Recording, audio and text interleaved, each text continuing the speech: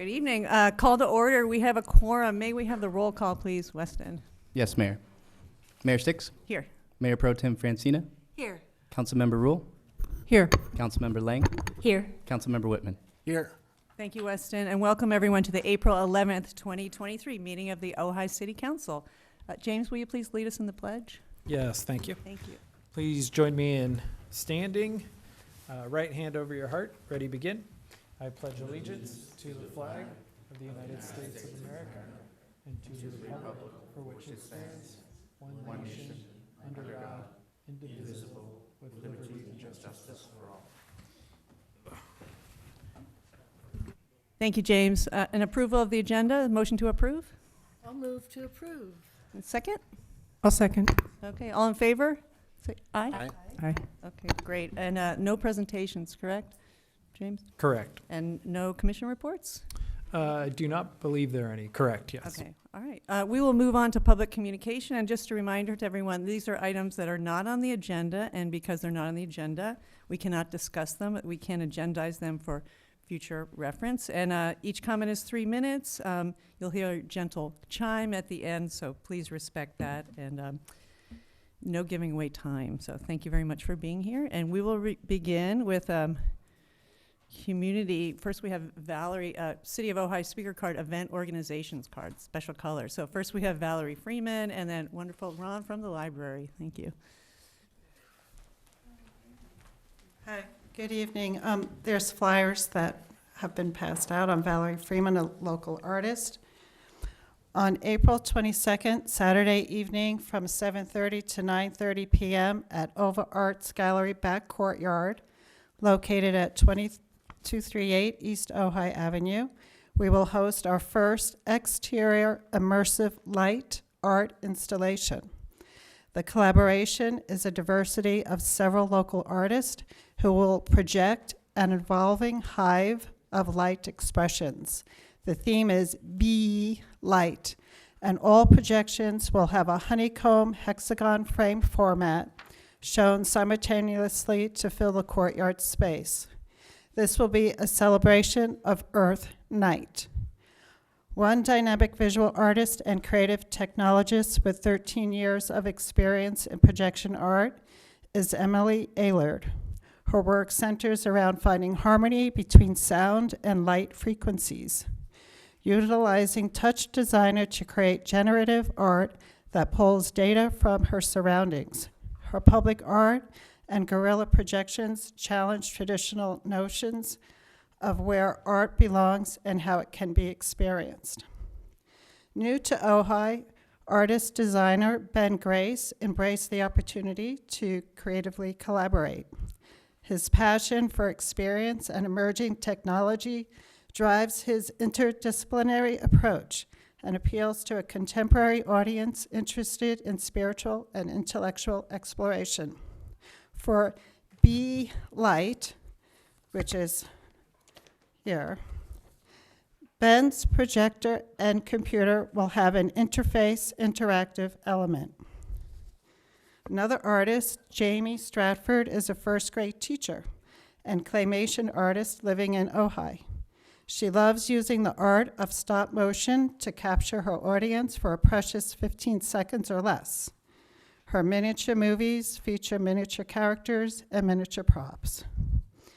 And Haiku will be projecting. We received poems from around the world, including India, Indonesia, Croatia, across the United States, and many from Ojai. I have combined all of the spring haikus with images to project an earthly poetic cell within the hive. The fun evening event is free for the community. Please enter through the front door at Ova Arts Gallery and enjoy strolling through the gallery filled with an array of arts and crafts as you make your way to the back courtyard for a new immersive light experience. Thank you. Thank you very much, Valerie. Much appreciated. Next, we have Ron with the library report.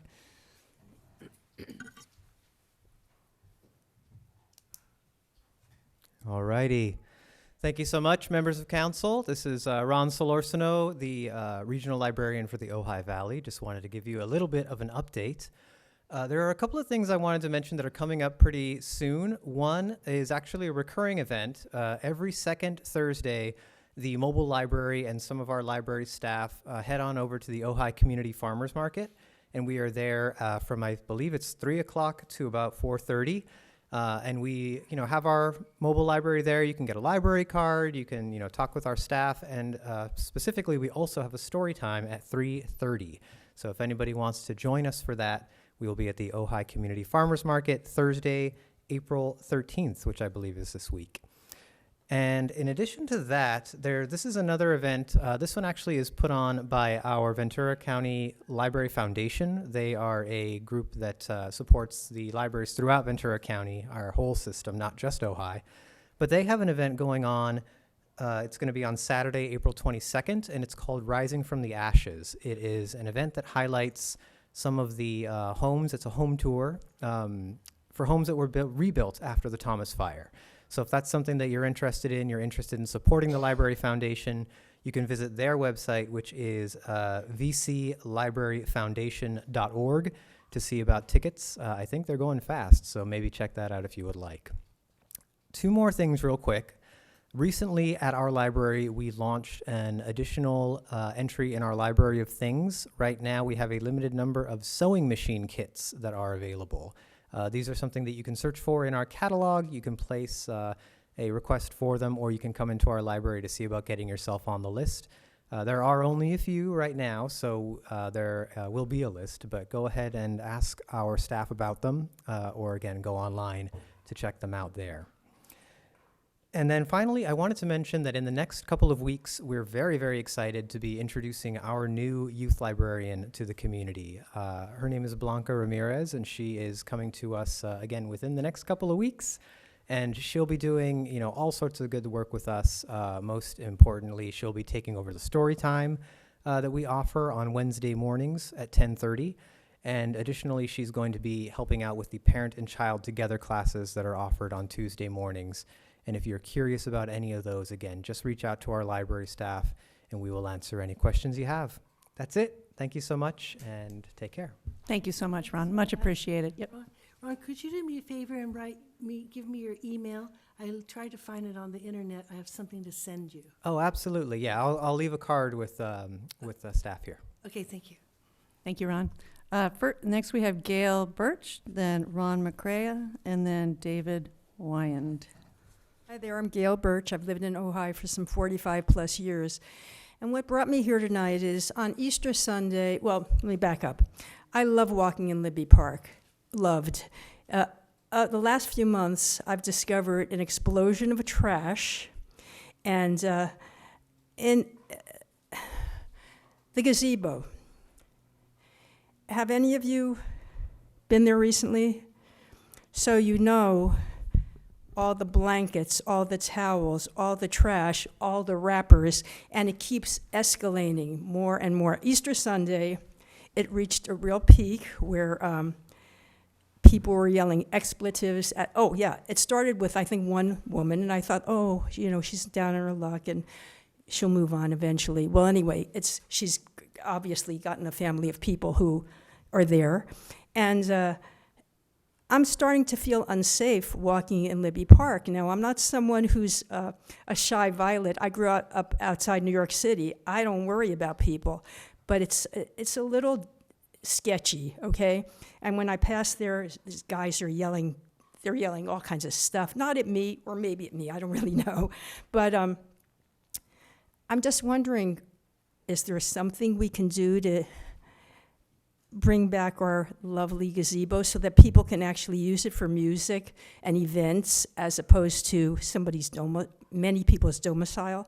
Also, I see that there is an explosion of all kinds of aged men who kind of hang out nearby who look like they're dealing something. I don't know because I don't buy or take part. But I get the feeling that they think there's no law in Ojai. There we got the gazebo, we got this. Anyway, I'm just wondering, can we do something? Thank you, Gail. Okay. Thank you. Okay. Yeah, I can just note, I walked by the gazebo this morning and took a look, and we talked a little bit about this the last meeting, but by state law, there are limits to what we can do. Being homeless is not illegal, so it's not something that we can force people out of certain areas. But what we do commit to doing is, if you see a crime, call the police, and the police will respond, and they'll address the crime. And my understanding is the police have responded and have addressed some issues at the park, but it's going to be,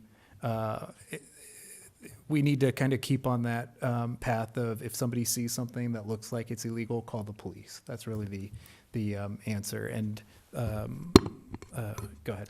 One further point on that front. So while homelessness, being unhoused, is not criminal and is not approached in a criminal manner, other things, such as the reference to potentially drugs being dealt or other crimes that are crimes, there's always the police department available. And the non-emergency number, for those who don't have it handy, is 805-654-9511, 805-654-9511. That takes you directly to the Ojai Police Department and can be a valuable resource as well. Thank you.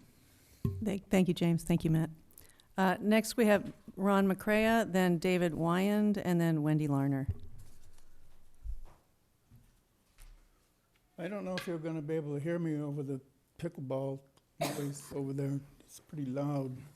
Well, yeah, I'm here to complain about the pickleball noise, which you can hear right out your window right now. All of these neighbors around here, I live down here, hear that 7 days a week. They're yelling.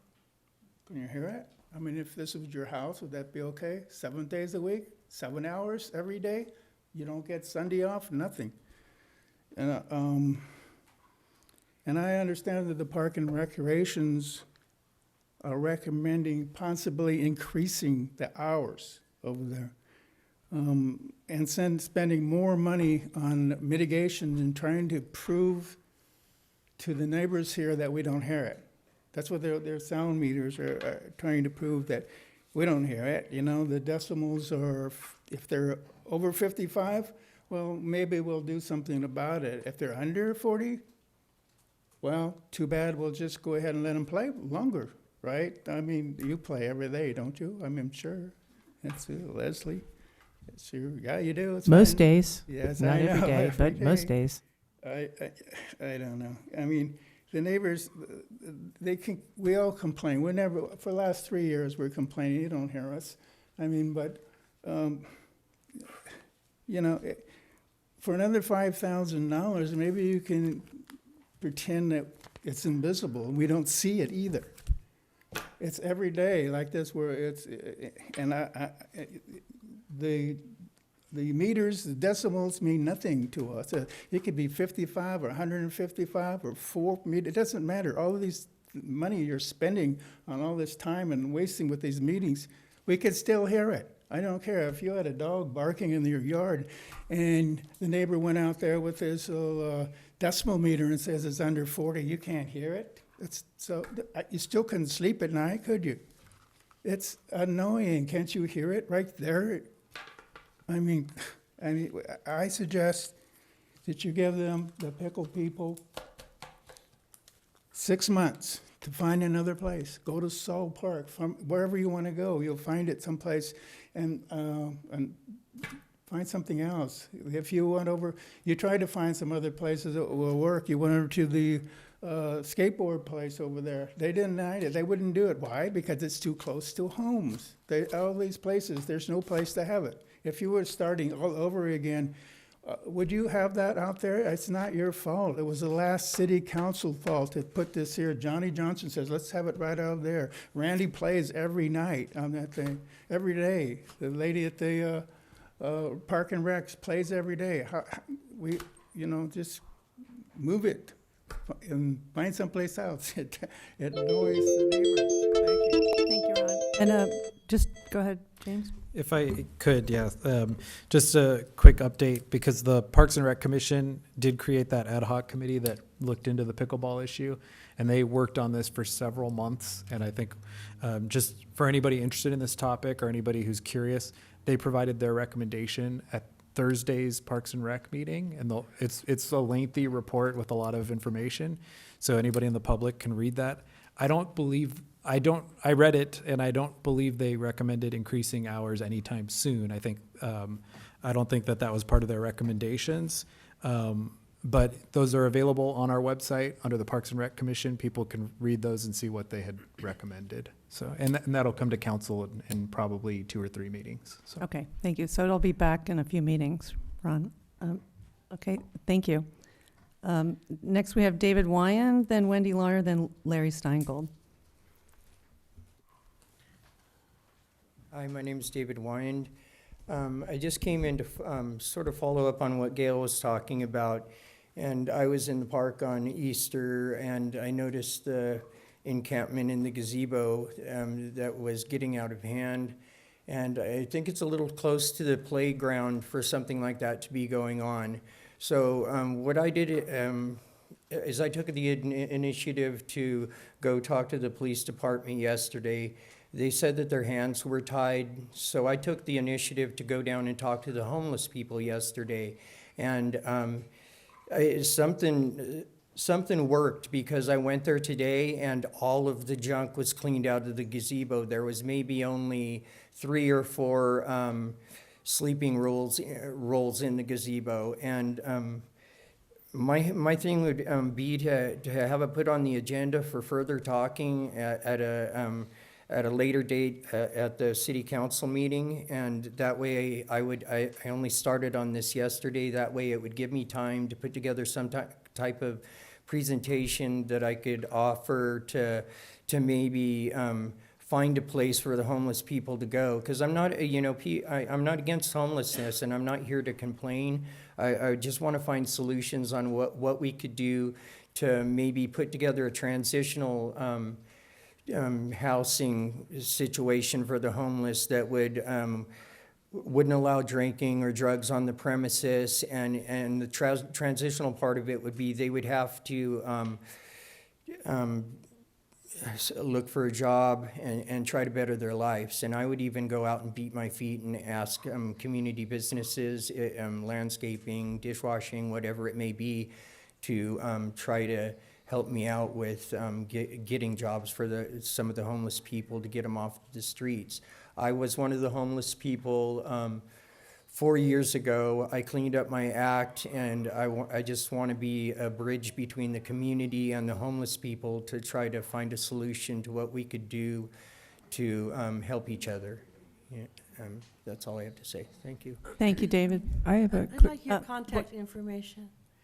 If you could just write on a card and give it to Weston. Leslie? Excuse me, David? David, can you come back for 1 second? He's getting a card. Oh, okay. Okay. I just wanted to say that we are later in the agenda discussing a housing advisory committee. And it is possible, it's obvious that unsheltered people are part of that umbrella of housing and housing issues.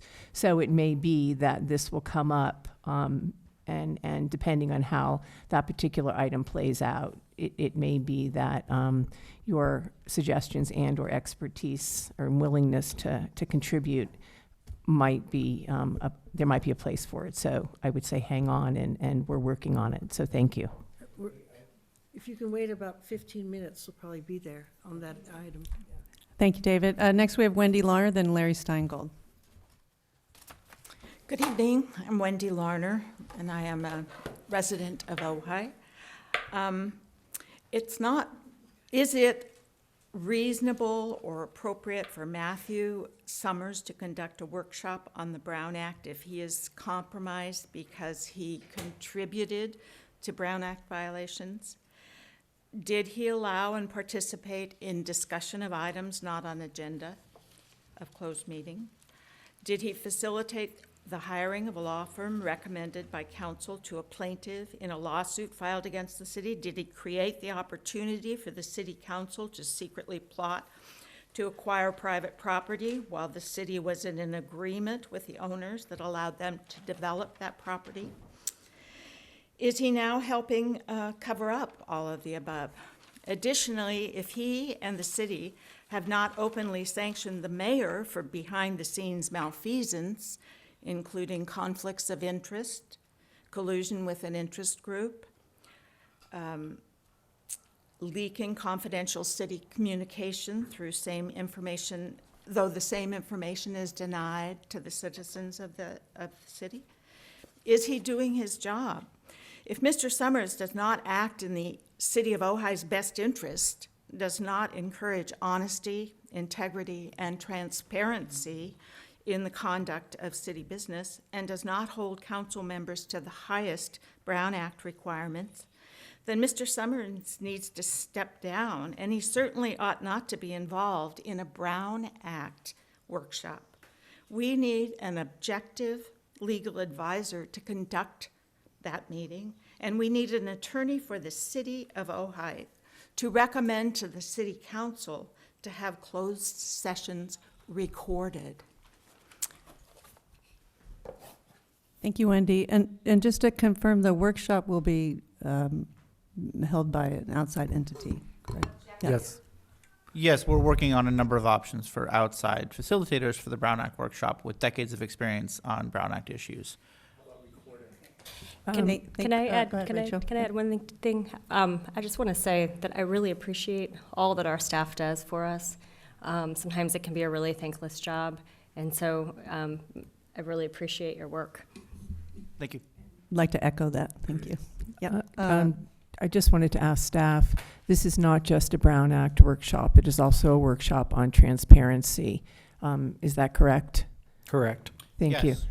Thank you. Open to the public, right? It's open to the public. It's and, open to the we'll public. also, We'll be open to the public, and we're trying to lock in dates. We're hoping to be able to announce those maybe by mid-next week. okay. And also, social media is on the docket also. Yes. Okay. And I'm sorry, one more question. Will council have the ability to review the facilitator and their qualifications? I've spoken to several different possible facilitators, and I'm planning to send out information about the different options.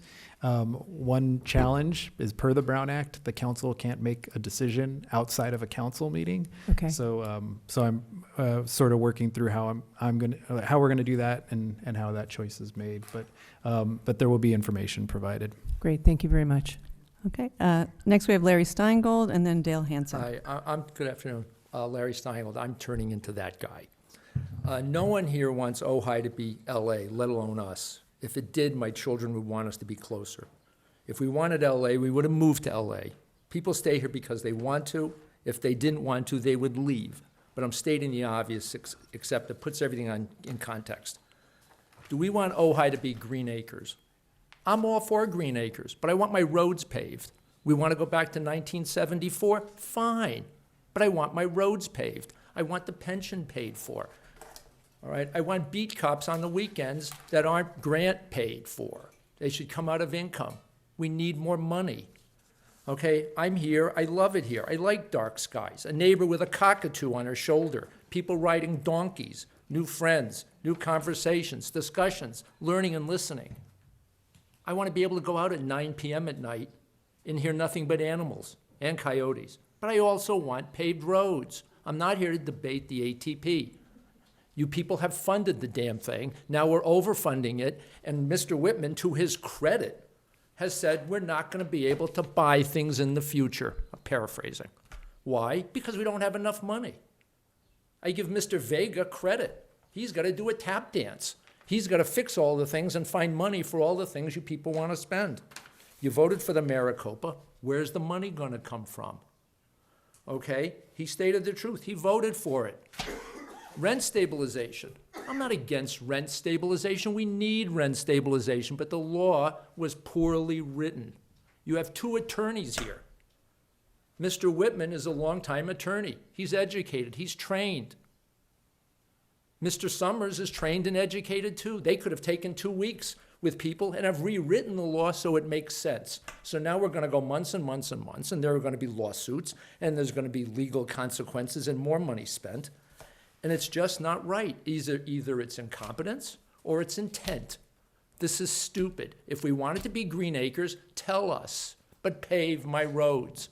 Do the things you're supposed to do. Okay, this is not a problem. Are they going to record closed sessions from now on? Yes or no? If they aren't, why? Is there a reason?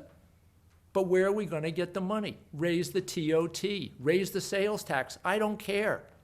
But the roads aren't paved. They're patched Pleasant today. They patched Pleasant. You don't patch a road you're going to pave.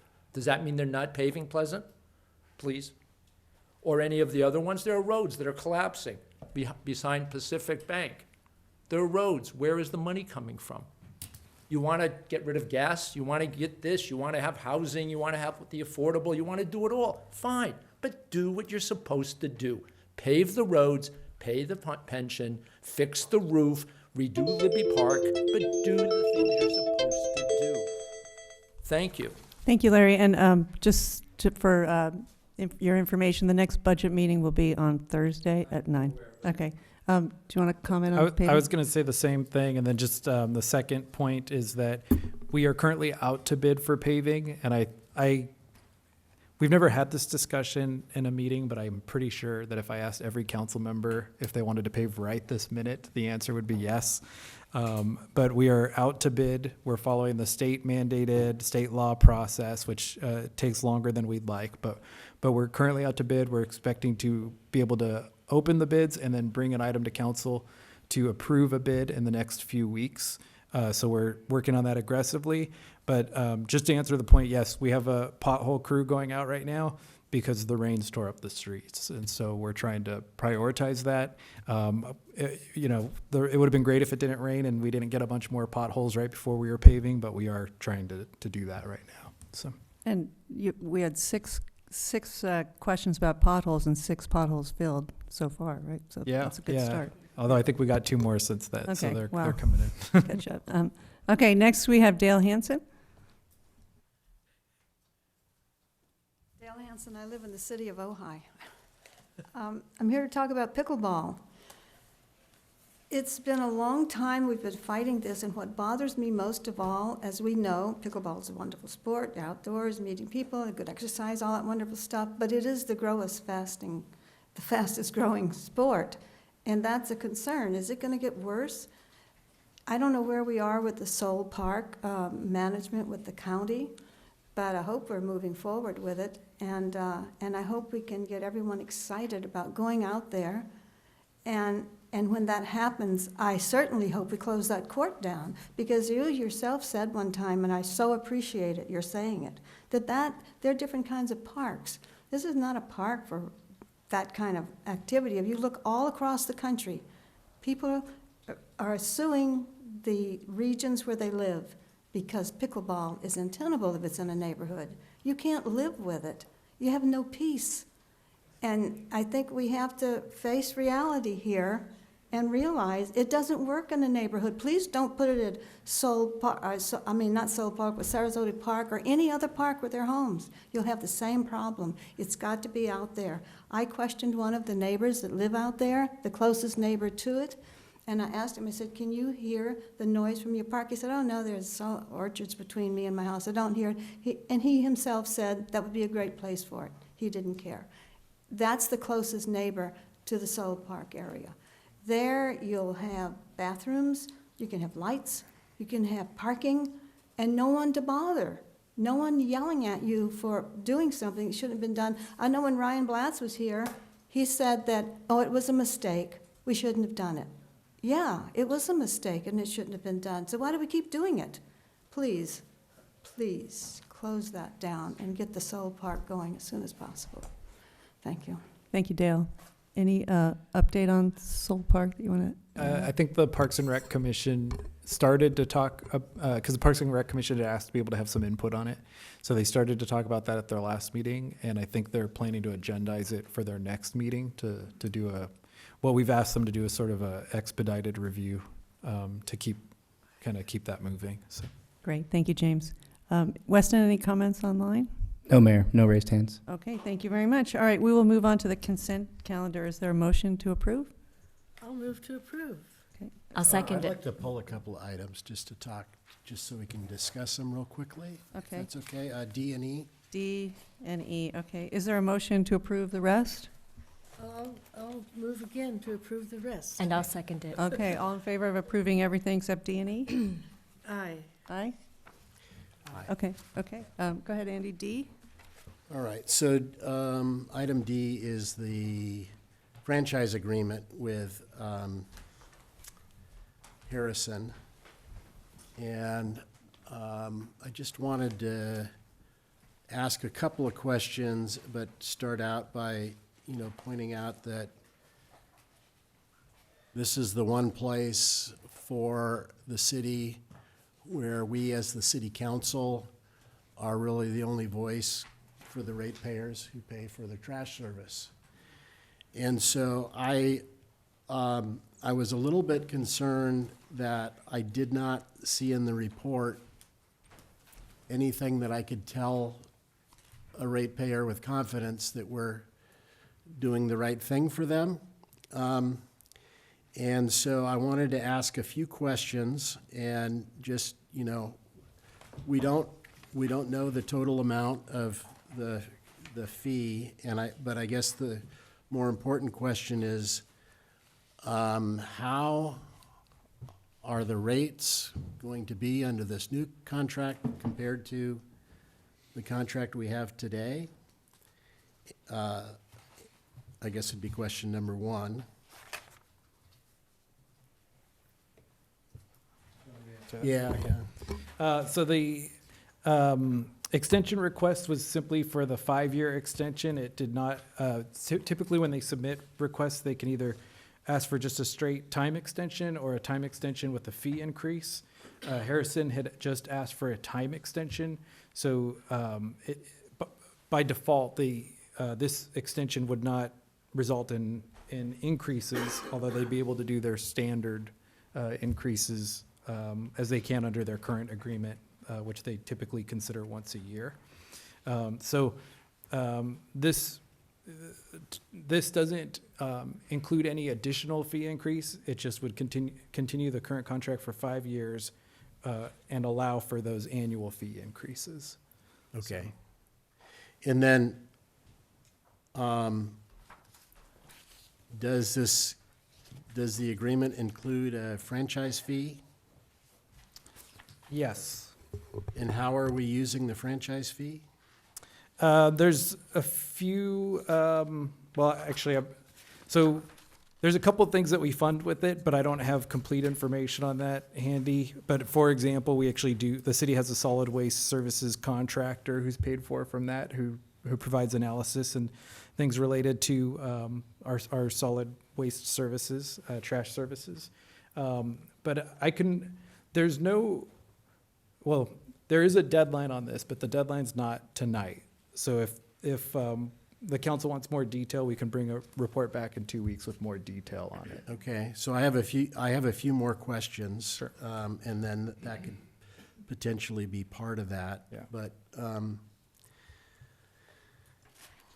so with AB 939, which was adopted maybe 20 years ago, we were required as a city to divert at least 50% of our trash away from the landfill into recycling or composting or other methods. And it looks like with the materials that you gave us that we are struggling to hit the 50% mark. Mm-hmm.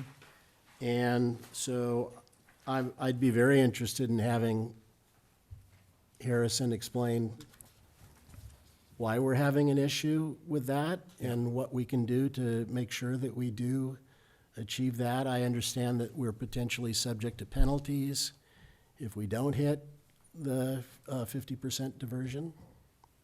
Yeah, and my understanding, and actually, so it sort of works with what we were suggesting, because Harrison couldn't be here tonight because they're scheduled at Fillmore tonight doing their update, but they can be here next meeting, so we can have them answer. But my understanding is that they're struggling sort of across Ventura County, so I think they can explain why that is. Okay, and then I understand that we're required by law to have new containers, and just wondering if that's encompassed within the franchise agreement, or is that going to be an additional Okay. fee that ratepayers are gonna have to pick up, and that Okay. could be another thing that goes to Yep. a subsequent meeting. Okay. Yeah, we could bring that back with the other information. And then my other comment is on E, and Harrison would maybe be the ones to answer, or maybe in conjunction with the city, but Somewhat related, yeah. E is also a trash diversion item for the new rule in terms of how we're to dispose of our food waste.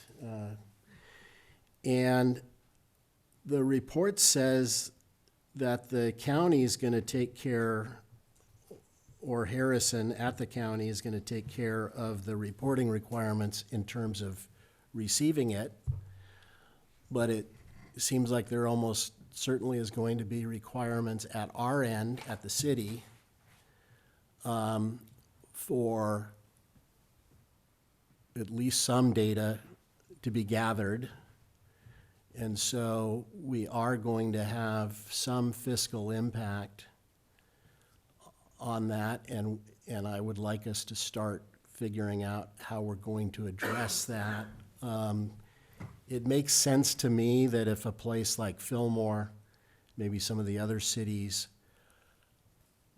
are going to be faced with the same thing, that potentially we find a shared position between multiple cities to address that data collection, the information that we're going to have to gather. Yeah. And I think, I guess my final comment isn't exactly on this point, but one of the boards that I sit on, every report, every item on a report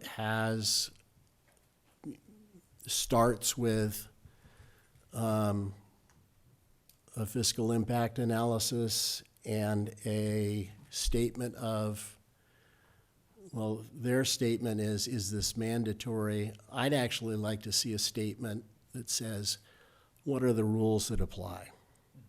Just so we know if there's some state law or maybe it's our own laws, but so that we can actually look at the rules and laws that are going to be, that should be impacting our decision-making. Got it. Yeah, and just briefly to that, this is one of the phrases that we've said a lot lately, and cities say a lot lately, is unfunded state mandates, and this is kind of another great example of that, where the state says cities need to do something and need to figure it out, need to pay for it. So the idea with that MOU was all the cities are struggling with it, the county's struggling with it, so let's all sign an MOU and work together and hire one person, so every agency doesn't have to hire their own staffing for this. But it does tie in somewhat with the Harrison item.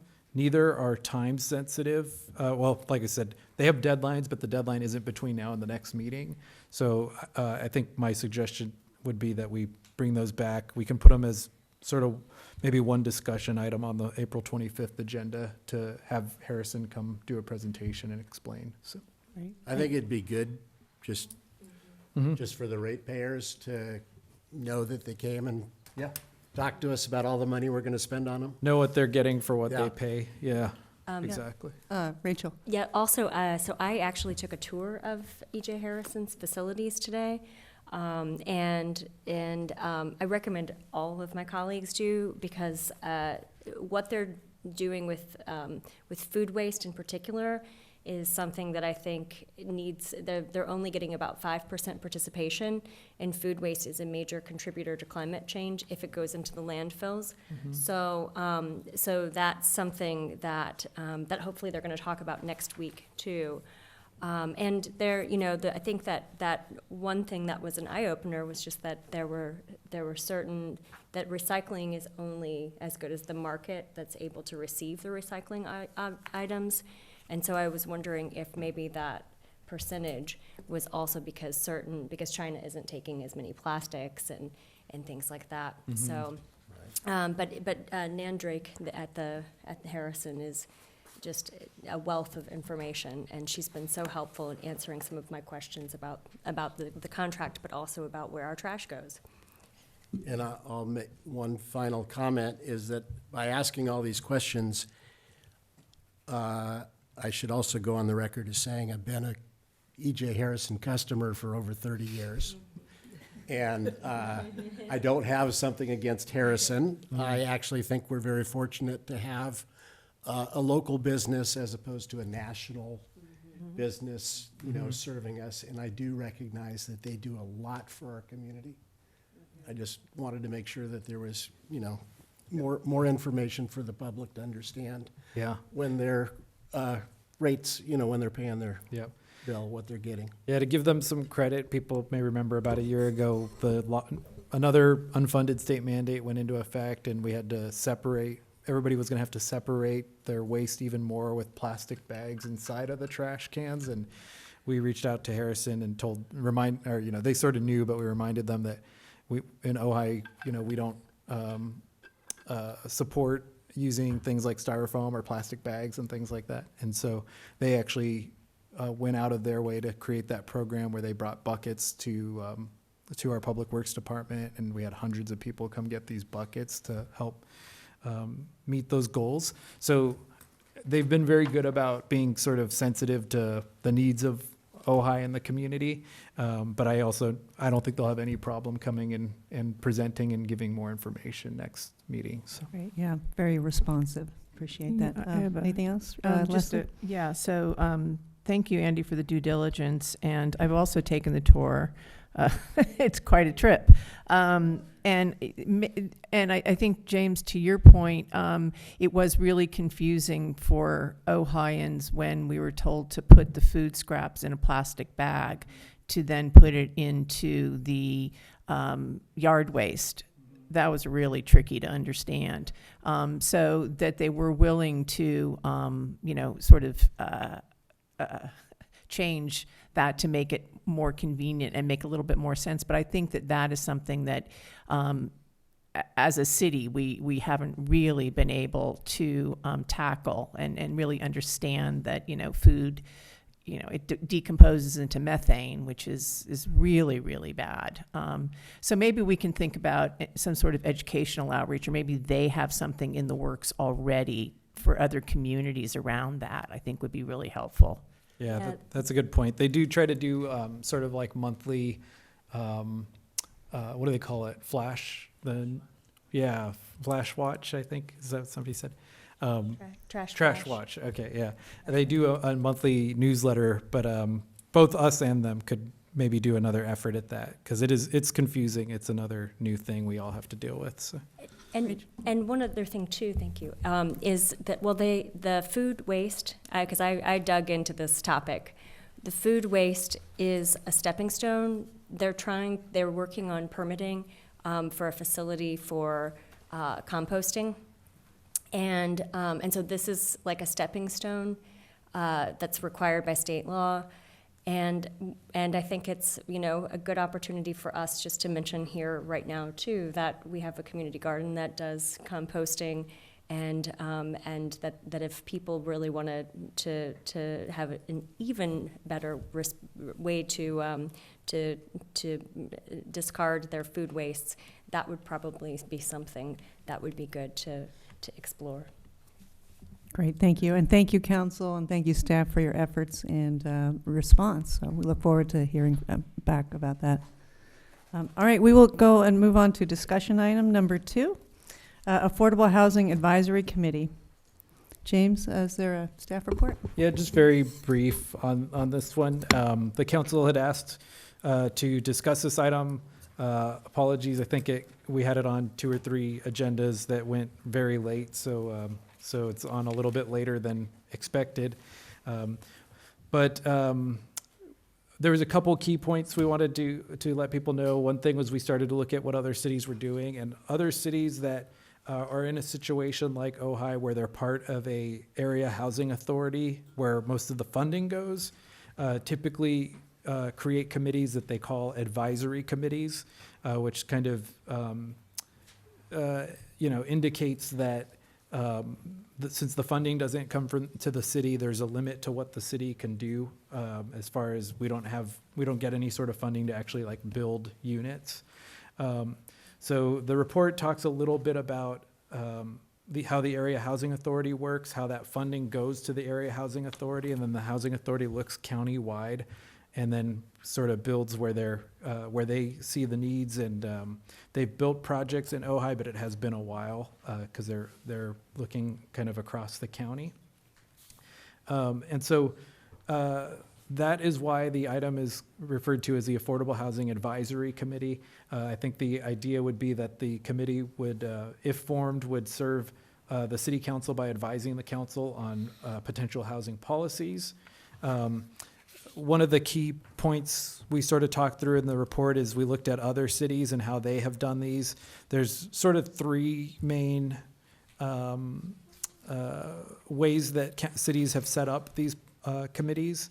One is that some cities have created a 5-member committee where it's 2 council liaisons, 2 planning commission liaisons, and 1 member at large.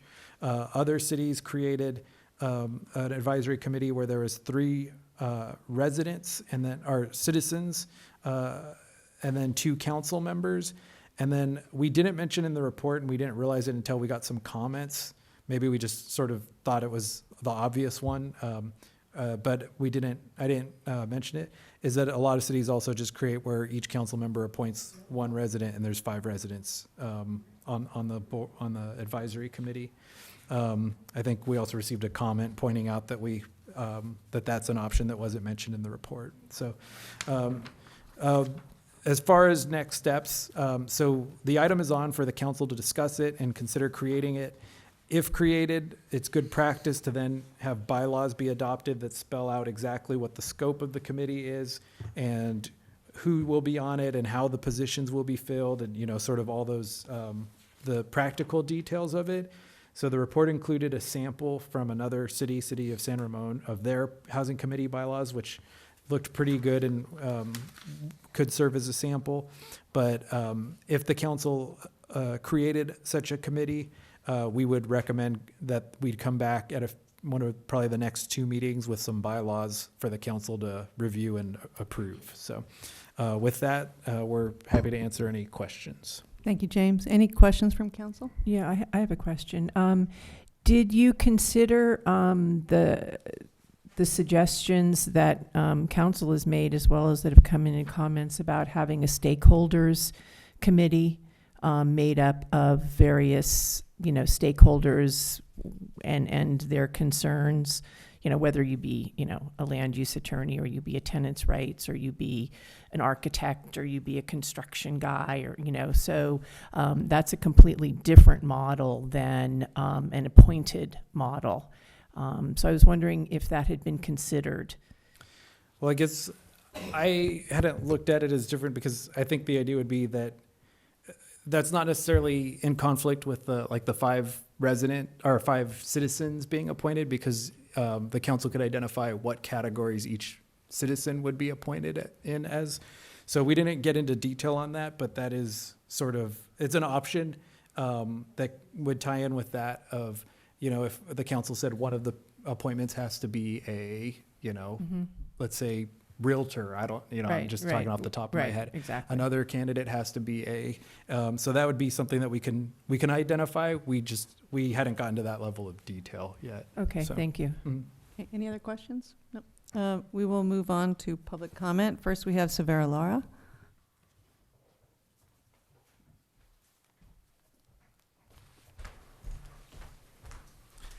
Thank you, Madam Mayor, fellow council members and staff, Chief. I am for committing an advisory housing or affordable housing committee.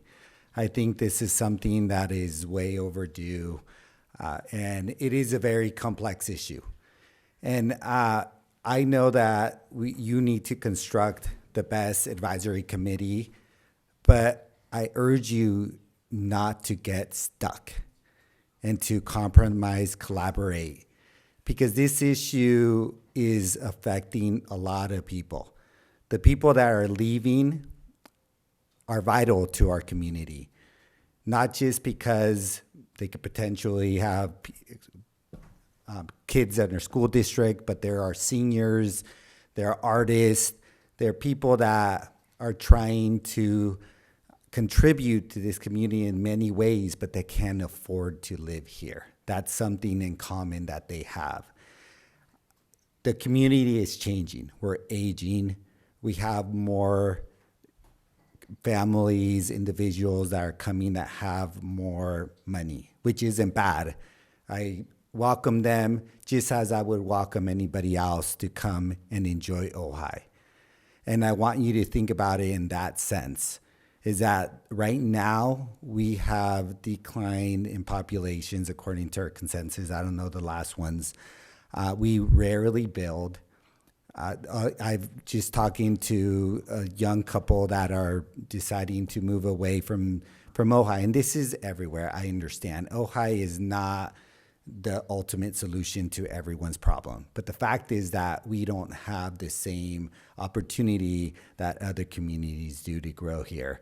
I grew up here in this community. I know how nice it is. I know how lucky we are to be living around the mountains and be able to enjoy the environment, other individuals that are like-minded, but we're losing that, and that's what I'm afraid of. I've sat on the other side of the table where I've tried to collaborate and move and work with different organizations because, again, if we're gonna do something, first of all, we gotta do it right. Second of all, we gotta put a structure in that will be effective and that will touch all the issues and concerns. We got to let it all out on the table. And that's my approach. That would be something that I would encourage you guys to model, because I want there to be diversity in this community, and not just people that have the funds, but also that gives us a better sense of community. So thank you.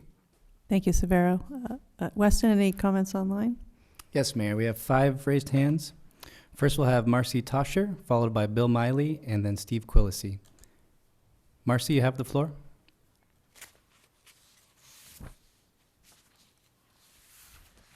Good evening, everyone. Creating an affordable housing advisory committee is not advisable, in my opinion. Although at first blush, a housing committee might seem to be a good idea, our local recent experience has proven it not to be the case. Committees have little credibility in Ojai.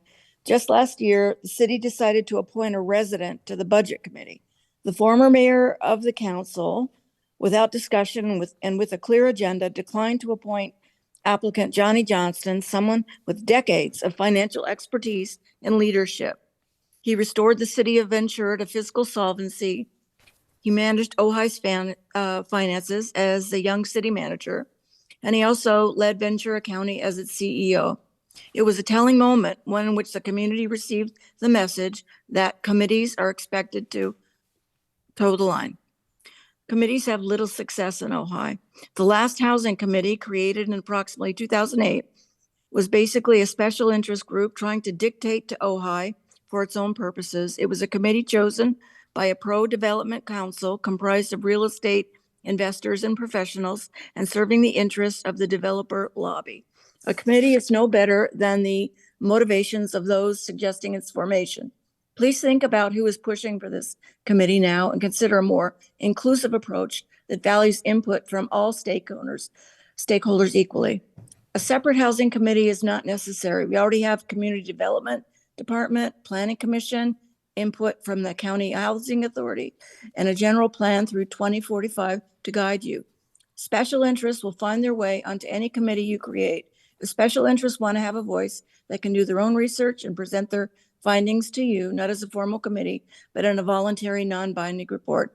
Finally, committees require time, effort, and money from a city staff and a budget that is already stretched thin. You can, however, preserve staff time and money for creation and implementation of new housing initiatives and grant all stakeholders an equal voice through volunteered workshops or focus groups to gather advice from the economically threatened and marginalized populations in Ojai.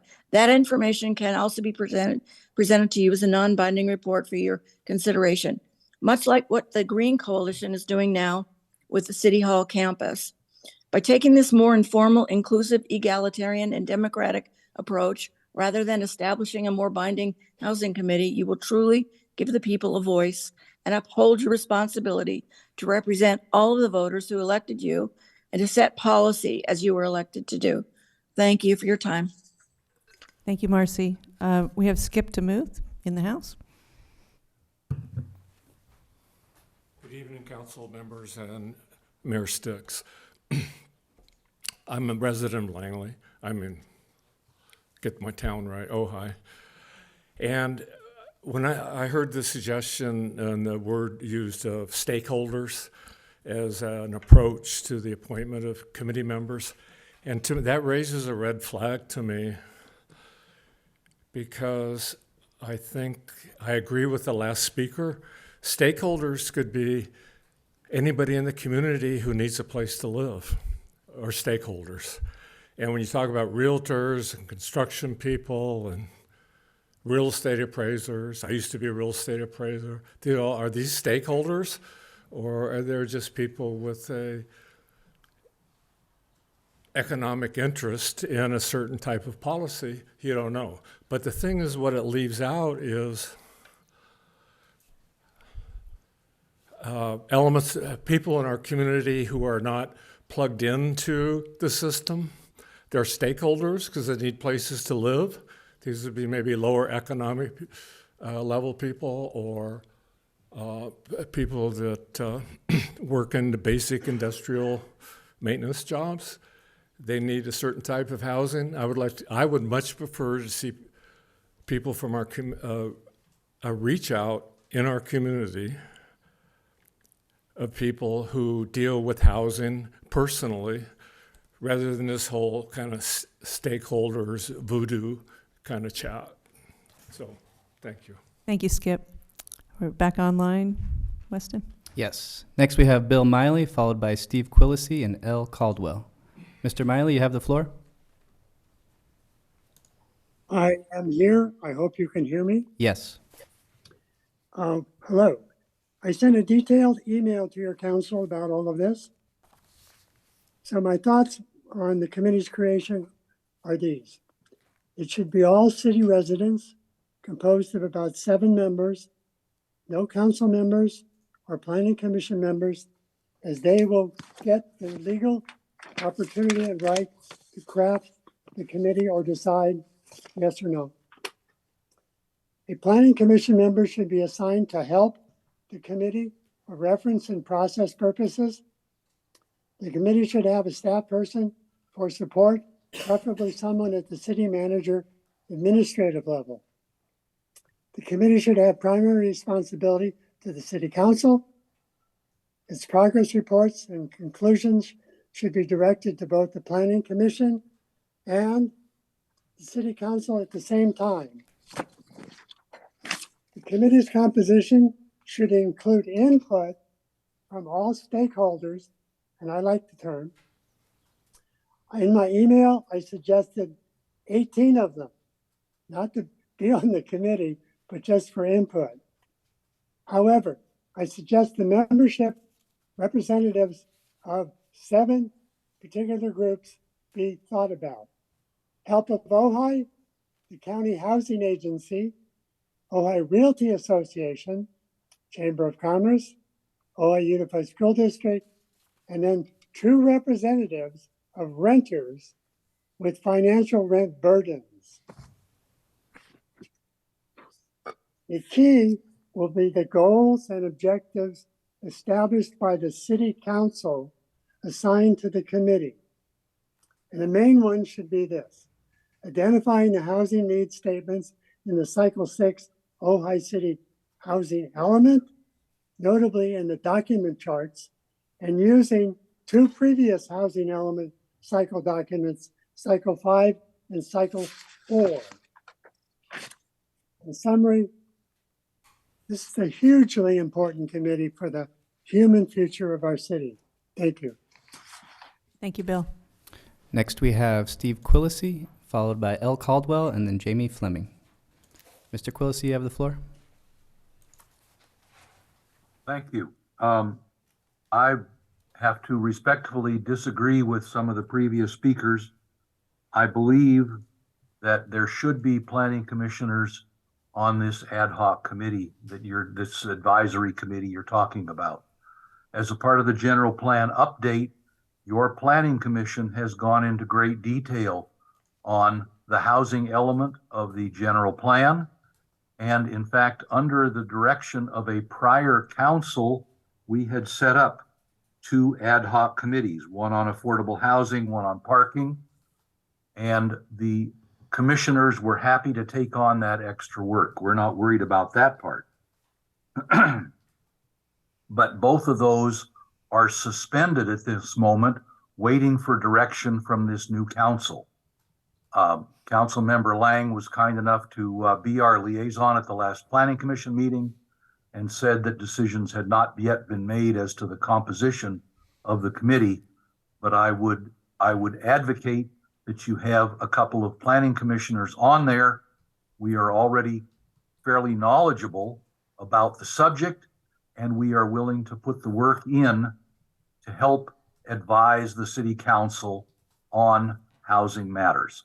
Thank you very much. Thank you, Steve. Next, we have Elle Caldwell, followed by Jamie Fleming, and then Becky. Elle, you have the floor.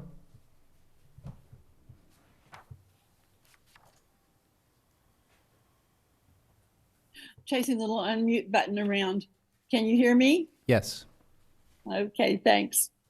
I really urge you to move forward with alacrity on getting something going in this regard. I really like what Mr. Laura said and what Mr. Miley said. The most important thing to me is that you have wide community input of what I would like to say the stakeholders, and primarily renters, and primarily anyone else who is really in a pinch around housing here.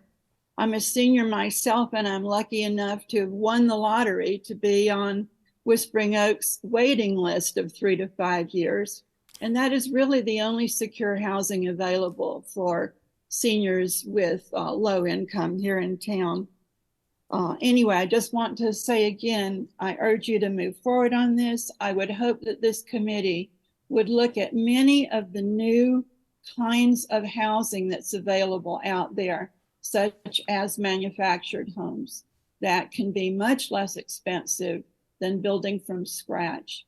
Anyway, thank you very much, and I look forward to being someone who will be involved with this committee, not necessarily on it. Thanks very much. Bye. Thank you, Elle. Next, we have Jamie Fleming, followed by Becky, and then Renee. Jamie, you have the floor. All right, this is Jamie Fleming, Ojai Valley Chamber of Commerce. If you decide to set up this committee, I would just recommend we do not forget, just by looking at how much traffic leaves and comes into this town. We have a lot of people who can't afford to live here, who work here in Ojai. And so I am encouraging that at least some representation or at least input gets brought to the table from the largest employers, which would include the hospital, I would think, our school teachers. But I also think we need to really focus on our service type industry, which really is kind of a major mainstay in Ojai. Our hotels and our restaurants have these challenges every month to try and staff and make it so that these places can be open for us and our stores. So from the business sector, I would hope that there'd be some representation for input because, and especially, I mean, my gosh, the Inn, all their employees are probably commuting in. El Roblar, you know they're going to have restaurant and hotel employees all in the service. So I just think none of them, these employees will be able to afford to live in our town, which is sad.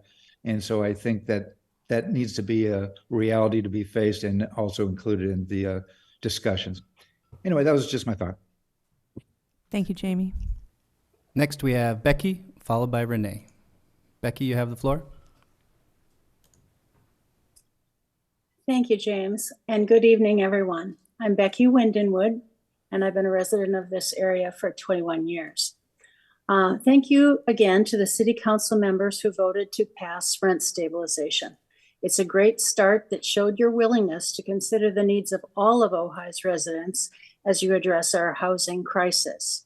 Your job now is to protect and build on that progress by gathering information, not from just a tiny housing advisory committee that could be dominated by special interests, but by including as your advisors the entire community, especially those who will be most severely impacted by your decisions.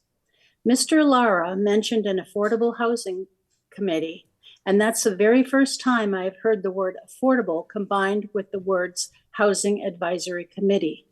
That is where the emphasis needs to be, on true housing affordability for locals, not for developing more tourism or housing for outsiders that only increase competition for housing and consequently prices. Even without a formal housing committee, you can be sure that the special interest groups will be very vocal with you about their vision for Ojai, as they have already been in council meetings, on social media, and in the Ojai Valley News. Mr. Quillisi has already expressed the Planning Commission's desire to offer their input. To balance that input, I propose a series of focus groups with the most impacted stakeholders. Like the input of special interest, these focus groups could be run by community volunteers who would not be formal advisory committees, nor would they require any city staff or budget. Rather, they could bring back to you the concerns, needs, hopes, and creative ideas of those most likely to be marginalized in a country that is most likely to be marginalized, and how that you might be able to help them. Ojai city councils have prioritized the desires of the few over the needs of the many in the past, and they have created or contributed to many of the problems we are facing today. It's time to do something new, creative, and far less burdensome to city staff and budgets. Let the people of Ojai speak directly to you rather than having their voices filtered through a tiny housing committee. You 5 council members and no others were chosen by the voters to make decisions for the community. Please do not give away your decision-making responsibility and power to those who are not elected by your constituents. Thank you. Thank you, Becky. Last raised hand we have is Renee. Renee, you have the floor. Okay, I pressed unmute. Okay, Renee is talking. Good evening, council members. I am so happy we got this on the agenda and we're talking about this early in the evening. I think this is the 3rd time it's been on the agenda, and I'm so happy it's here. So the vast majority, as I think we all know, of Ojai citizens know that we are in a housing crisis. And I really want our community to get this right. I really do know and believe that we can work together to identify what groups of people are housing insecure, those who are needing assistance to help them with their rent burdens during times of great need. We need some affordable housing. We need some workforce housing. But I think one of the best things that this group could do is help identify where is the greatest need. Where is the greatest need, and how can we go about addressing that need? We know we've got an unhoused community living in the park. We know we have an unhoused community that has to send their children to school. We know we have an unhoused community that are living in vans and moving their vans around every 72 hours because that's what the law requires. So what is the greatest need, the area of greatest need, I really do believe that if we can bring the community together, we can solve this problem. And that is my greatest hope, is that we can have something that we can do as a community to help those in the greatest need. I think we can all feel good about coming together to try to help those who are in need. One of the things that I would like to see is having some kind of a voucher program for individuals who are experiencing homelessness. I've worked to try to help people get into the shelter. And I've worked to help people get blankets at night because it was really cold. So I've done different things, and I realize there's a large variety of needs. James, I want to thank you because I really appreciate your staff report today, because what you did is you said many cities are taking action in this area. We don't have to reinvent the wheel. Let's learn from those that are doing the greatest good. What are those best practices? And let's come together to solve this problem. Thank you very much. Thank you, Renee. That's all, Mayor. Okay, thank you very much. We'll move on to discussion. Anyone like to begin?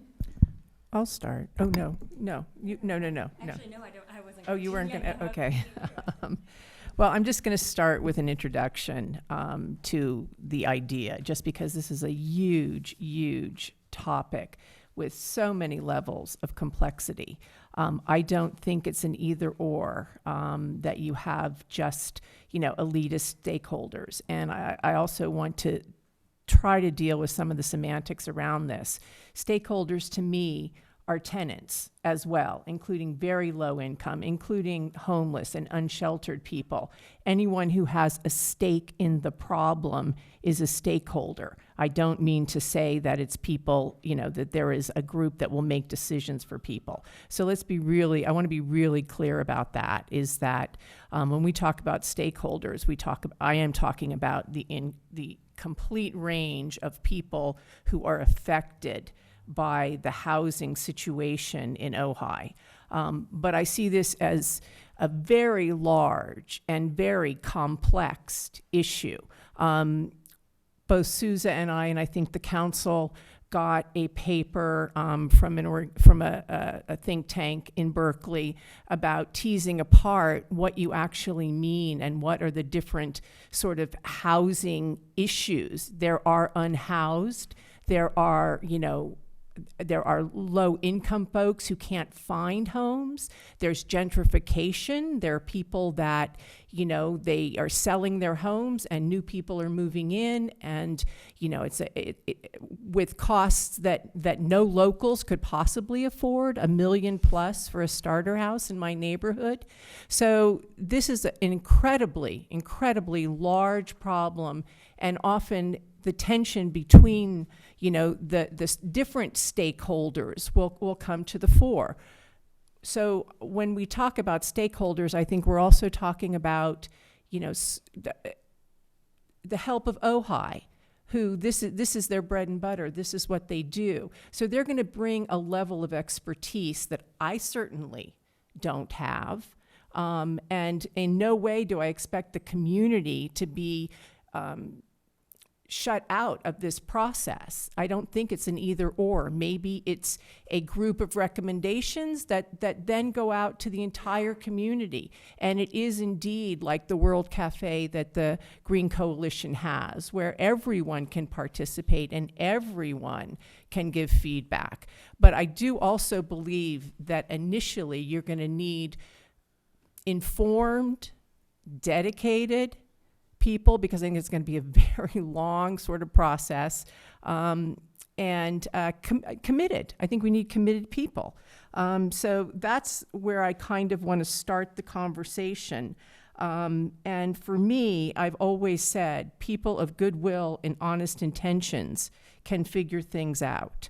And that to me is the greatest requirement, is honest intentions and goodwill to solve this problem in a collaborative way. And what this looks like, I don't yet know. I would like to hear from other council members who may have been thinking about this, how does it start? What's the middle? What's the end? It may be that this is not a conversation that can be finished in this particular, at this particular meeting, but and maybe I'm overthinking it. Maybe it's not really as complex as I think it is, but I think it's even more complex than I think it is, honestly. So, thank you. Thank you, Les. Rachel? Yes, so just to piggyback on what Councilmember Rule said, this is a very complex issue. And I was actually at the conference this weekend where that paper, the Bioneers Conference, where that paper, as part of the think tank that we're talking about. So I actually heard so many talks about this issue in terms of justice, in terms of housing equity, environmental justice, and things like that. And one of the things that was a big takeaway was that there are just so many innovative startups, and there are so many people who are doing incredible things to really address the problems of affordable housing, not just here in California, but nationwide. And one thing that I kept hearing in the public comments was the community involvement. And I think I loved the World Cafe process that the Green Coalition did. I left feeling like the whole community is coming together to envision what the community, what this property could be, because that was what we were talking about. But there was a real energy, a real vibrant energy. You had people from all different generations, children, middle schoolers, talking. And so I think that maybe what we could do is, instead of forming I do think we need a committee, but instead of having us structure it within,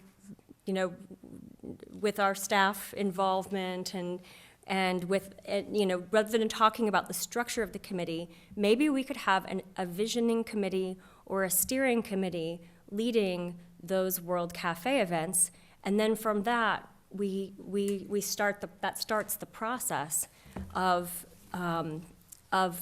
really identifying what are our needs and what is the best way to structure a committee that would follow the Brown Act, that would, what is the best way to address this? And so that's just one thing that I propose, or I wanted to bring up for discussion. So could I just, yeah, and then I just wanted to say, so that's kind of flipping it on how you start. So you would start with the World Cafe to get a backbone, and then take it from there, basically, and get everyone's buy-in, everyone's contribution, not necessarily buy-in. Yeah. Well, so my thought would be to instead of having it be like an ad hoc committee, or like it would be a visioning committee that would lead the process. Mm-hmm. And then from those workshops, we could create more of a structured committee. Right. That's my thought. Thank you. And are you suggesting it's a committee run through the city? Or not? I'm suggesting that we don't know. Okay. What I'm suggesting is that we take it to the community first. Okay. And before we bring it into the city, because there are issues of staff time, there are issues of, sometimes when you have a committee that adds a layer of bureaucracy to things, and as we're discovering with certain, which is great. I love bureaucracy. I'm a part of this government, so not opposed to it. But when we're making decisions when the Planning Commission's making decisions, when we're making decisions here that the voters have elected us to make, my concern is that we might be limited in making decisions if we're having to delay those for a committee to meet in order for us to get recommendations. So my thought is take it to the community first and then decide how we want to structure the committee. Great. Andy or Sousa? Yeah, I'll jump in. Okay. So when the idea first came up to potentially have a committee, I mean, my first thought, having been through multiple workshops that were put on by the city in the past to discuss housing, usually in the context of the general plan or the housing element, that a workshop is the right idea, And yes, it could lead to a committee, but I think more importantly, a workshop would lead to goals. What is it that we're trying to achieve? And I think the workshop, what I would envision is that we bring people in who have expertise. We talked about somebody from the Area Housing Authority as being an important source of information. You know, knowing what we can do. I have this, you know, kind of crass idea that there isn't that much that we can do as a city unless we have a bunch of money. And then the tricky decision is how do we use the money? And I can't tell you how disappointed I've been by the fact that, you know, kind of early in our discussions as a council, I was envisioning, oh, this is a place where we can make some money. We can raise some money this way. But I don't, and then those funds could be diverted towards housing. You know, people have talked about having subsidies for renters. Well, that takes money. And I don't envision us telling our residents that we're going to raise, you know, we're going to impose them with a tax. But there are creative ways to raise money, and I don't even know what those are. I mean, I have a few ideas. But, you know,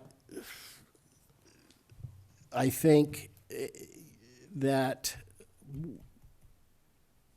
I agree with the concept that the five of us are ultimately the policymakers for the city. We were elected to do the job. I want to listen to everybody in the community to hear what they see, what they would like to see for our community.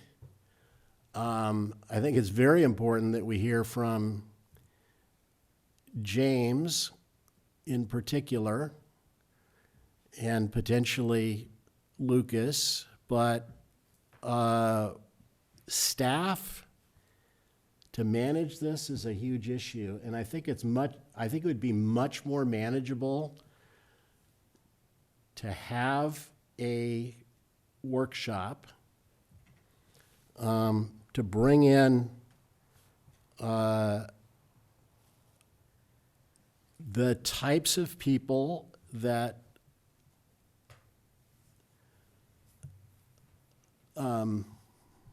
Rachel mentioned as being innovative.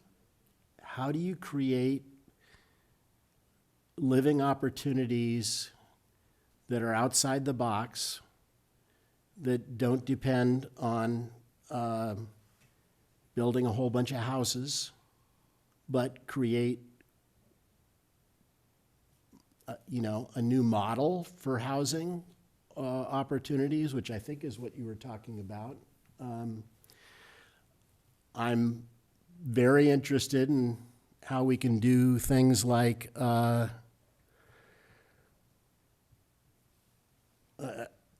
I think there's a lot that we can do with ADUs, again, if we have money.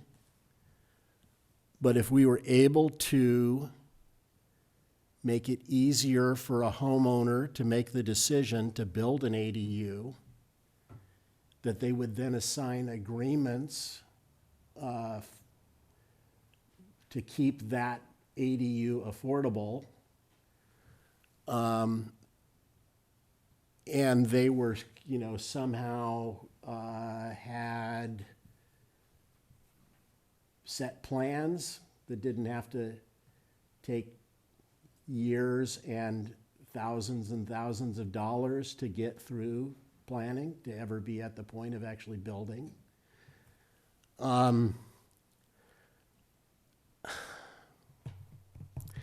I think that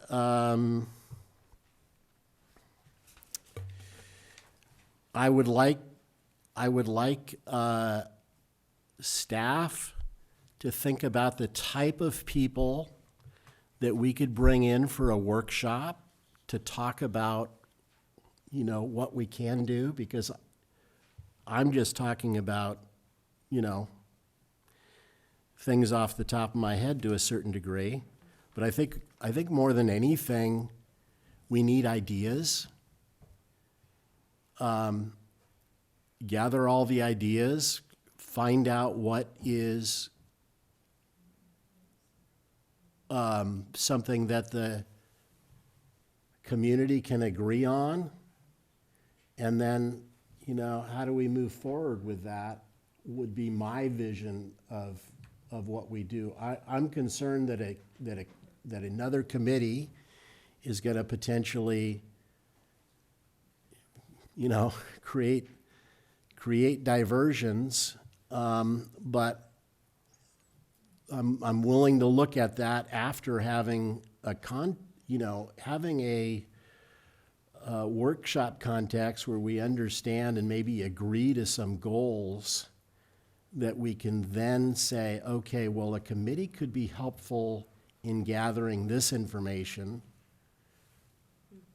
to achieve those goals, where maybe staff might be too overburdened to be, you know, have that put on them. But I see the use of the committee more for, you know, people who can gather information and ideas, as opposed to tell us, you know, what they think. I agree with those public comments that said, you know, I'm worried that a committee is going to end up in a restriction of thoughts and ideas as opposed to an expansion, and we should be looking for an expansion. I don't think we should expect to solve housing affordability, but I think that we should endeavor to improve the lot of every person who lives in our city, and that includes people struggling to afford to live here. So we need to figure out, you know, how do we do that? This is probably supposed to go at the end of the meeting, but I'm going to throw it out now because all these ideas I have that I want to see on our agenda are ideas that fit within this. I would like to see us address an ordinance, or I want to see the pros and cons and alternatives to some type of regulation of fractionalized housing. There was an article in the Times last week. It's being viewed as a big threat to affordability. What's fractionalized mean? It's when you sell a home to 8 people, different ownership, you know, 6 or 8 or whatever it is, and it's basically a version of a timeshare. Yeah. And it is resulting in the cost of those houses going up astronomically because you can buy in a small share. I'd like to see us look at an ordinance for inclusory housing so that when we build multifamily projects, whatever affordable housing is included in that is going to be included in that project, so that we're, you know, promoting a community where the affluent and the less affluent are living together. I'd like us to look at the concept that I understand other communities have adopted, which is a vacancy fee for second, third, fourth, fifth, sixth, and seventh homes. Again, I'm just looking for the pros, the cons, the alternatives, because I don't know the answers to any of these. I'm not saying I want these, but I think these are things that we have to consider. I would like to see us look at a fee or tax for sales of homes that are over, and we can come up with a number, I'm just going to say $1.25 million, and that for whatever amount is over that amount, the purchaser is required to pay a percentage of that total as, you know, possibly the seed money for us having a land bank. That, you know, so this all fits, that concept in particular, and the vacancy fee fits in with the idea, okay, where can we take places where housing is generating the potential for raising money that we can put into the city's coffers and then benefit our housing market, benefit our community in particular. If we did end up going towards a committee, I would not, I agree with those comments, including the city of San Ramon, which would require, one, that each person on the committee be a resident of the city, and number two, not have planning commissioners or city council as members of the committee, because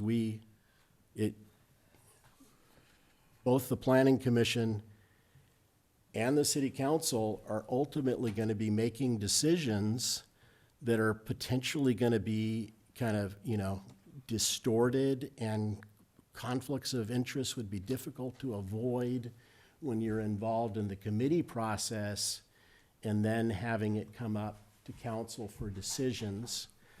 And I think we all have plenty to do without, you know, being on a committee. All right, I think I've said more than enough to get my ideas across, but that's where I'm thinking at this point. Did you want to make a comment, Matt? Thank Yeah, you, two Andy. brief comments if I may. One, we provided a report last year at some point on the fractionalized housing model to the then council. I'll be happy to recirculate that, and that can be incorporated into a discussion. There are some options to regulate it, and it's being litigated up in Sonoma County. And I confess I don't have right at hand the latest status of that lawsuit, but the matter is being litigated. There's one startup in particular that has been robust in developing the model. And then second, on those future agenda items, I think staff would ask if the council's wish is to have if a committee is created, are those first item on the committee, or as I understand Councilmember Whitman's request, for those to come to council independent of the committee with pros, cons, and options, in which case we look for a second at the future agenda items moment. Right, or in the workshop. Yeah, or in Or the in a workshop. workshop third, yeah. Suggesting, Andy? I'm actually very interested, and I'll make that part of what I want to say. Can you just answer that question, though, Andy? Or you're not sure? So my thought in Yeah. terms of addressing these issues is that assuming that we were to have this workshop within, 60 to 90 days, then by all means, let's address them there. If, I don't know if we could get, like a straw poll tonight, but potentially we get people to come and talk about these concepts. Should we, I'm sorry, just a quick question about process.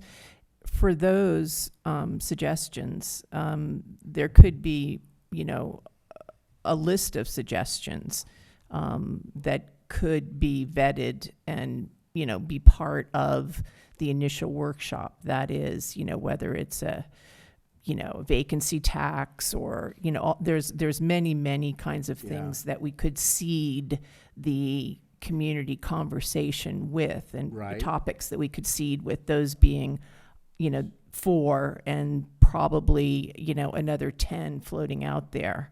That's, my thought is that we need to figure out ways to raise money. How much money could we then divert into a fund that was going to allow us to have programs? And what would be the right use of money if we got some money that we had some discretion to use? Would it be, for like the ADU idea? Would it be for trying to acquire property that could become affordable housing? All of that is stuff that we need to figure out, have a goal, and but I think it's the city council that needs to do that, but with the input and direction from the city. Souza. Yeah. So first, the article, I think that Councilwoman Leslie and Rachel spoke of, it's called, correct me if I'm wrong, but it's called Deconstructing the Housing Crisis. It was published November of 2022, and it's real easy to find online, and I've posted it on Facebook. It's well worth reading. It really shows, identifies all the problems. It's a very holistic approach. And I'm going to try to continue what the conversation that you started, because I agree with all the things you identified. But what I want to say first is I see this whole process as a test to see if we can work together without vilifying each other. And in the past, and even in over the years, and in recent weeks, and even in days, there's been a tremendous amount of misunderstanding and hostility and assumptions on both camps. There's a camp that one group thinks just wants to build anything, whether it's affordable or not. That doesn't exist. I think if we really sat down and spoke with each other, you'd be surprised that we do have very common goals. I don't appreciate when people call me what do they call me? The darling of the STRs, somebody called me. Among other, just because I've reached out and I talked to a wide range of people. And it doesn't mean, I'm interested to hear what they want to say. It doesn't mean I agree with everything. But I think as council members, our job is to reach out and speak to the whole community. And so on that list that you started, I definitely want to put the 30-day rentals, because I'm seeing, as in my own housing search, I continually see 30-day furnished rentals. And some of them are priced fairly, but I don't, most people that are here to stay do not want an already furnished 30-day rental. There is a market for that, and a fair market, people that maybe are working here for part of the year or whatever.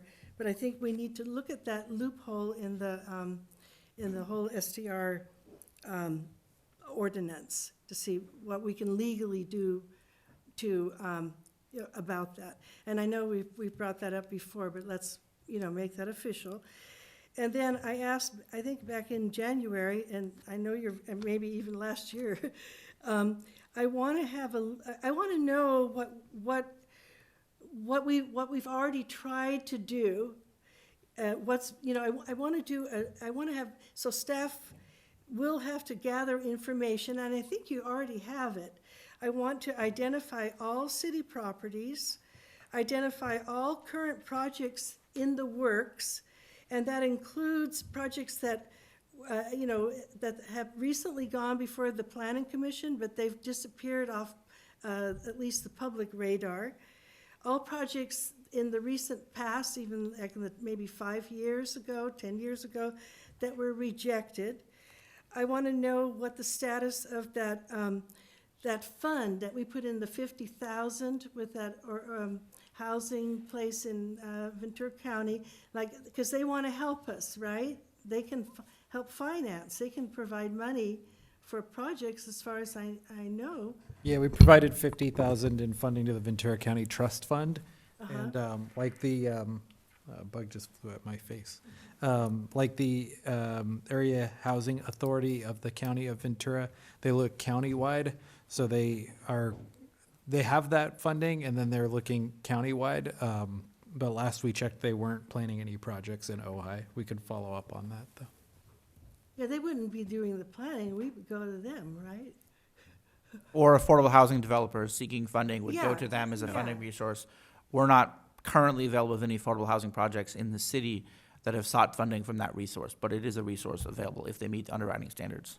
Okay, and I do want to, I know that this is going to be a long process, but I don't want us to forget the people that are currently in a true emergency. So if we can identify the properties that the city owns, we need to put some kind of emergency housing, in my opinion, and it exists. In Ventura, they've got little, or wherever, there's units, so that these people can have some dignity and a shower and electricity and not be living in the gazebo. And at the very least, we need to provide lockers and we've got to do something because it's getting out of hand. And of course, this is a national problem. I'm aware of that. I don't know the history. We have no mobile home parks in Ojai, and I'm sure I don't know that the community wants mobile home parks, but it's a fact that people are illegally living in trailers on the side, and if neighbors don't complain, I don't think these people should live in fear. I think while you went during the campaign, you also mentioned at Oak Grove School, loosening restrictions due to the emergency. We need a safe parking spot. We changed our signage so that people can no longer park during the night, but then we forgot to do the other piece, which is to provide a safe parking lot. And I don't know how many, if we have these community meetings, maybe the people that are living in cars will come out of the woodwork and we can see just how many there are, because I've seen them near the, on dead-end streets, near fields, and in the bank, even in the bank parking lot. I'm pretty sure when I go there early in the morning and there's a car there with the curtains kind of, drawn, there's somebody sleeping in their car. I would like to, this is kind of going back to the rent stabilization program. We still need up-to-date data on all the apartments, all the affordable apartments, I know for a fact, are on the north side of Ojai Avenue. They're not in District 4, with the exception of Whispering Oaks. Anything that's kind of close to an apartment on that side is more live, work, and super expensive that I've seen, it's more, yeah. And then I think we should definitely bring in, we need to have the El Roblar, the Ojai Valley Inn, all the businesses where, that support the town. They need to be part of this conversation. We need to know where their workers are living, how many are commuting. We need like this huge fact gathering we need current data because things have changed dramatically even in the last year. At the beginning of 2022, I actually thought I could find housing. There was like little glimmers of hope. It's all gone. There is no hope. I can't emphasize that enough. Okay, I've given up. I'm just going to rent a room in District 4. And I'll keep looking, but at least I'll have peace of mind that I'm in my district. But let me tell you, there is nothing. When you give somebody a $5,000 relocation fee, you're basically sending them somewhere else to live with that $5,000. I can't emphasize that enough, okay? If I'm wrong, show me the data. I go to Zillow every day, and within this, I'm talking about the city limit. There is housing in Miners Oaks and Oakview, but that is going up by leaps and bounds. It's unbelievable how the housing, you can see it increasing by the week. So we need to find out what we can legally do and what's a national trend that has got to end. I know that at the federal level, there are people that want to, they want to grapple with this, but we have to wait, yeah. Okay, thank you. And I appreciate all the comments from my colleagues. And clearly this is a huge issue here in Ojai and all over the country. And I love the fact that so many people want to volunteer and jump in and help, which is a beautiful thing. I just want to point out, we have 5 groups who are currently focused on housing in Ojai. We have the community development, our staff, and hats off to staff and much gratitude for all the work you do. We have the Planning Commission, and they give direction to the City Council, so that's 3. We have our general plan process that's going on right now, and we have consultants for that, and we will have a joint meeting next Tuesday with the Planning Commission. And then we have the Area Housing Authority of the County of Ventura. So that's 5 different groups that are focused on housing currently in Ojai. I don't think we need another committee, a 6th group. I'm concerned about our staff, our super hardworking staff that is, you know, every time I come to City Hall, I just see you scurrying around and working a lot of hours. So I think it's really, and the other thing is when volunteers are much more nimble in that you don't have to follow the process. You don't have to be a Brown Act group. You can meet whenever you want and advise council or the planning commission in many different ways. I do like the idea of the workshop if council is amenable to that, to bring in some innovation, because as Councilmember Lang said, there are lots of new ideas out there, and I think everyone is looking outside the box in terms of what housing looks like. And there's so many different groups with just really interesting ideas. So in terms of moving forward, it sounds like we have council majority interested in starting with a workshop and bringing in perhaps the Area Housing Authority of the County of Ventura. You know, I think though that next Tuesday is going to be really crucial when we meet with the Planning Commission and get feedback, you know, in that joint meeting. So I think that is going to be a really important moment. But once again, I don't think we should be using our staff time and finances, city finances, to make another group to advise us when we already have 5 different groups working on this. Is there, moving forward, just to say, I have a I couple think of- it's really, but just, yeah, I think at this point to lead the discussion, is there someone ready to make a motion that we could discuss? I'll make a motion that we direct staff to schedule a workshop, that we come up with an agenda for that workshop that I'm not sure exactly what the agenda for the workshop is, but my interest would be in bringing in people, including just the community, with creative ideas about how to address affordable housing in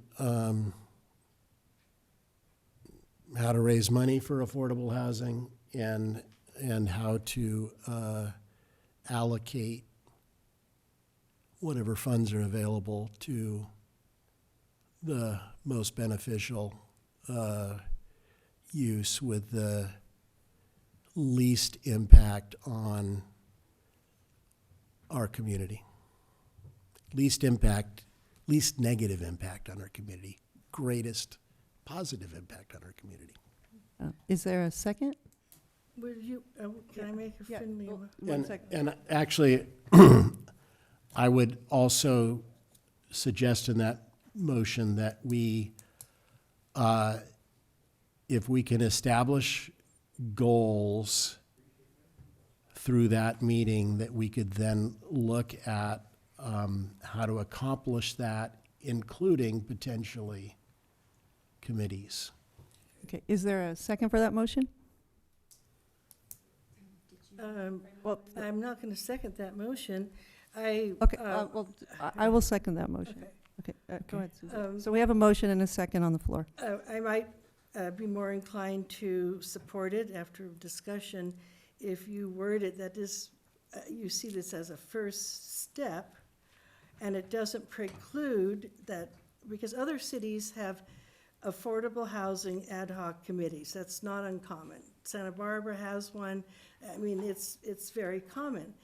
And Mayor Betsy, your point about staff time, that was not a concern when you did rent stabilization. Okay, we're going to hire someone for $150,000, which would build all kinds of housing for the homeless. Well, just you know? to clarify though, that was done, staff spent, James, a few hours writing that. If that had been done by a committee, that would have taken many, many hours, correct? Well, how do you He's answer not that? even coming back for That's a 3 tough months question. with the, Can you wait with for him? with the landlord regulations. I'm just, my I point though. think the maybe the way to answer that is that I think that process, that item came back to council quicker than it would have if it had gone to a committee at that point. Okay, all right. So on the things that we know we want to do. So. Okay, all right. So I do not intend by my motion to preclude Okay, us deciding at a future point that the best way to move forward is by the formation of a committee. I'm not just wanna be convinced clear, that that's yeah, right, but I yeah. think that that's always going to be a topic of debate, whether it's part of what we do through that workshop or whether it's something that is put back on the agenda to discuss again. I mean, just because an idea doesn't float okay. the first time around doesn't mean that it's not going to float the second time Okay, around. but it took us 3 months to get this far, okay? This has been tossed around since the very first day that you were seated. Okay, we wanted to do this. It's now April 11. So it takes, we need to make the most of this moment. So, So I- can I just interrupt? Yeah. So I think that one thing we should, what did happen was other items were prioritized, and this was put on the back burner. So perhaps we all need to agree that this is now our top priority, because that is what happened. Rent stabilization came up, and the greenhouse gas reduction came up, and those things were prioritized, and there was no lag time between when they came back. They came back the next council meeting, and it was because they were prioritized and other things were not, that being the ATP and that being this, even though this was discussed on that first council meeting and we seem to have agreement. So I would say that perhaps we need to give direction to staff that this is actually a priority for us and that it remains a priority until we get it firmed up in a way that we think we can hand it off. I see many, many, many loose ends, like just the amount of questions that come up right now. I'm thinking we might need a facilitator to try to organize all of this. Someone who knows and deals with housing in small communities, that would be an expert who could come in and actually maybe make this initial first list. In other words, I don't know how this model is going to play out, but I don't see it firming up in this particular discussion. I don't know what the next steps would really be, because we seem to have a lot floating in the ether, and we haven't even talked about the things, Andy has mentioned what concerns him, but we, as other council members, have not given our list of the things that we would like to see or the things that we have been thinking about. Or even, like for instance, we have local talent. Help of Ojai could come in. People who do alternative building could come in. I mean, I don't know if you guys remember 20 years ago, the 20 years ago. the unconference conference where people were experts came in and they would, put up their topic and they were an expert in it. And if you wanted, it was an unconference. And if you wanted to go to that conference, I mean, that particular session, you would do it, right? So we have a lot of people in town who also might have expertise. My point being that I don't feel like we have made enough of an inroad to know what our next steps are right now. And I would like as part of that motion to have something firmed up. I'm a little bit Why don't we, loose ends. my suggestion may be that we, I'm concerned about holding a workshop that's going to be, a 6 or 8 hour workshop, and then, or let's say a 6 hour workshop, because. We'll sit outside with a talking stick. Okay, well, maybe, and I agree with Leslie, and lightning won't strike me, Right. that there are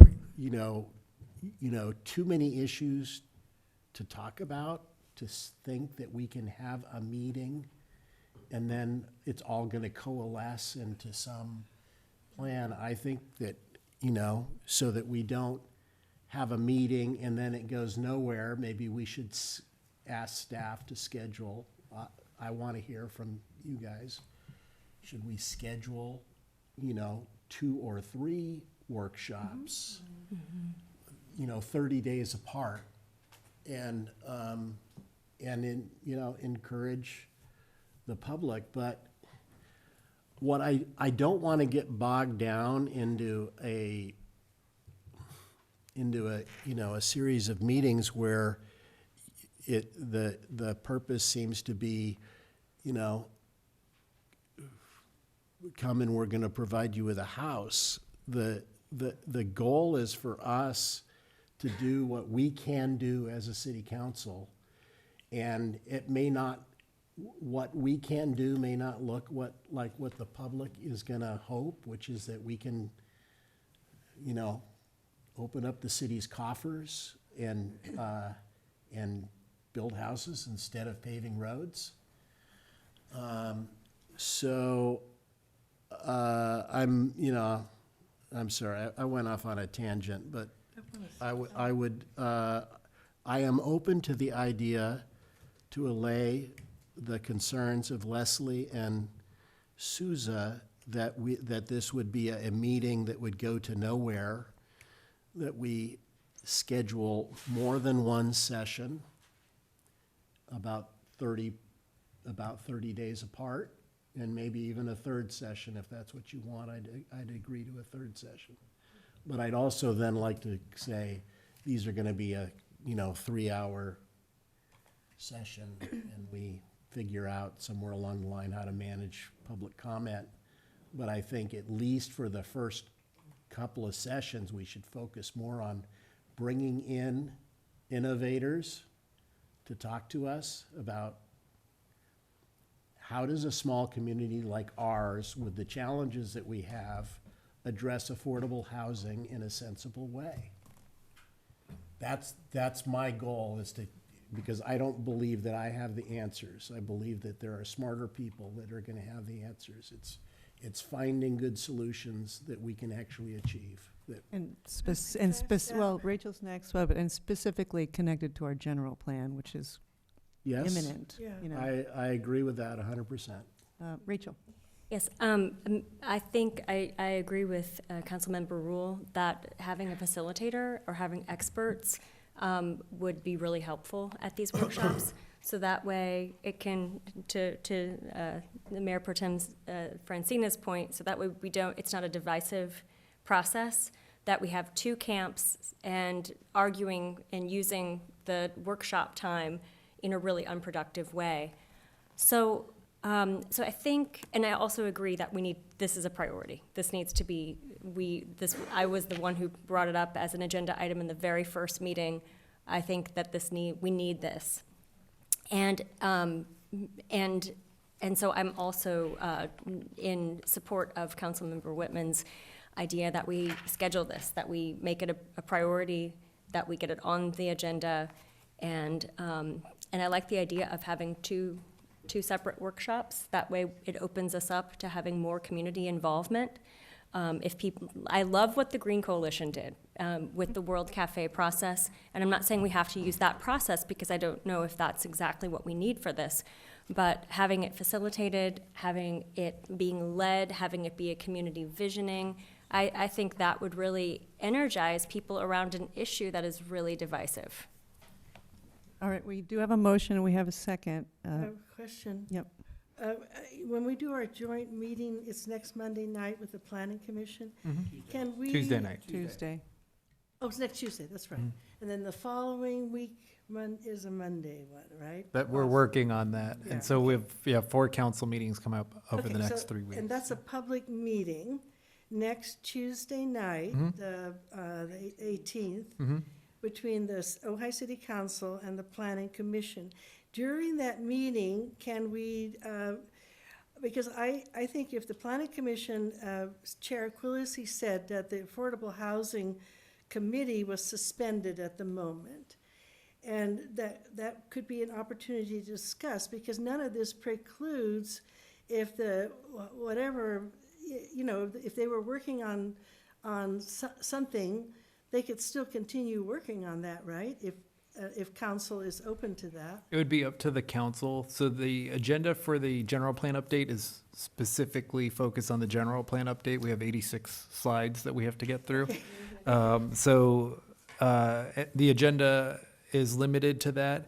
The council could decide to give direction to the planning commission to start the housing committee. I don't believe, just to be clear, I think that they had asked for it when this didn't come back to the council, so I don't think it's ever been formed. It hasn't done any work. And so the answer was it's scheduled for council, so wait until council decides. Okay, so they didn't start, and then there was a new council. Not to and my it understanding, wasn't no. Suspended, okay. No. Okay. Leslie. Just a quick comment that we could also certainly use, I'm not saying staff time, but our committees as resident experts. I mean, in fact, they are. So whether or not they participate as, general public, or whether they, present, background. I know that the planning, there are people on the planning commission who have been there for years and years and years and have a really deep knowledge around affordable housing. Maybe it's what they're interested in. So that's also an option, that our commissions are also very knowledgeable and experts, as well as, for instance, I met with Help of Ojai. Yeah. What they don't know is, they know a lot. Yeah. And around housing in Ojai and around housing in Ventura County. So we should look for that as well. I'm still a little bit unclear on what that first workshop actually looks like, but maybe that is to be developed. I'm not sure. Yeah, I think here's sort of, I was trying to write down some notes of maybe an approach we can take, because I hear a consensus to have the workshop, and then I think what I hear is from there, it's to be determined what the next step is based on how the workshops go.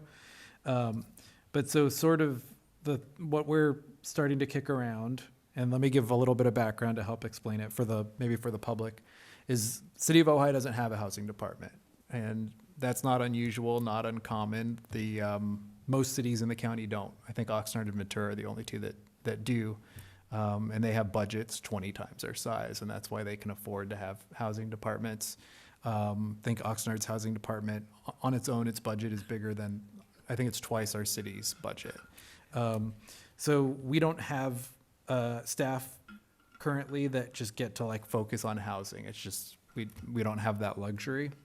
So my thought would be, if we're gonna do a workshop, we would solicit some experts, whatever we call them, some experts who could come to the city, do a few workshops. Maybe it would be something like the first conversation would be kind of, gathering all the ideas. Second conversation would be having the expert look at those ideas and recommend which ones may work. And then the third one, we pick which ones we're, going to prioritize and start putting a plan together. And then at that point, either, and the committee, it could be something that is one of those ideas, or it could be that the expert recommends or doesn't recommend, then taking those ideas to a committee. So this could all sort of tie in, but I think that's how we would approach it. And like I said, I just wanted to give the background of the reason why we don't have a staff person who we can just, assign this to. But I think that there's some positives to that, of having somebody come in and looking with fresh eyes and not coming in with preconceived notions. So that's sort of what I think could work. And for the purposes of tonight, if the council agrees to, I think the motion would allow us to do that.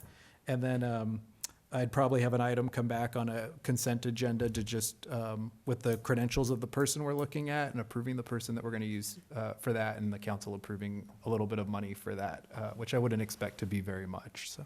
Thank you, James. Yeah. Matt, you want to? Yeah, if I could, two further suggestions. One would be, we heard a number of concrete ideas tonight. that expert could look at. I would suggest that the council could either now or perhaps by email later to James and I raise additional ideas that are like, hey, I want this looked at.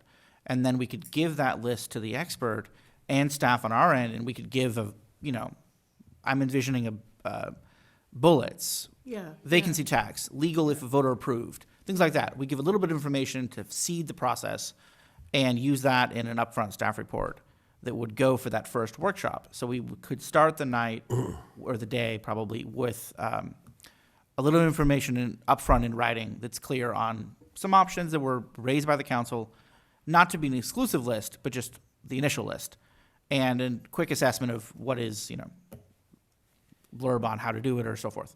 That'd be an additional suggestion. Can we do a workshop in two parts where public comment did not occur until the second session? Because I think it would be, I would. Okay. Could do it at, What we can do is.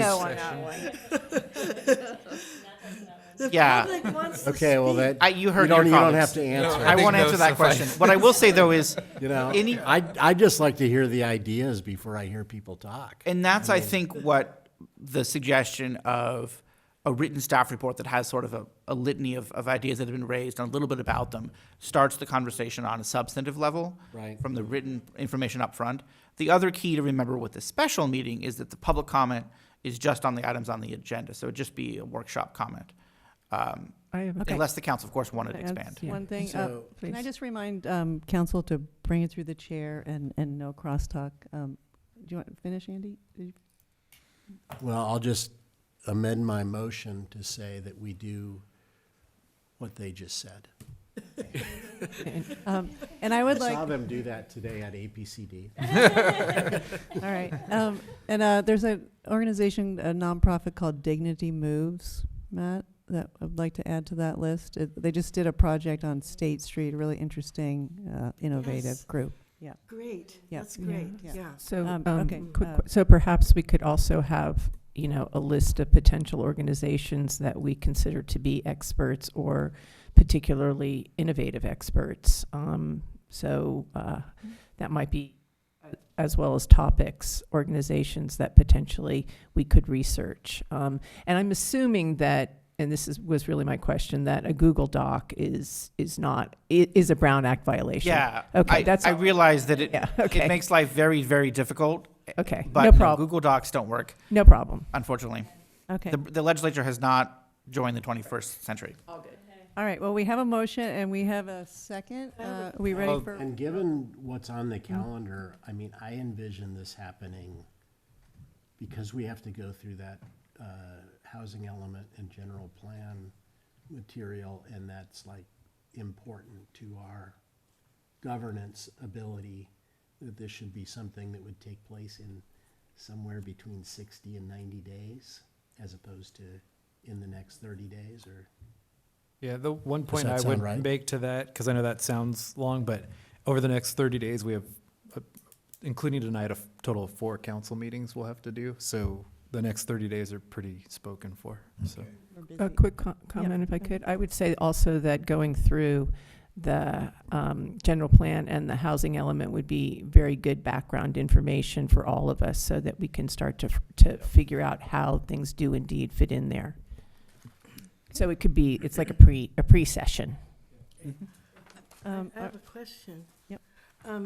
After if we're ready to go through this motion, James, if I have another motion or city attorney, a separate motion from this, can I can still do that, or how does that work? As long as it's related to the Affordable Housing Advisory Yes, Committee it's- topic, then yeah. you could make an additional motion and. But after we do this motion, it wouldn't be it's not a substitute motion. Yeah, if it's a It's different another motion on the same topic, that would be okay. Yes. Oh, And okay. then my other question is, James, can you still somehow incorporate identifying all the city properties and a list of the projects that are in the works and include, for example, Nick Oatway's, the possible housing overlay with the property in front of Westridge,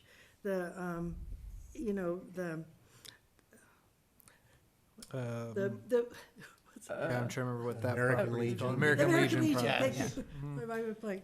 And, any other project, the one, there's been so many projects in front of the planning commission that seems to have they just die. In the bowling alley, people constantly, and then, and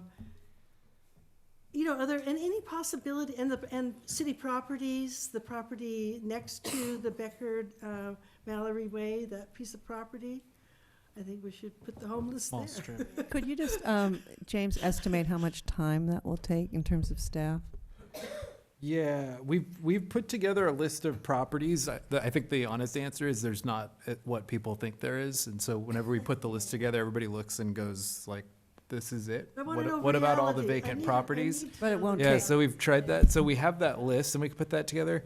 Going back and getting the list of projects over the last 5 to 10 years, that's going to take some time. Okay, Can let's you- just can you- make wait, it And five. and I would say one of the, I guess the issues are where I'm trying to think is the property we control is easy enough, but like the bowling alley, it's a private property owner and we can't force them to do something. So I guess to me, my instinct would be to focus on the projects that we have control over, that the city has control over.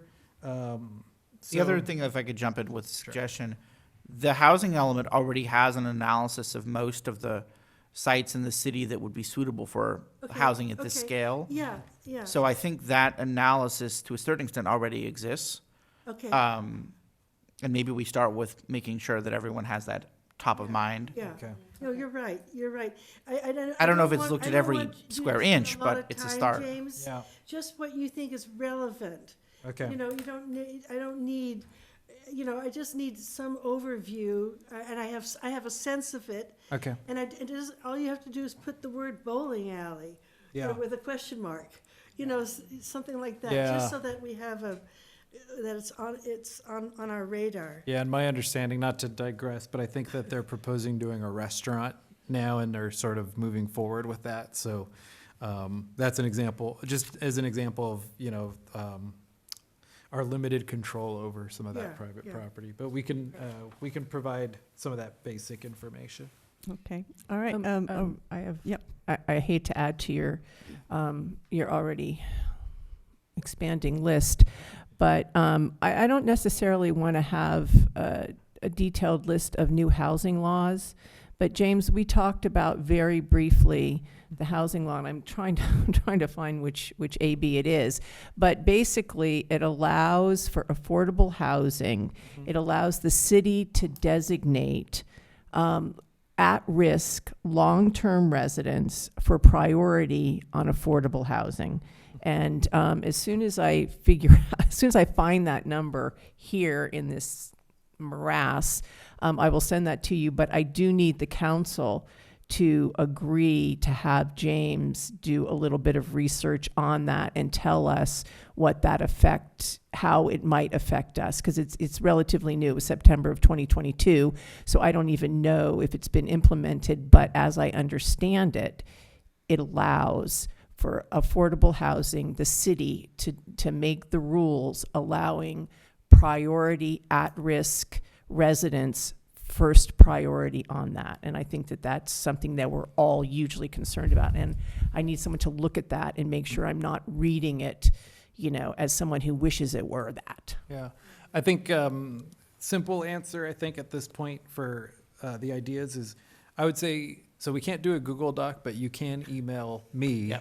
Okay. And so I think If the maybe council- everybody, if you yes. think of Yeah, I something, if you support see that something, 100%. Okay. Sounds All send right. it, Thank you. send it to us, and then that one I'll I will jot down. find it, and I will Yeah, find all of the. And then, Yeah, and I would assume that has to be part of the discussion of the housing element. And I would just jump in as well very briefly. I forget the bill number as well. Too. Somewhere in the list.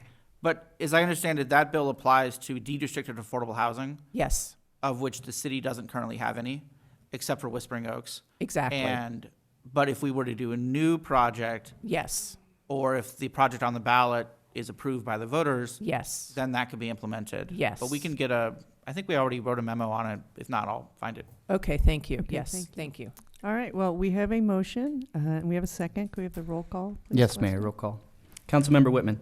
Yes? Councilmember Lang. Yes. Mayor Pro Tem Francina. Yes. Councilmember Rule. Yes. Mayor Sticks. Yes. Motion passes. Okay, great. So that's 5-0 to have some housing workshops in the next, how many days? 60 days. 60 to Okay. 90. Okay, So all right. Mayor, before we Wonderful. move on. Oh, yes. Okay, go ahead, Yeah. Susan. I want to take another moment to talk about the Planning Commission, the possibility that they wanted to do an affordable housing ad hoc committee. Is that the proper term? They would select 2 of Yeah, their that could be one. 5.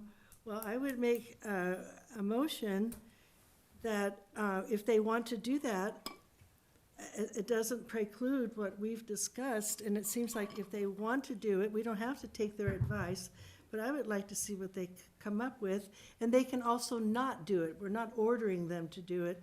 My motion would be if they want to do it, or if they feel that it's a duplication of what we're doing, they can use their judgment. The motion would be allow the planning commission to create some sort of ad hoc housing committee if they choose to. Affordable housing. Yeah. Yeah.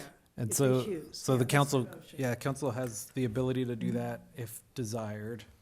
Okay, is there a second for that motion? I would second it if we could just qualify that no staff time is used. Yes. That's fine. Okay, Yeah. all right. Yeah, I appreciate that. I wouldn't normally ask for that, but I think we will be spending our time on this. So it's sort of like if they want to do it, they'll have to know that they're doing it without staff support. So. Yeah, I really appreciate that too, because I think we sometimes don't notice when we keep saying, Yeah. could you do that? Could you do that? Could you do that? So let's really be conscious of that. All right, we have a motion and a second. Could we have the roll call, please, Wesley? Yes. Mayor Pro Tem Francina. Yes. Councilmember Lang. Yes. Councilmember Whitman. No? Mayor Sticks. No. Councilmember Rule. Yes. Okay. Motion passes. All right, 3-2 to create an ad hoc committee on the Planning Commission to look at housing. If they choose. Okay, let's take a short break and we will be back. Thank you.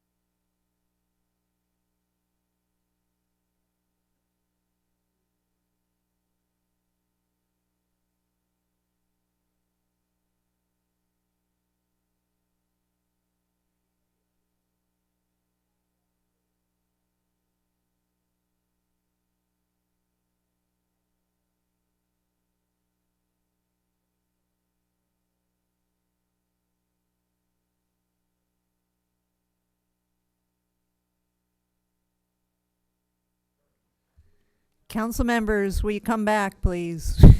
Thank you.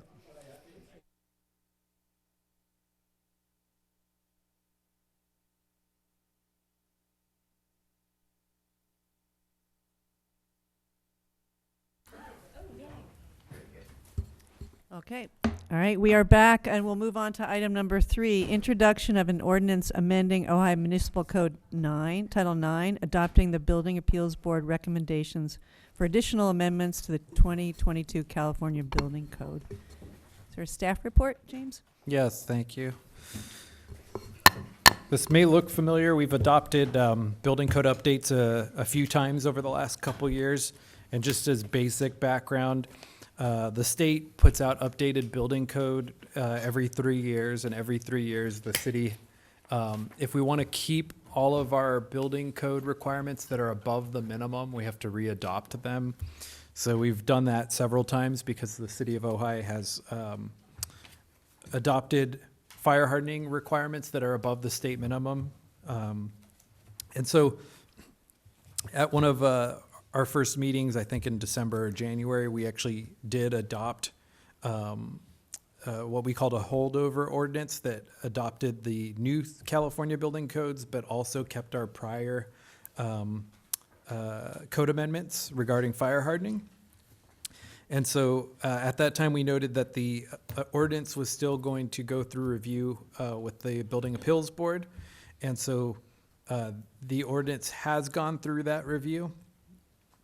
And the Building Appeals Board recommended adopting a couple of additional code amendments. And so those are included in the proposed ordinance.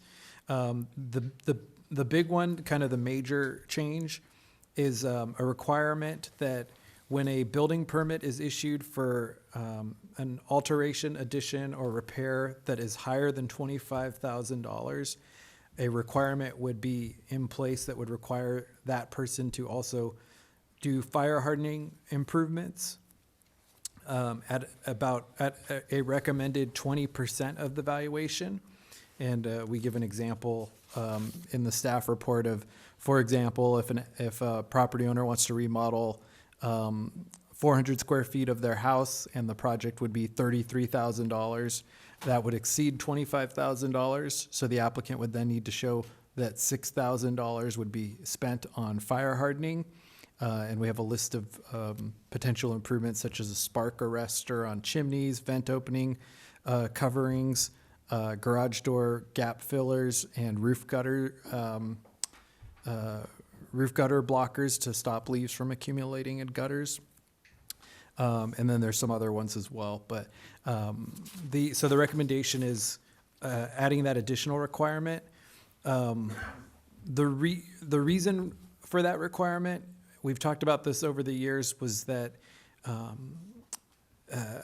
if we don't have some sort of retrofit requirement, we have such few new buildings built that the fire hardening improvements aren't making maybe the impact that we had hoped, because it's only most of the building code fire hardening amendments that we've adopted over the years apply to new construction. And in a city like Ojai, where there's not much new construction, but there's a lot of remodeling and a lot of retrofits, that doesn't make maybe the impact that we had hoped it would. And so one of the ideas behind this recommendation is this would actually start fire hardening existing buildings. So a 50-year-old building that was not built to modern fire standards, if they come in and let's say they were coming in to do, it's a house and they want to do a kitchen remodel that's $40,000, they would have to do some fire hardening improvements to start trying to make that impact of fire hardening our aging housing stock. So that was reviewed by the BAB, and on their, I think it was their November 9th meeting, they recommended adopting it. We had scheduled this discussion for a couple months back, and then we had a long meeting, so it got bumped back. We have the current ordinance. The current ordinance is in place with fire hardening improvements. This is just to consider that additional recommendation for the 20% fire hardening requirement We noted in the report that there's a second recommendation that the BAB made, which was to reduce the standard for solar tubes or skylights in very high fire zones. We've reviewed, there's always a general rule that cities can be more restrictive than state minimums, but not less restrictive. We analyzed that recommendation and we don't believe it can be done because we believe it would be considered less restrictive than the state requirement for the very high fire zones. So we don't recommend that modification, and that modification is not included in the ordinance. But again, that 20% additional valuation requirement is included. And I think, something said in the last item, the comment was made of asking for the pros and cons. I think the pros and cons of this modification are pretty clear. Pro, we finally fire harden old buildings that need to be fire hardened. Cons, it costs money. We potentially make repairs more expensive. If somebody plans to do a $30,000 project, it's now another 20%. It's a $36,000 project. So those are the pros and cons. I think, the logic with it applying to projects over $25,000 is that if you're doing a $25,000 project or more, you probably expect to have, you're probably building into your budget some wiggle room because those projects tend to go over budget, especially in this economy. And it shouldn't impact just people trying to do simple repairs and things like that. So that's sort of the analysis. As I said, the Building Appeals Board did recommend adopting that. There's an ordinance proposed in the packet to adopt that requirement and maintain the rest of the building code updates and the rest of the fire hardening improvements. And we're happy to answer any questions. Thank you, James. Any questions from council? Nope. Okay. Just a clarifying question. I guess, how do you decide on an amount of money versus things to do? Mm-hmm. Kind of. Not that I have any, I'm just curious. Yeah, I think the thought was making it a certain percentage of the repair would be more consistent, and depending on the size of the repair and depending on, size of the house and everything else, if it's 20%, then they'll be everybody's consistently doing 20% of the value towards fire hardening. Versus if we said something like, I think, if I'm understanding, if we said something like you have to install a spark arrestor on your chimney if you did this, that, if the repair is $25,000 or $200,000, they're doing the same amount of work versus a percentage of the repair, Okay, thank you. Any other questions? Okay. Andy, it's okay. So, did we have the fire department get involved with coming up with these recommendations, or is this just strictly from? This is from the Building Appeals Board and our building official. We're involved in that process. Yeah, and our building official is present. We did, I believe we had asked the fire department, and Tom might remember this better than I, and the fire department was actually and you might remember that email exchange, but I thought they had actually said that they had mistakenly thought that this requirement had gone in statewide, but it hadn't. But maybe you can speak to that. Yeah, this is a requirement of Ventura County now. So the fire department thought it was part of the building code originally, but it was just like we're doing, put it in as an amendment to the building code. So the county has adopted essentially what we're being asked to adopt? Something similar. Similar. I used some of their language as a base of what we're proposing. I think they had adopted a different percentage. I thought was they what did. They did it a different. I don't think they did it a different way, a different valuing. But it goes towards more of a monetary thing, and we didn't feel that it fit here because of, they were saying you had to do all of this, no matter the cost.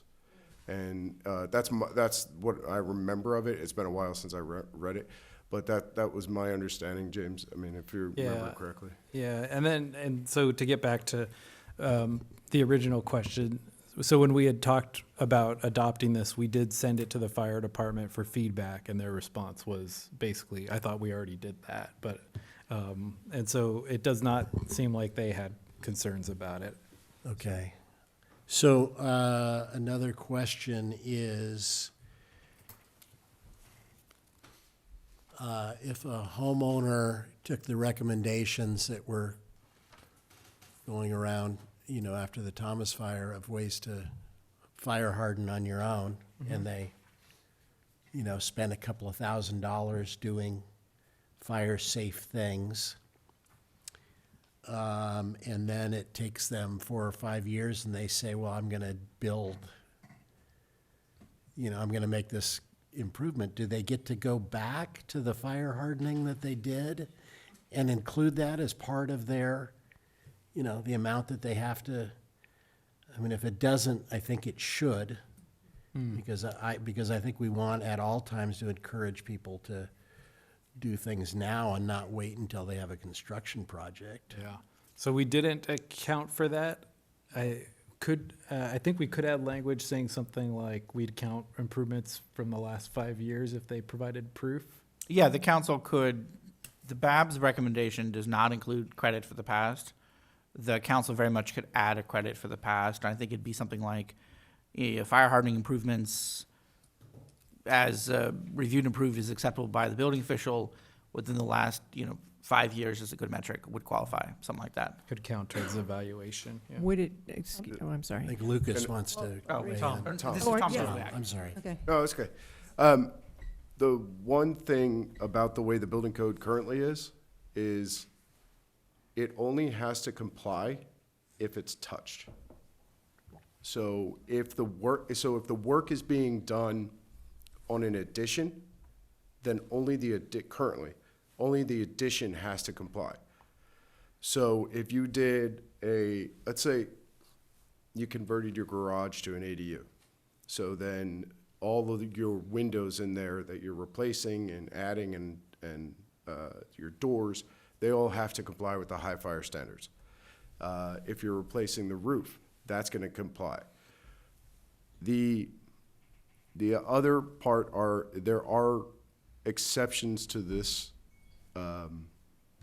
ruling, this ordinance, and those would be if you are solely doing fire hardening upgrades, which would include a re-roof, changing windows out, because your windows have to be either tempered or some other way to fire harden.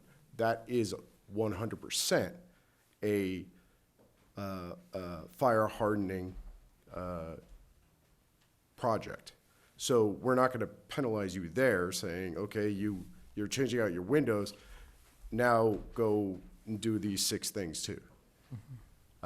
That's kind of another aspect of this. But also if you're changing out your mechanical system, that doesn't apply. If you're doing a panel upgrade and rewiring your entire house, that doesn't apply here. So if it's strictly plumbing, mechanical, and electrical, that doesn't apply. It's only towards building permits. Thank you. Rachel. Go ahead. Well, I had a question. Is there a way that, so many people in our community are making environmental upgrades, moving to electric, like a lot of the projects that I'm hearing about have to do with climate remediation, and so is there a possibility, or could we look at adding an exception, like almost like as a like maybe reducing the amount of fire hardening, the percentage, if someone is doing something that is climate forward, and because that would essentially be helping the whole community. Yeah. So adding that as one of the, we have 4 exceptions listed, so adding a 5th exception for Solar. projects. Solar.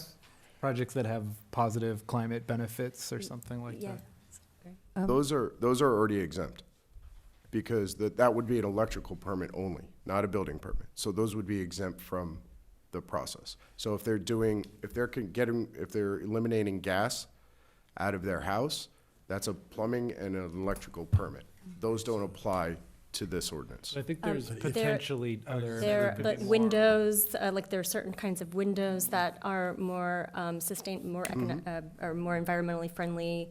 Also just other kinds of, there are other kinds of improvements that people could be making for, in addition to Like- electrical. Like the energy efficient roof tiles, for example. That'd be something that would normally be building. Yeah, permit. and so As long as they're Class A? As long as they're Class A. As long as they're Class A, Go then from- that would still comply with rule number 1. 'Cause So I'm just, they could go from Class A to energy efficient Class A, for Yes, example. exactly. And the thought would be, I think the thought is then adding an exemption so that if somebody's making a improvement that doesn't fire harden but improves or helps with the climate, that they're not then penalized for that. So- I have a we question. can Let's take turns, council, so make sure everybody gets a turn. Is this pretty standard, Tom, across the state in high fire regions? no. No, but the county's doing it. The county put it in their code this year. Okay. Are you hearing that other counties are doing it also? I haven't heard that there are many doing it. I haven't looked to see if any others were doing it. It's just been a concern of the past council and the BAB in the past that, we're not doing anything to retrofit the existing structure. Sure. of course. It's just too little, it's almost too Gotcha. little, too late. No, it's a huge concern, Yeah. clearly. Okay, let's take, I think it's Leslie and then Andy. My question was answered, thank you. Andy, you have a question? Okay, so if you had to build a pergola in order to have solar panels, would that be exempt? I mean, I'd hope the pergola would be less than $25,000, but It's a fancy it would pergola. depend on who your There's builder footings and was, grading. probably. Well, and if you imagine there's footings and grading, that can add up fast. They can. But I'll defer to Tom. Yeah, it would just be based off of valuation, and valuation is calculated off of our ICC table that's adopted through our fee schedule. Yeah. And we just calculate the valuation, and based on that valuation, that's where that number comes from. We don't take the customer's valuation, so it might cost them more than what our valuation is. And more than likely it will, because the way valuation works is it's an average. And so across the entire United States. And it doesn't take into account the levels of the degree of the make of it. So it if you have a Viking stove versus a GE stove, right? It doesn't take into account, it's a stove. They have a set price for that. So that's why I'm saying construction cost is generally higher than the valuation. It's an estimate of an average. Right. I think to maybe just to add on to the concern that was spoken about whether it makes sense to add an exception for projects that are intended to benefit the environment. I think that's an example of a project that without that language could have to meet the requirement. That's my concern. Yeah, but if you add that language, then, and we'd add it in a way where it's projects that are being built solely for those environmental impacts, and in that case, a pergola to support solar panels would meet that criteria. And then what credit would you get for the fact that what you're building is getting, if you're involved in a bigger project, would you get credit for the fact that you're spending that money? I mean, we could almost have this, yeah. I think the simplest way would just not apply the additional requirement to those projects. Mhm. And if it's included as part of a bigger project, like that pergola is included as part of the bigger project, then that valuation wouldn't be added into the total valuation for retrofitting. So like, for example, if somebody's doing an addition to their house and a pergola with solar panels, we'd be able to just apply this valuation towards the addition, not to the pergola supporting the solar panels, Yep. yeah. Okay, so I have one last question, if that's okay, and that is that there's language in the ordinance and about the very high fire severity zone. And I may have missed something, but I have a recollection that we had an ordinance come before us to create a high severity zone. Was it citywide? That was discussed at And then one it point. was, and then it was rejected. Right. And I'm just, so I was surprised to see the high severity zone. It sounds like the National Forest is the high severity zone, or is there part of the city, within the city limits, that is part of that high severity zone? So the language in the ordinance is basically, it's justifying why we are taking this action. And one of the reasons we give is that we're surrounded by the National Forest, which is a very high fire hazard zone. So that's what that is intended to refer to, which we've seen reflected in reality with the Thomas fire. That's what happened is, the forest around us burnt. So that's reflected in here.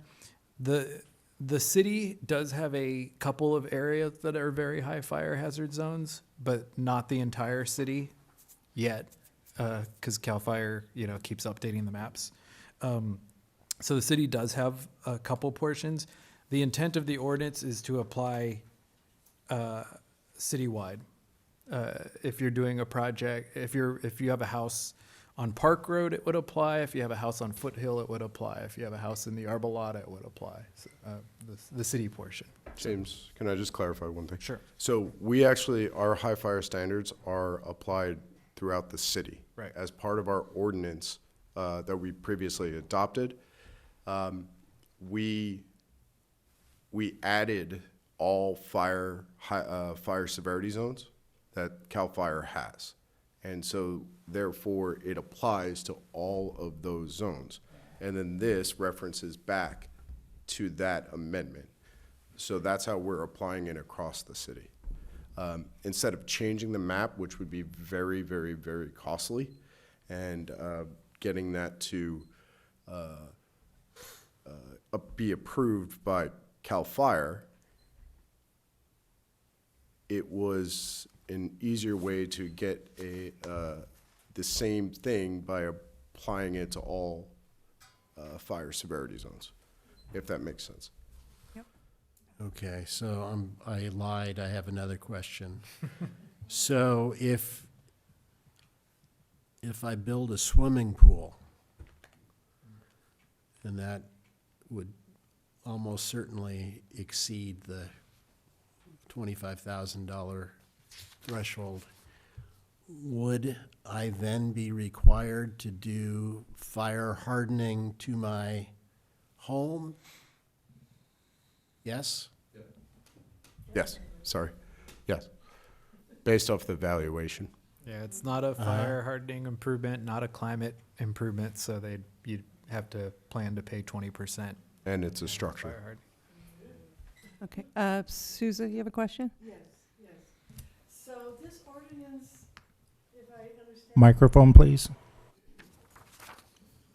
This ordinance applies don't spill my coffee, okay, to single-family homes, correct? But not to apartments? No, the ordinance effectively applies to all buildings in the city. All buildings in the city. Commercial, residential, et cetera. Okay, and the same, and any new buildings automatically are required to have, whether they're apartment, single family, they all will require to have Yeah. these high fire hardening standards. And the idea is the new buildings are built to that standard. Yeah, And we've yeah. taken care of that. We've adopted That's those good, requirements yeah. over the years. And so this is intended to apply to the 50-year-old buildings, 60-year-old buildings that otherwise will never have to really get upgraded to those Yeah, standards.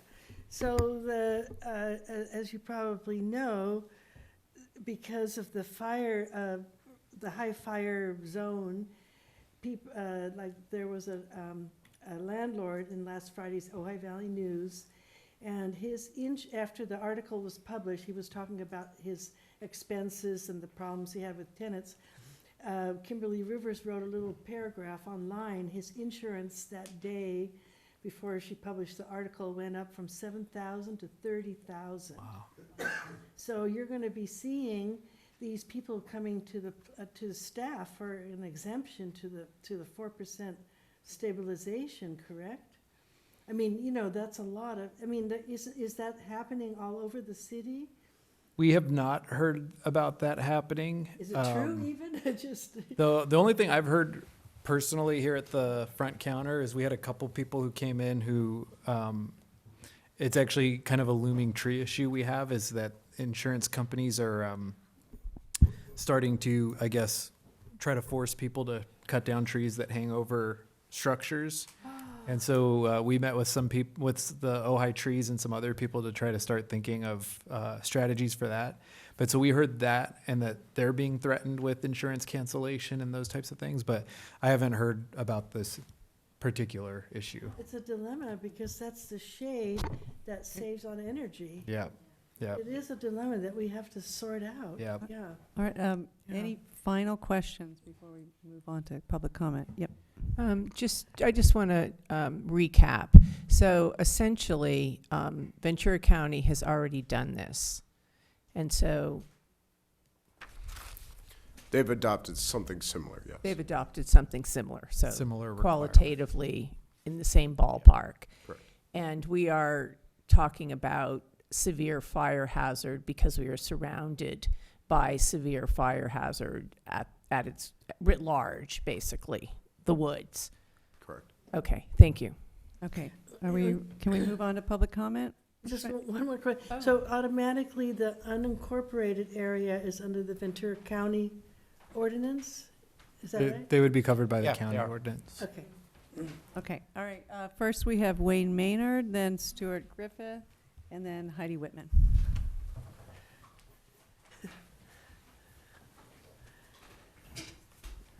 Good evening, Wayne Maynard. And I emailed a 10-page document earlier today.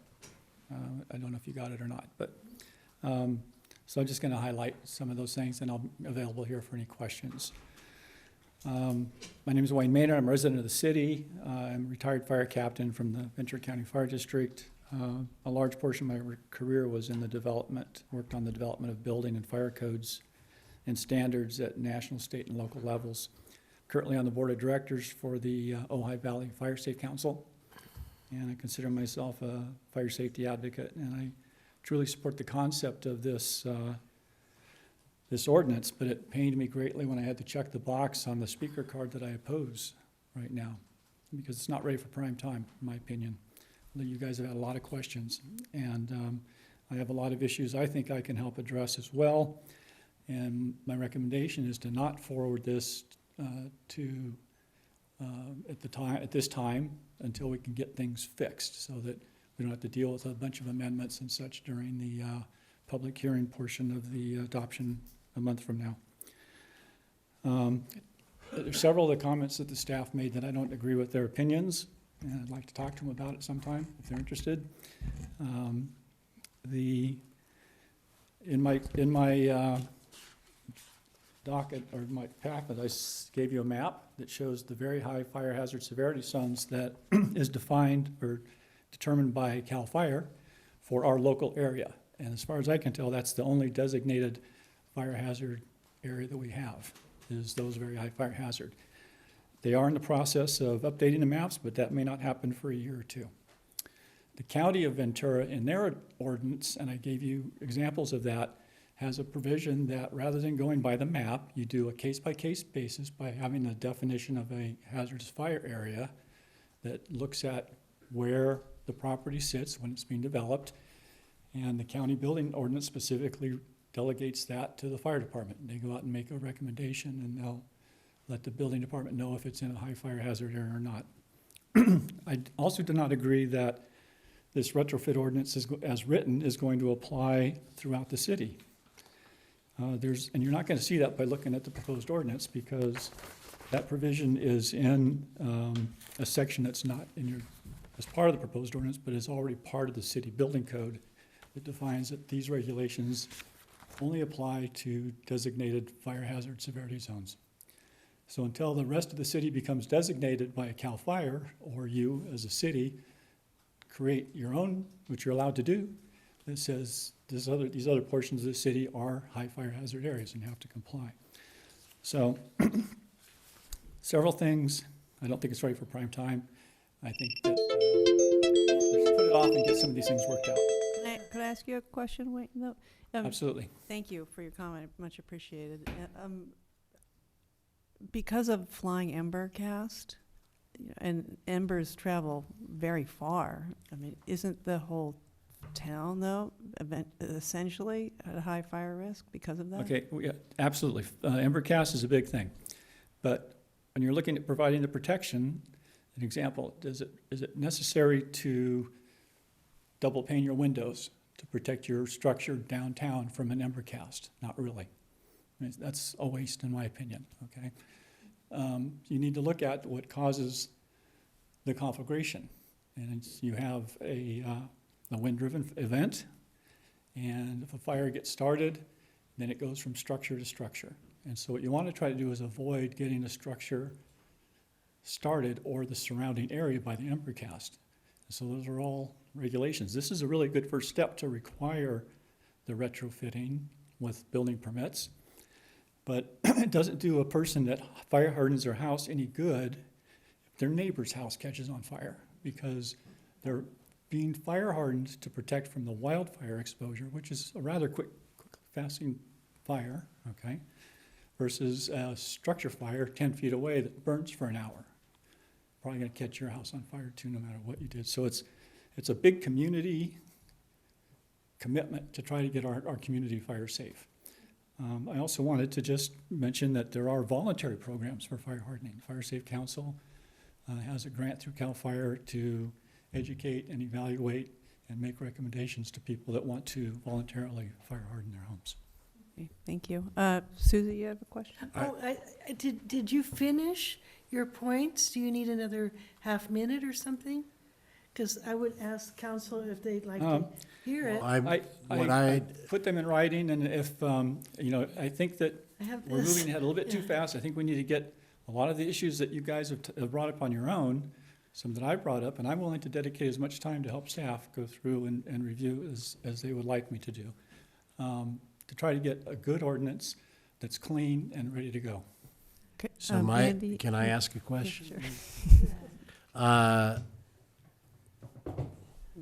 You said it pains you that you're not recommending this, and I understand why you're saying that, but can you encapsulate what you would like us to do instead of what's being presented to us? I would recommend that at this meeting, you send it back to staff to correct some of or identify the issues that you brought up, and the issues that I brought up, and come up with a revised ordinance that we can present at a future time to say, this is the one that's ready to go. Okay. Okay, thank you. All right, next we have Stuart Griffith. Thank you, Wayne, and Heidi Whitman. Hello, I'm Stuart Griffith. I've been a resident of Ojai for 35 years. I own a home on Shady Lane. I'm also an insurance agent. I've worked with commercial customers from Paso Robles to Bakersfield to Hollywood. I'm a little bit of a devil's advocate. I'm gonna play a little bit of devil's advocate on this. No home or business has burned in the city of Ojai since 1947. Wouldn't that make it questionable as to whether this is necessary? Ojai is already super resilient. We are nearly surrounded by orchards that are kept green and fire retardant. We have more and more buildings being built on county properties surrounding Ojai that are being protected and creating additional defensible space. If we have to see them on our hillsides, why not recognize the benefit of their defensible space? We have fuel breaks running the entire length of the northern part of the valley. They have been inactive for many years, but Newsom has recently signed a law to enable prescribed burns. Shouldn't the city work with the Forest Service to actively encourage prescribed burns on the fuel breaks before forcing property owners to incur some kind of arbitrary cost over and above what they are already incurring to improve their homes? If you do this, at least only do it for the very high hazard areas of the map. There are big differences between a house on Lower Drown compared to one on Upper Mercer. The high hazard areas are the ones immediately around like Shelf Road and the top of the Arbolata. Why a set 20% over project amount? What is current building code relative to fire hardening? Why not just have houses brought up to code to a maximum requirement of 20% in the very high fire zones if they are not up to a minimum code? If a house already has asphalt shingles, has stucco or some other fire-resistant siding, has no chimney, no garage, or the garage is already weather strips, and it has 1/8 inch or less screens in the soffit vents, why not just consider them compliant and not have them incur extra costs? This ordinance adds 20% to a project. For businesses that would be starting, they may have to also incur changing electric appliances, water heaters, and air units to natural gas, estimated at $30,000 possibly, and businesses also have to pay an extra 2% over the cost of renovations for artwork. So it's layer upon layer of additional costs over and above the necessary cost of renovations. This isn't Paradise, California, as Mayor Stick's competitor in the mayor's race tried to portray when he brought in Ron Howard, and we were lectured for an hour about how we're all going to go up in flames if we don't make this an emergency priority immediately. We're not on top of a mountain surrounded by miles of pine forest. As mentioned before, we're in defensible space at the bottom of the mountains, not at the apex. Thank you. Thank you, Stuart. Next, we have Heidi Whitman.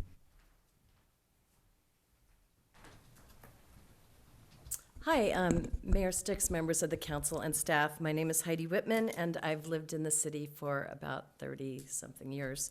I am speaking tonight because I actually took it to heart when I received the fire department's recommendations last spring to do the things that they and the Fire Safe Council told us that we should be doing to fire harden. That included adding a 5-foot gravel ribbon of all around our house, and we have a really old house, so I was very concerned during the Thomas fire that our house would go up, and also screening openings for embers. So I recently, I went through the process. It took a year to build a pergola to put solar panels on, and I just today got my sign off on that. Every bid that I got for solar was at least $25,000, and that didn't include my pergola.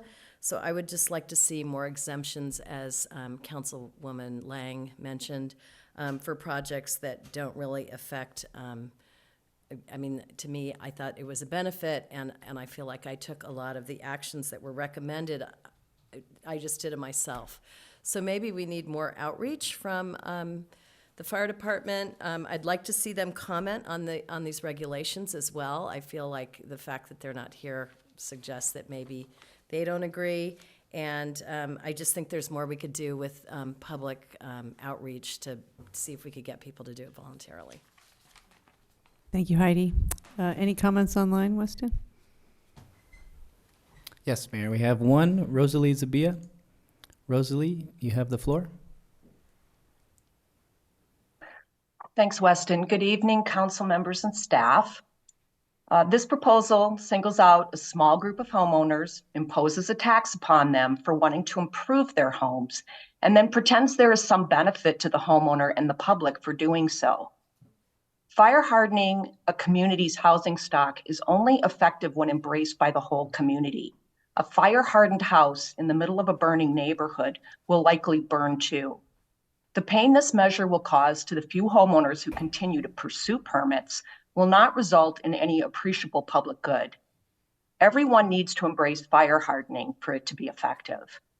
Second, the state already has strictest building codes, and we've already heard that Ojai tops that. Ojai already has a problem with people doing work without permits because it is so expensive to do anything. Imposing any extra fees will ensure non-permitted work grows exponentially. Third, the timing of this proposal is ironic, given the council's recent allocation of $2 million to ATP. If this issue is so important, the city should be offering incentives, subsidies, and education to get the whole community on board with fire hardening, but instead is saying, let us stick our hand in your pocket and make you pay for fire hardening rather than take responsibility for what we should be doing as a city. What is the logic of this proposal? Is the assumption that people who remodel are rich and can afford a 20% or any surcharge? I would like to remind the BAB and the City Council that most of the property owners in this town bought their houses as middle-class people buying middle-class houses. Now, if those same people want to repair a moldy bathroom they've been living with for 10 years, or fix up a garage to house a disabled adult child, they not only have to address soaring building costs, but the city is going to impose a tax on their project and tell them what to do with the money. That's really unacceptable. Specifically regarding ADU construction, I exchanged emails with Mike Van Gorder of the Department of Housing and Community Development, who said, quote, Government Code Section 65852.2, Subdivision F3 exempts ADUs under 750 square feet from impact fees and requires that larger units be charged based on a proportionality with the primary unit. And he further said, Ojai's proposed fees do sound suspicious, and I'd like to discuss this further with my team. Instead of proposing a fire hardening tax on a few people, which is neither fair nor effective, I'm asking the City Council to lead with support, not punishment. With an overburdened staff and steeply declining reserves, that may not be possible, but at the very least, ask that you don't foist your responsibilities onto the homeowners of this community. Thanks so much. Thank you, Rosalie. That's all, Mayor. Okay, all right, let's move on to discussion. Rachel. Thank you. Well, I think you all know that I am deeply concerned about fire in our community. But I had the opportunity to speak with Mr. Maynard when I was campaigning. He came over to me at Ojai Day, and I know he's a real expert in this field. And so I am inclined to think that there's more, that there's a different approach that we could take to fire hardening that, like Rosalie said, that doesn't put a burden on many of our residents. I recently had one of the members of my district, one of our neighbors, had an oak tree fall from a neighbor's yard onto her house. And when I, went over to see how things were going and talked to her, I said, what can we do? She said, the one thing you can do is that you can make it easier for residents who have old homes to make the repairs that they want to make and to do the things. And one of the things that she was saying is that people aren't trimming their trees because they need to go through arborists, and a lot of older residents can't afford that. And so I'm not really inclined to pass an ordinance that would put an additional cost burden on people who want to make changes to their homes, especially because we are talking about older homes. I think there's a more creative solution we can have to fire hardening that wouldn't cost 20% is a lot. That $6,000 was, when I saw that, it's like people who are renovating their homes. I mean, we're looking at kitchen remodeling to move everything to electric, and that's thinking about adding another $6,000. That's a lot of money. It's substantial.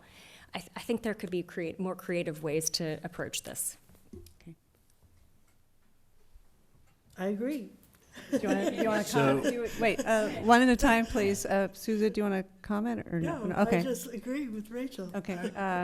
Leslie and then Andy. I'll agree with Rachel as well. Okay. Andy? Yeah, I agree as well. I do like the idea that we would look at some of the simplest affordable things that homeowners can do and put more effort into, one, getting them to do it voluntarily. And then maybe, I'm not completely against the concept that we're looking at tonight. If it were just those smaller common sense things to impose on people as opposed to, you know, it does seem like a big imposition and maybe out of proportion to the risk. Well, Yeah. yeah, and it sounds like we have an agreement here, and I appreciate your comment, Councilmember Lang. And thank you, Wayne, for showing up. I've met with Wayne a couple of times, and I really appreciate your expertise and the whole idea of, I mean, what would happen in an Embercast? I mean, every house has to be hardened, because if your neighbor's house is not hardened, it doesn't matter what you do. Is that correct, Wayne, pretty much? We've talked a few times about this.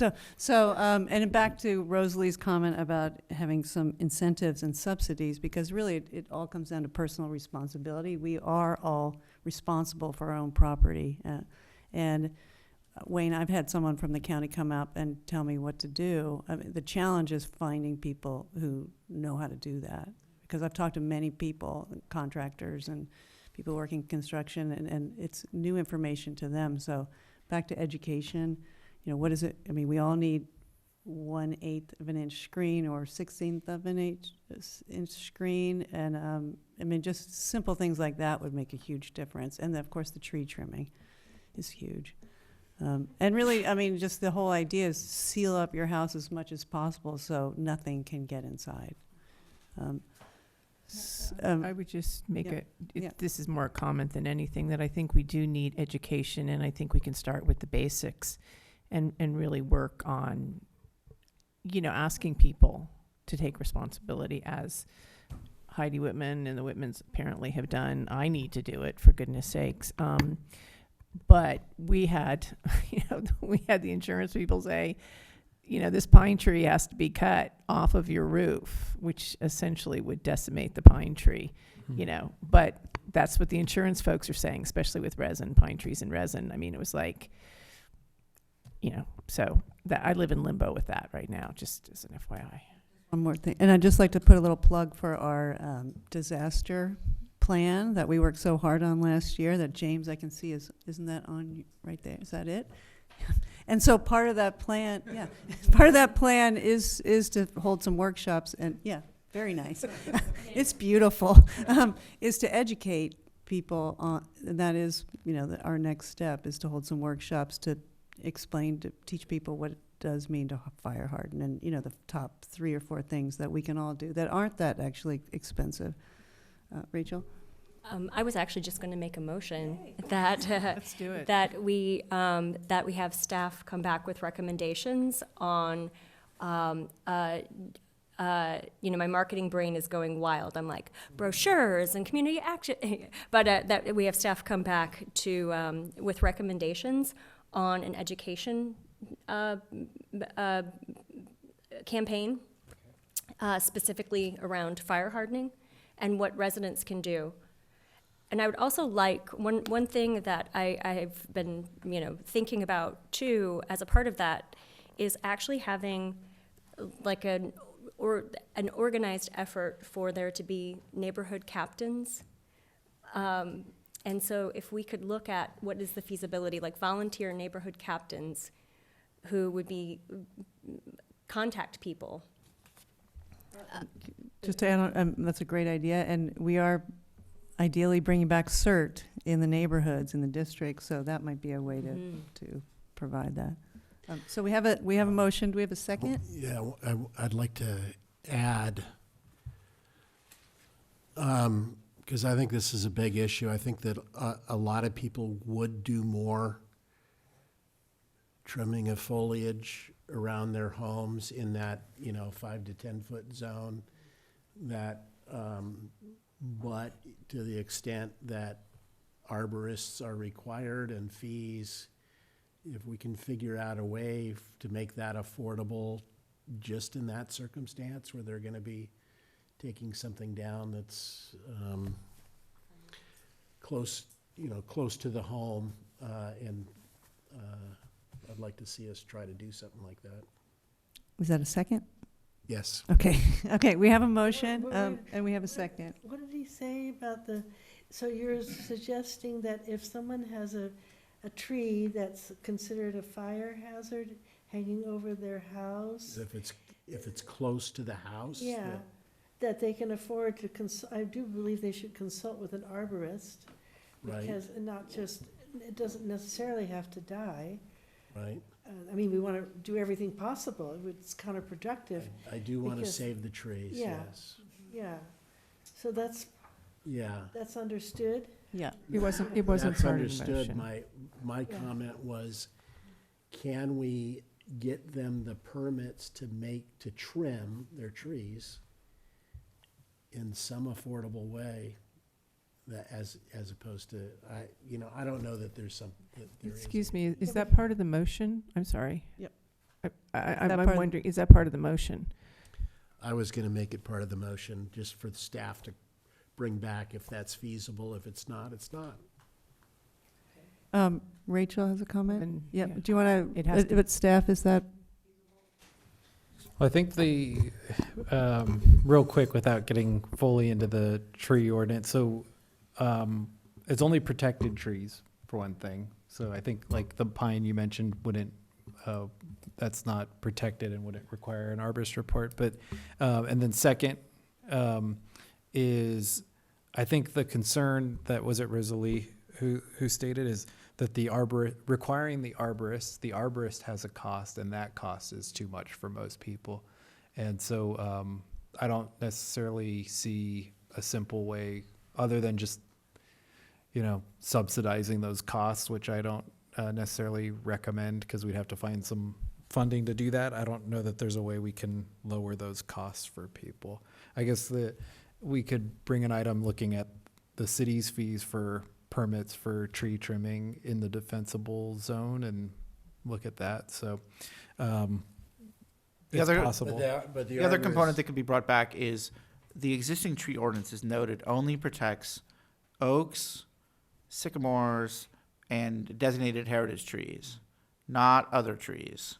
So I think there's a bit of a disconnect between the common parlance Right. of all trees are protected and the precise requirements of the ordinance. So we could bring back some information on where those are, including some sort of info on the current ordinance, and then some ideas on options to adjust it with this point in mind. I'd also note for anybody in their current situation, there is an exemption that allows for a protected tree to be trimmed or removed if hazardous, without the usual process, including without the mitigation fee, which is often quite expensive. But historically, the city has required arborist reports to verify that it is indeed hazardous, particularly when that question has itself been contested. So the council could take a look at some options there too, if that were to be part of the motion. I would just, Leslie? a quick comment. I support the tree ordinance. I support the arborist having to verify that this actually is a hazard. So I just want to say that. And while I've heard from constituents that they don't like it, but No, we have to, anyway, yeah. that I'm not certainly object to reviewing it and being very clear on it. But I understood that my pine was not, that's an insurance question. Okay. Maybe two I have- separate Yeah, motions. so, actually, based upon what I gather, that the primary expense there that is the arborist, and that I think the so. city does not have the control. The permits aren't the big thing, so I'll withdraw that part and just second the motion. Okay. All right, well, we So- have a motion, we have a second. so Do you want to there's- repeat the motion? Do you want to hear the Well, motion I again? want to ask, somebody mentioned the mitigation fee. I'm in favor of the mitigation is very, very important if we're serious about climate. So I think the tree portion of that motion was completely withdrawn. That's It's what I've heard. completely Right. withdrawn. So Okay. I'm happy to look at the tree ordinance and how it interacts when the tree is immediately adjacent to a home and they wanna trim maybe beyond what you would say is the healthy thing for the tree, but Well, that'll be for a future agenda. a future Okay. agenda, right? Okay, so we have we have a motion and a second. Roll call, please, Roll call. Weston. Yes. Mayor Sticks? Yes. Councilmember Rule? Yes. Councilmember Lang? Yes. Councilmember Whitman? Yes? Mayor Pro Tem Francina? Yes. Okay, so that's 5-0 to bring back the ordinance. You wanna repeat? Outreach options and ideas for incentivizing, perhaps. Okay, thank you. All right, we will move on to item number 4. Wait, before you move on, so, is it understood that Maynard, if he wants to volunteer time, that's part of the? Wayne, would you help us? Yeah, Wayne, Wayne, Okay, thank you. Yeah. Okay, all right. We will move on to item number 4, consideration of modifying the structure of city commissions from 5 to 7 members. Staff report, James? Yeah, thank you, Mayor. The City Council in February asked the staff to ask each commission for feedback on whether they prefer 5 commissioners or 7 commissioners. Most of the commissions had historically had 7 commissioners, and last year, or over the last couple of years, those had been modified to 5 commissioners. So the council had asked staff to go to each commission and get feedback from the commissions. We have done that, and so the feedback is the Planning Commission said that they are satisfied with a 5-member commission. The Historic Preservation Commission would like to go back to 7 members. The Arts Commission was open to the idea of 5 or 7. They didn't. They weren't passionate about either option at this time. And then the Parks and Rec Commission, their meeting happened after the report went out, so I can update that the Parks and Rec Commission unanimously agreed that increasing from 5 to 7 would be preferred. So we have the feedback from each commission. The report has the language in the code for each commission. Depending on what's modified, we'd likely need to come back with ordinances to amend the code. And so the first question tonight is essentially, do we want to change any of the commissions? And if so, which and how? And then we'll come back with ordinances to do so. I think with that, that's the basics, and we'll answer any questions. I have a question, James, that might help the new council members, because I know this was a change that was made not too long ago, correct? Probably over the last year to 2. It's before my time, though, I think. Okay, Can you, and I did some 2 to 3 years. I did some research on it, but can you sort of explain the history of why the previous council decided to change? Yeah, I think there's, it was a long ongoing conversation, and then we had multiple conversations, and I think there were a lot of ideas why, but a couple of, there were a few points. One was that we had a couple commissions, like I think Planning Commission at that time was a 7-member commission, and they would frequently have not 7 members appointed, so they'd have 5 or 6 appointed, and then they'd have a couple people be sick, and then they'd have 3 people available for a meeting. And one of the challenges with going to 7 is that you have to have 4 people for a quorum, so you actually, you need to have another person. So we ran into a problem, and I think it was the Planning Commission, I'm going from memory, but I think the Planning Commission one year had 4 or 5 meeting cancellations because they didn't have a quorum. So that's, kind of counterintuitive, because you'd think, well, more people, more likely that, one person being sick wouldn't impact things. But we ran into that problem where it was just hard to consistently have at least 4 people to have a meeting. The other thing that happened around that time was we went to districts begrudgingly. We always remind people. We weren't lining up to go to districts. But we went to districts, and I think there was an idea, kind of big picture, to kind of shift to 5 commissioners for 5 council members. Each council member appoints a commissioner, and that commissioner sort of reports to that council member. And we started to make that change over, and started updating some of the language in different places to do that, but we're sort of, we haven't done it completely, and maybe haven't gotten all the way to where that idea was. But so there was a few things going on, but those were 2 of the reasons. So the council sort of one by one started to convert these commissions, which mostly historically had 7, back to 5. I think the one other point I'll make real quick is I think Parks and Rec Commission's another commission that's always been a sort of a challenge to have 7 active members. So anyway, so that conversation went on for 2 or 3 years, and then ultimately we made the change, and little by little have changed almost, well, I think actually now all commissions to 5 members. So that's where we're at today. Okay, thank you. Any other questions? Susan? Yeah, I have a question. Can we also include in our discussion right now the appointment process? Legal question based on the language. I think that's okay, because the item is agendized as consideration of modifying the structure of commissions from 5 members to 7 members. Inherent in there is a question of how those 5 or those 7 are selected. And we'd have to return with ordinances, Right. and that language is in the ordinance too, so. My other, And as any other ordinance, yeah, it's my- first reading, my- second reading. My other recollection is, I always opposed all the changes on this, is that some of the members of the council wanted to have more control and didn't want to involve the chair, and Yes. there was an aspect of that. A little bit of history on that one. So Yeah. most of this went down in early 2019.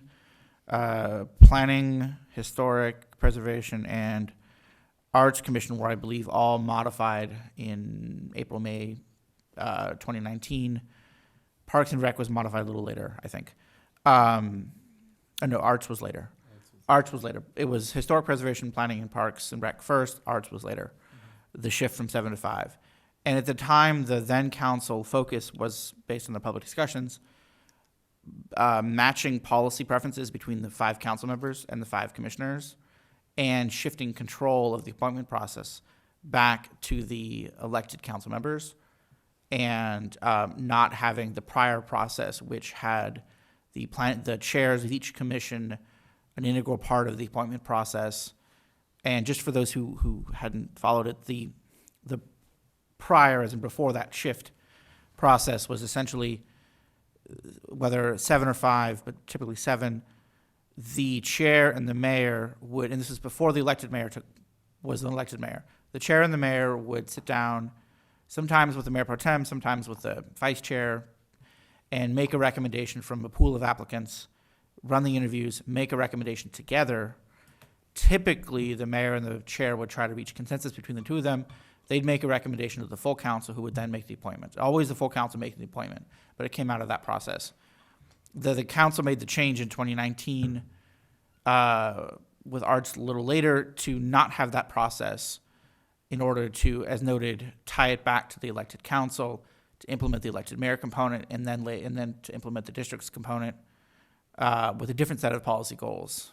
Mm-hmm. Removing the commissions from, to summarize the discussion at the time, the idea that the commission should be self-perpetuating was not that council's goal. Their goal was to have a direct control of the commissions by the elected council. It's entirely a policy question, and thus this council can decide whether to maintain that structure or modify it at will. Right. It's a purely political question, because you're deciding who and how to make political appointments. I have another question. When the time comes after public comment, do you recommend we make 2 separate motions? One regarding the number and one regarding the process for appointment? I leave that to the council. If you're not sure if you're going to find support for one comprehensive motion, then it might make sense to divide it up. Yeah, I don't know where the council's preferences lie. Okay. All right, any other questions? Yeah, I do. So, do you is continuity required? So in other words, do we have to have the same number of commissioners and the same selection process for each commission? No. Or can we treat them differently? Yeah, the council can very much have one rule for all of them, or different rules for different commissions. It's council's choice. Or several rules. You could have 5 commissions, 5 rules. They all have been treated differently in one way or another. Some have residency requirements, some do not have residency requirements. Planning Commission, for example, has to have specific skills appointed. People with specific backgrounds, the others don't have that. So they're all a little different right now. Okay. And any of those choices is a policy choice. And I'll just add to the history that I think this whole issue came up because I know.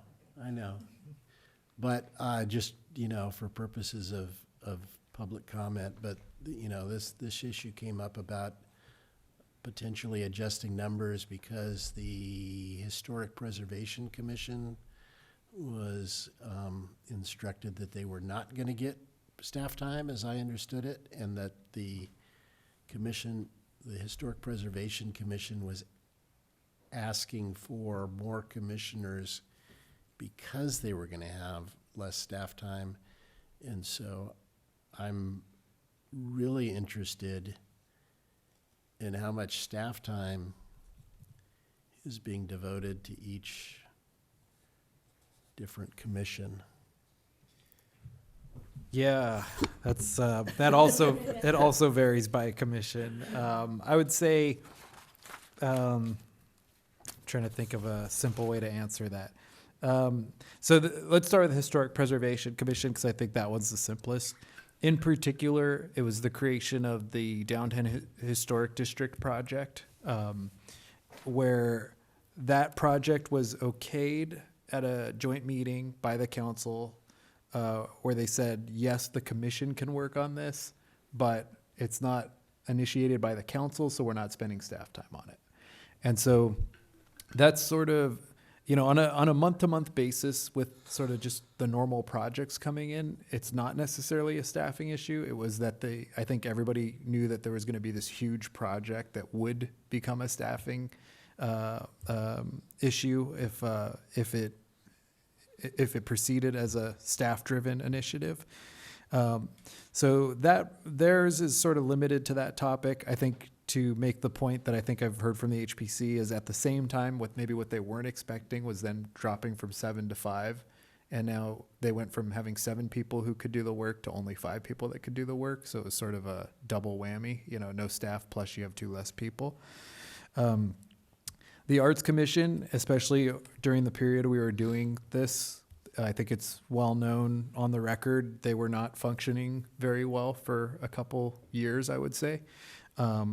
And they went from having 7 members who sort of did all the legwork. The Arts Commission's always been sort of different in that way. They actually have committees that, the mentorship program, they actually have committees that the 2 commissioners go do the mentorship program. The grants program, 2 commissioners go do the grants program. It's actually not much staff time other than scheduling Brown Act meetings, basically. And so they weren't functioning very well, and they were having a hard time filling those positions, so we dropped them to 5. I think now they are sort of recalibrating and figuring out how to work as a commission of 5. But I would say we've seen over the last 6 months that it's more staff work than it used to be. Because by its nature, I think when they had 7, they had more people to take on work. When we went to 5, it sort of shifted to staff with the Arts Commission. Parks and Rec Commission, honestly, I don't think there's much difference from a staff perspective from 7 to 5 on the Parks and Rec Commission. That one is pretty, that one, it doesn't change much. And then Planning Commission, I think the biggest thing with the Planning Commission is long-term is identifying their work plan, which is something we'll need to, that the council will need to do at some point. And then we'll sort of know from there how much staff time there is. But on a regular basis, they have specific projects that they're reviewing, and so those take staff time. They are not asking to go to 7. So I think the challenge with the planning commission is going to 7 just creates that scenario again where if they can't get 4 people to show up at a meeting, we have to cancel a planning commission meeting. So I don't think that one is necessarily a staff issue. So And they don't want to.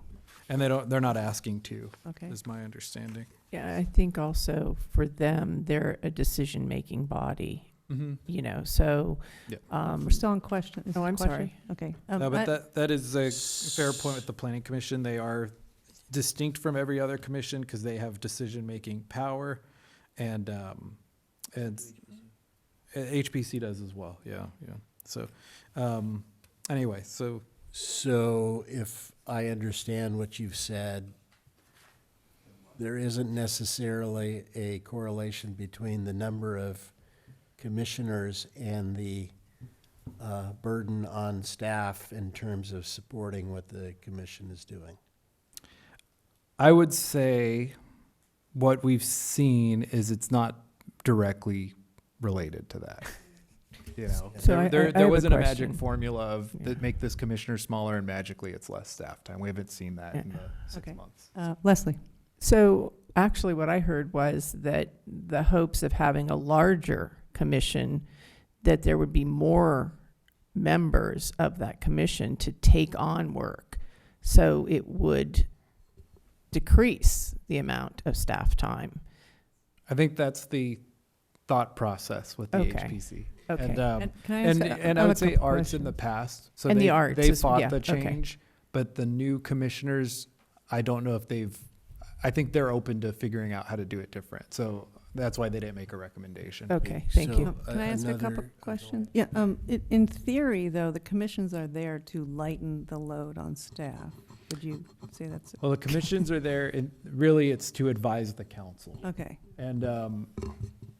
And I think one thing, you know, just sort of long-term, and it's not really necessarily relevant to this discussion, but I think one of the things is being clear and having the joint meetings more regularly and being clear, the council being clear to the commissions what they want them spending time on. And I think that over the last couple of years, we haven't been able to have joint meetings because we legally weren't allowed to have that many people in a room for a while, you know, during COVID. But even coming out of COVID, we haven't been able to have those regularly.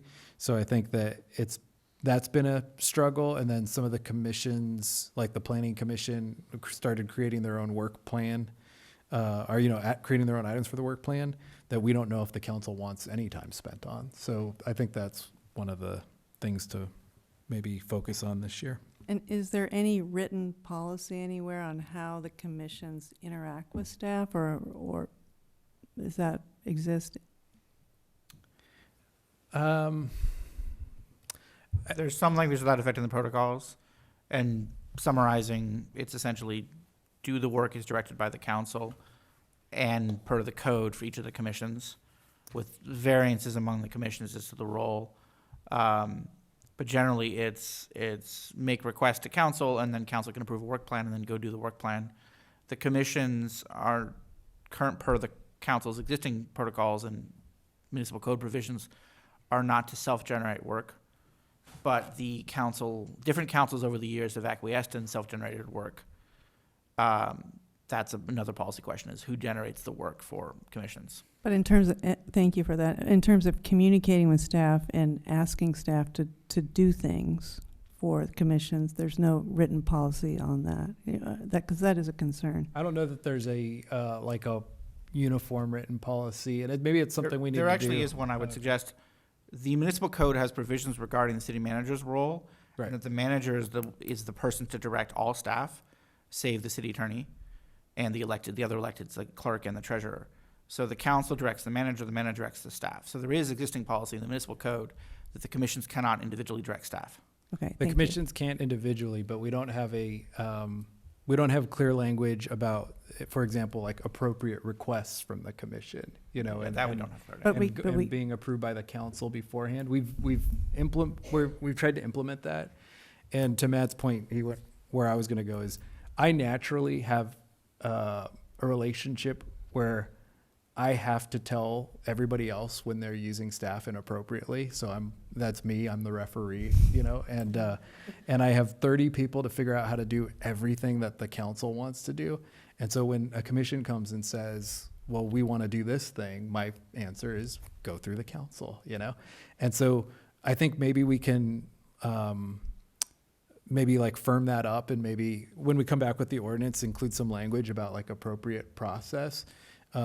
Because I think it is true. I met with the commission recently, and they talked about hiring a staff person, and this is just factual. It sounds, you know, confrontational maybe, but the commissions can't. They can't hire a staff person. And even the council hires 2 staff people, you know, city attorney and city manager, and then I have to hire everybody else. And so, and then, you know, using the approved budget by the council to get the staff to do the work that the council's asked for. So naturally, I will be the person that tells people no a lot. And so I think that is something that maybe we can like adopt that policy and some language towards that effect, because very frequently when commissioners or a commission gets an idea and they go, we have a great idea and we want to do it, and our first answer has to be no until the council tells you to do it, and to use resources to that. Thank you, James. Yeah, thank All you. right. Can Yeah, we move I on to have one public more. comment? Okay, go ahead, Andy. So, if there's an interest in having more support, not from staff, but from commissioners, to go from 5 to 7, would it be possible to create, at the option of that particular commission, non-voting, that have members that have, you know, maybe they're not officially commissioners, but they're, you know, commissioner light, who can have the at least the ability to communicate with the public that they're working on behalf of the commission, as opposed to somebody who is just fully a volunteer? Yeah. Is that legal, or is that? Yeah, Or is that desirable, I guess? The Parks and Rec Commission actually has a position similar. It's the youth commissioner. The youth commissioner for the Parks and Rec Commission is non-voting, and so they actually have that person. I do think it's possible, and then commissions also could always form ad hoc committees to research those items that the council has asked them to research. So there's also always that possibility. But I think your idea would be to give them maybe a little more, you know, of the city backing by giving them the title. I will note that I think a couple of the commissions recently, with some of the different ideas kicked around, sort of talked about that and talked about not liking the idea of having like a junior commissioner who's seen as less than, you know. So I did hear some of that. I watched each of the meetings when they discussed these, and I heard some of that feedback from some of those commissions. All right, well, let's move on to public comment. We have Brian Akins.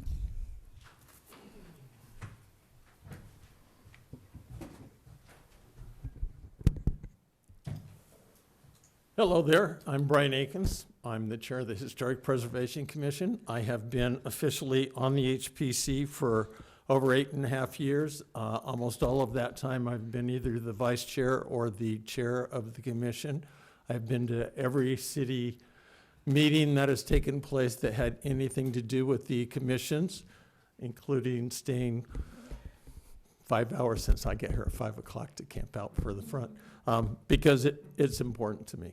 One of the questions that just came out, well, what do we do if we need help? We have had Craig Walker as our non-commissioner member of the ad hoc committee for the last several years.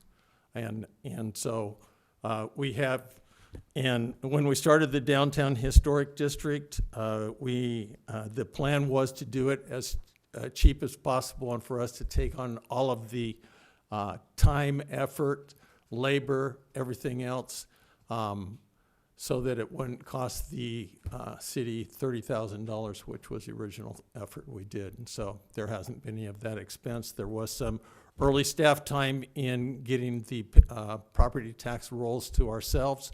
That was complicated because, as Matt explained to me, there's kind of this celebrity rule. Your property tax address used to be on your property, listed on your property tax bill, but some celebrity said, yeah, you know, I'm too important for that, please take it off. And then every celebrity after that in person, I was surprised to find out mine's not on the record, and I never requested that. Yeah, So- the legislature did that one. Yeah, so those are the kind of things that for me personally, my responsibility last year was to contact the parcel owners. I spent 9 months doing that, my dear sweet wife. And again, when we first started this project, we had 7 members. Currently, we have 4 members. Even Rick Bisacci was around when there were 7 members. Going back, they used to, Mayor Johnny Johnson used to say, well, it's too expensive, cut them, and it'll be cheaper. And we're like, wait, we're free. And so they turned it over to the commissioners to say, how many members would you like? And 3 times it went to the commissioners, 3 times it came back with every commission wanting 7 individuals. Finally, when they made the change to elected districts, then they brought it down to 5 members. When we started the Downtown Historic District, we had 7 members. That enabled us to have 3 members on the ad hoc committee, which was Vice Chair Convery, myself, and Gina McHatton. When we went down to 5, we lost the knowledge and the interchange with Commissioner or Vice Chair Convery, who has just massive amounts of information and would have been a big help. And also, she knows people.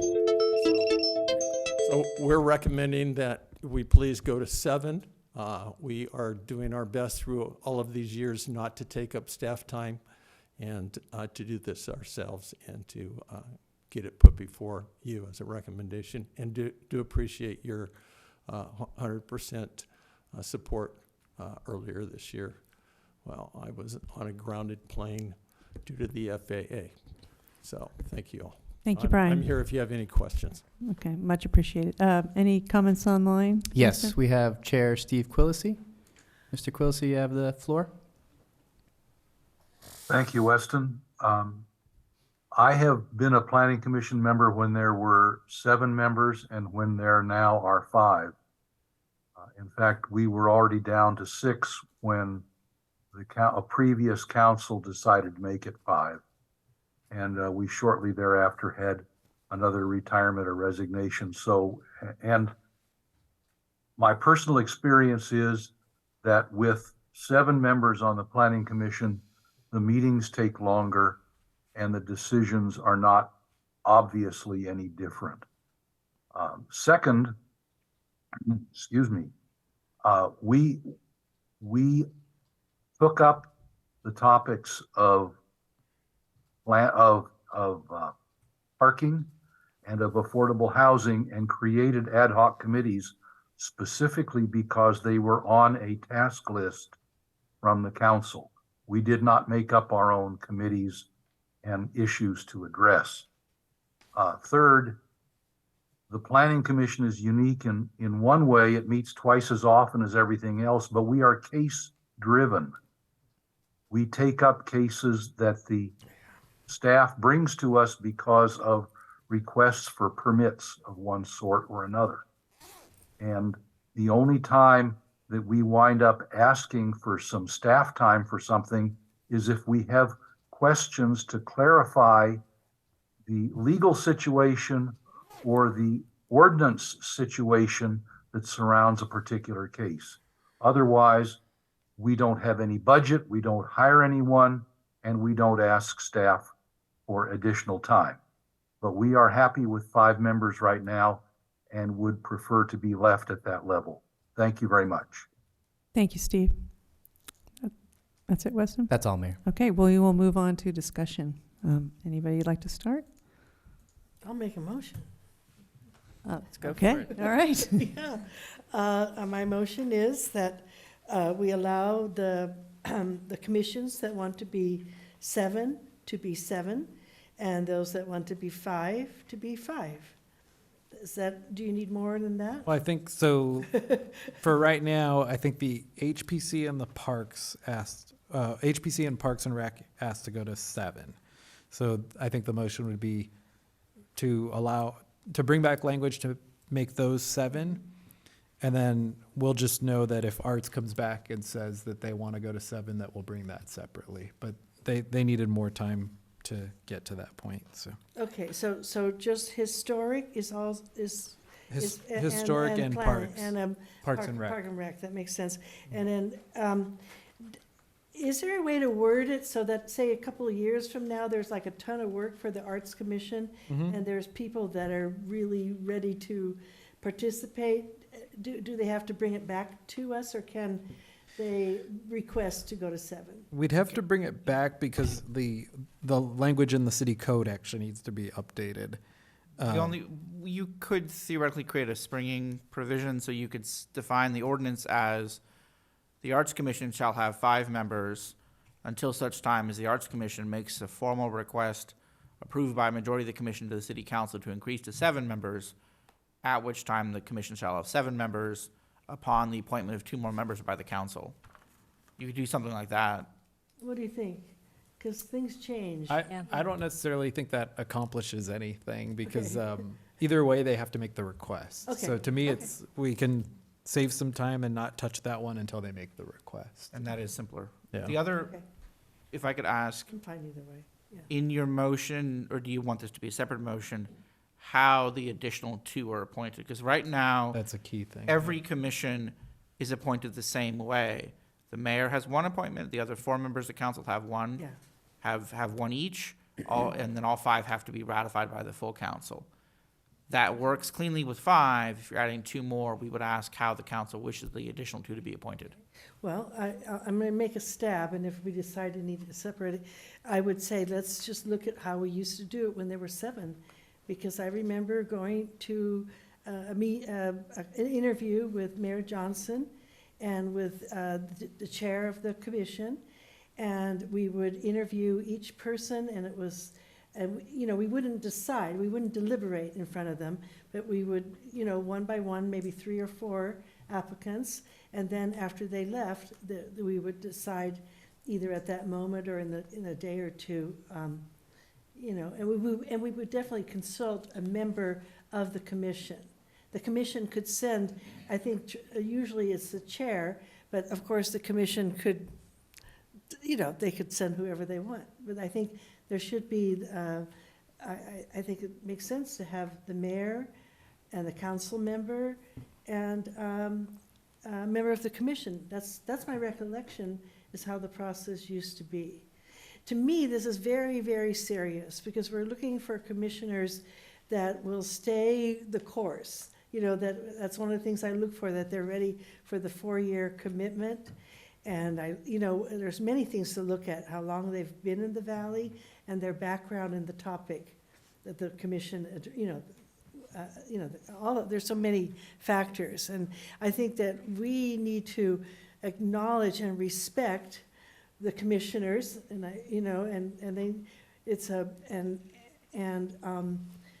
the process should be well thought out so that we get the best commissioners.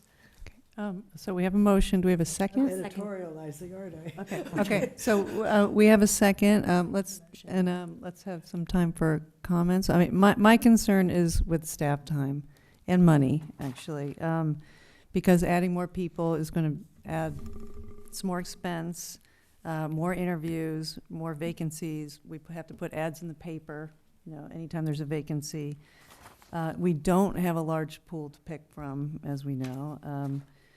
And so, is there, can you put a friendly amendment to? If we can't get people? Well, no, my friendly amendment would be, really in terms of how the commissions interact with staff, so it really is a help, and that it.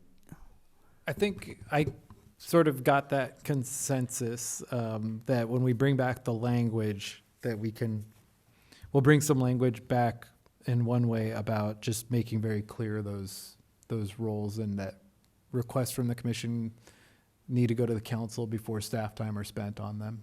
So we'll figure out how to document that and get that on the record. So Any other comments? Yeah. Yep, Andy?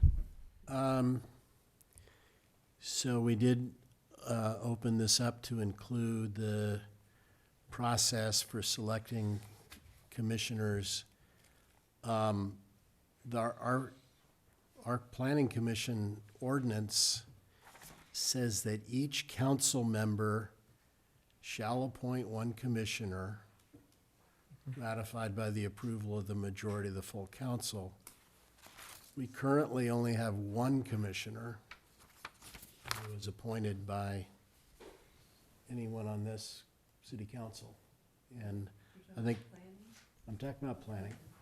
And I think planning should reflect the city council.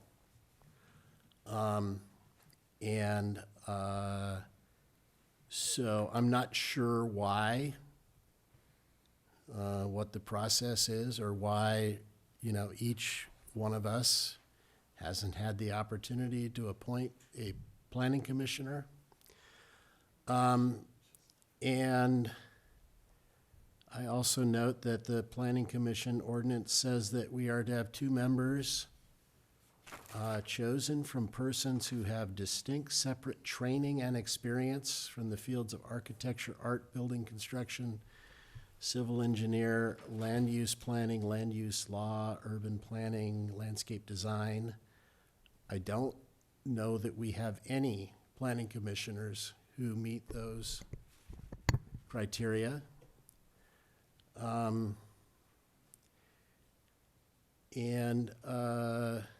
I also think that if we have only 5 commissioners, we should only have 1 commissioner who is not a resident of the city, because otherwise you run into the significant risk of quorum problems. And I think in the Planning Commission in particular, where you reside has, big impacts on your decision-making. So I would want to address all of those things. I have a So is this an amendment to the motion? I think that I think it sounds like we should separate. I think we have to separate them, and I would make some comments on. There had been no comments yet, so I was just making comments. No, with all of those concerns, I think we should separate the appointment process from the number. Okay. Or is it too intertwined? I Well, think it makes can't sense. be. The HPC and parks, we're talking about going to 7, so I think that's one vote, whether or not we go to 7. And then second would then be, and it makes sense with Planning Commission staying at 5, talking about how those appointments should be made. That can be the second part of the vote. So. And part of that motion includes looking at how commissions interact with staff and. Yeah, and having some language come back about how that interaction will occur. So. Okay, all right, so we have a motion and a second. Roll call, please? Yes, Mayor. Mayor Pro Tem Francina. Yes. Mayor Sticks. Yes. Councilmember Whitman. Yes. Councilmember Lang. Yes. Councilmember Rule. Yes. Okay, thank you. So now it's up to the commissions to decide, and now we'll open it up in terms of the appointment discussion. So. I think specifically about the Planning Commission is what Okay, I all right. understand. Andy, do you want to Yep. continue, or you're finished? Well- Isn't it, I have isn't it comment all, isn't on it that. all, question for clarification, aren't we looking at the plan, at the selection process for all of them, not just planning? Yeah, Because we're talking about yeah. adding 2 new ones to I think, commission, so that so I we need think we to, have 2 more yeah. points, yeah. Yeah. So. Yeah. Okay, And so I would say so then let's we. first start yeah. talking about how we appoint people. Well, Is can I that- also yeah. mention that if we're going to talk about how we appoint commissions that have 5 members, we're not just talking about planning. Okay, so we're talking about planning and potentially arts, right now. Yeah, and they don't have to necessarily be the same. So, like the issues that Councilmember Whitman brought up about like the planning commission has to have members in specific fields, architecture, art, building, construction, etc. That's not the same requirement as for the arts. So there's parts we can talk about both, or we can just talk about one. So that's up to the council. Okay. And then I guess another question though is, do the other commissions have this language which says each council member shall appoint one commissioner ratified by the approval of the majority of the full council? Yes, HPC has that language as well. So too Parks and Rec, so too Arts, Yeah. all of them do. All of them have that. And I think all of that was the recent change, sort of Yeah. going that to wasn't- 5 and reflecting council member appointment, like And just- individual council member. And just to add a little bit of history, your question of how does that mesh or map to the council terms?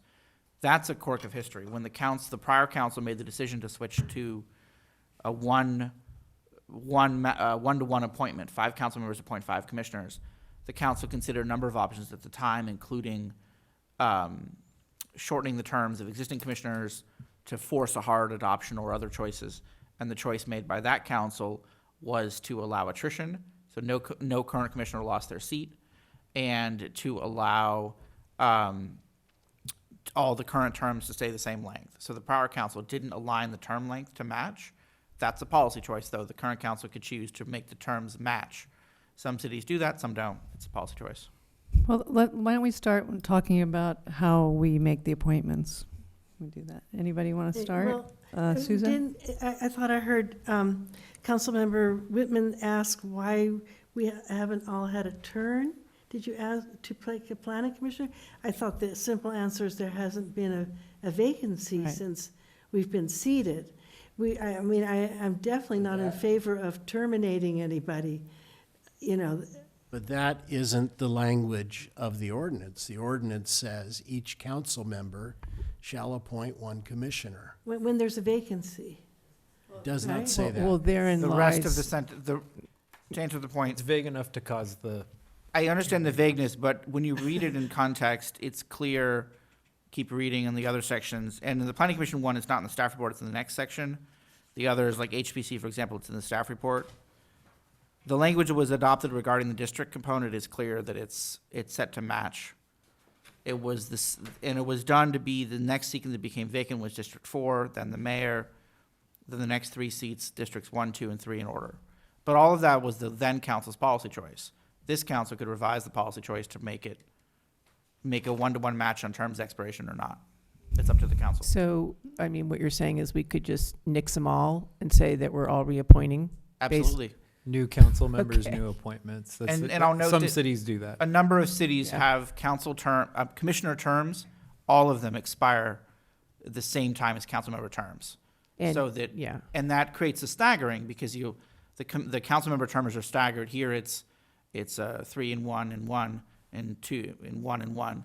Other cities it's 3 and 2, varies how it's staggered. But the other cities that do that approach, each commission term expires with a precise mapping to the council member who appointed them, so that when you have a new council member election, then the new or returning council member gets to reappoint or make new commissioners. And you never have a commissioner sitting who is not appointed by a council member who's on the council. Okay. So Whether to do that or not is a policy choice, but that's Okay. what it affects. So It creates a perfect mapping of political preferences between the elected officials and the political appointees. Okay. Whether to do that is a policy choice. So we could terminate all commissions. Correct. And reassign everybody. I'd be really careful. Okay, no, I'm putting the extreme out there because it seems like a horrible idea to me, but that having been said, I can see there's some support here for doing something. Okay. Well, let's focus our discussion on what the system that we would like to use to appoint member commissioners. So, anyone want to start? What would we like? I would like a system where the council can take turns with the appointments. I think that was the the previous, were you there? For the 5-member commission or the 7, or you're saying for both? Whenever there's a vacancy, my recollection was that Johnny was always there. Is that correct? Yeah, Yeah, it was always the mayor. And then he would, maybe the liaison?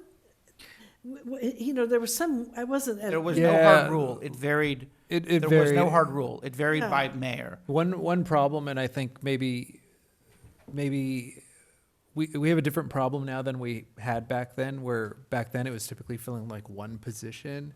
So the mayor would either bring the liaison or the mayor pro tem, or, it was done differently each time.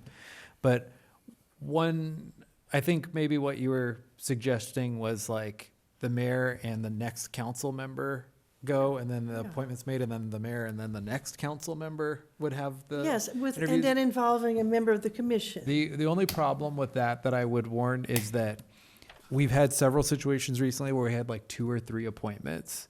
And if that were the case, we'd have the same interviews 2 or 3 times, because the mayor, like, let's say it was your turn and the mayor and you would go interview the 5 candidates, and then you'd select, or, you guys would agree on one.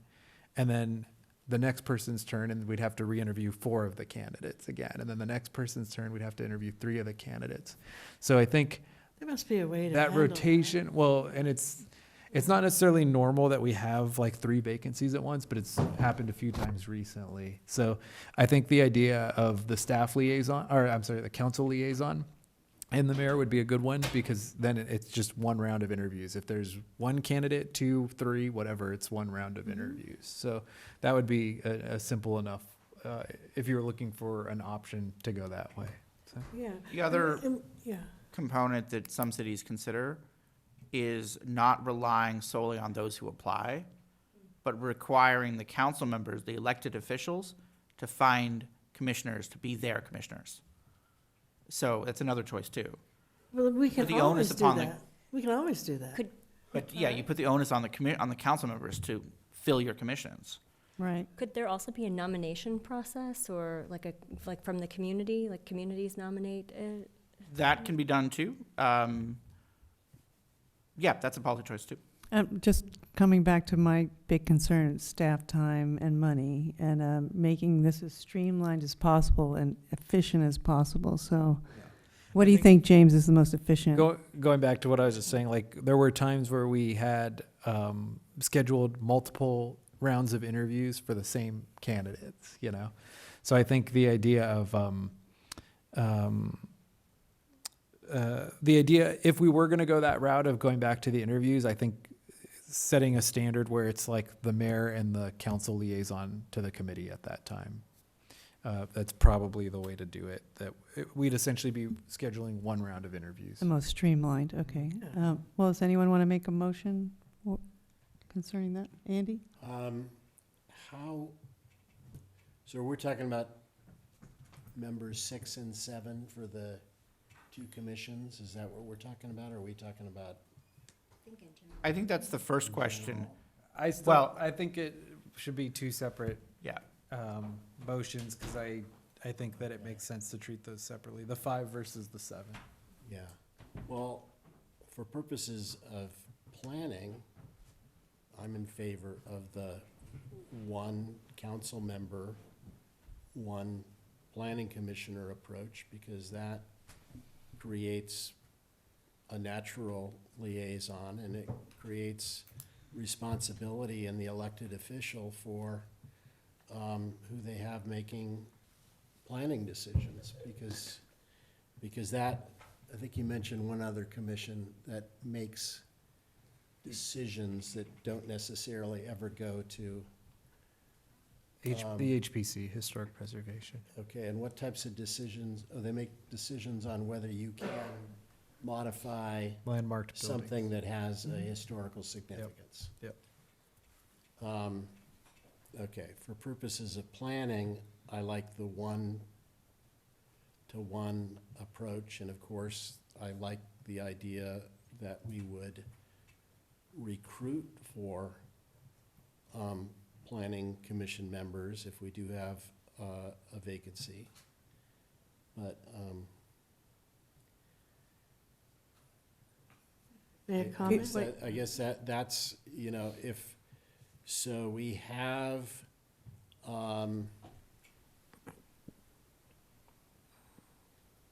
like I said, we only have one commissioner currently selected by one of our council members. And I don't think that's a healthy set of circumstances, and I don't think it reflects what the public did in electing city council members. Do you have a motion? Yeah, my motion would be that for purposes of the planning commission, I think that we should have a one council member and one planning commissioner relationship. Okay, is there a second for that motion? I would second that motion, but I would like some discussion about it. Okay. Okay, I would like to. Leslie, yeah. So you are asking that we boot all of the planning? No, Okay, so what are you asking? I'm sorry. it's each individual council member Uh-huh. would decide, and I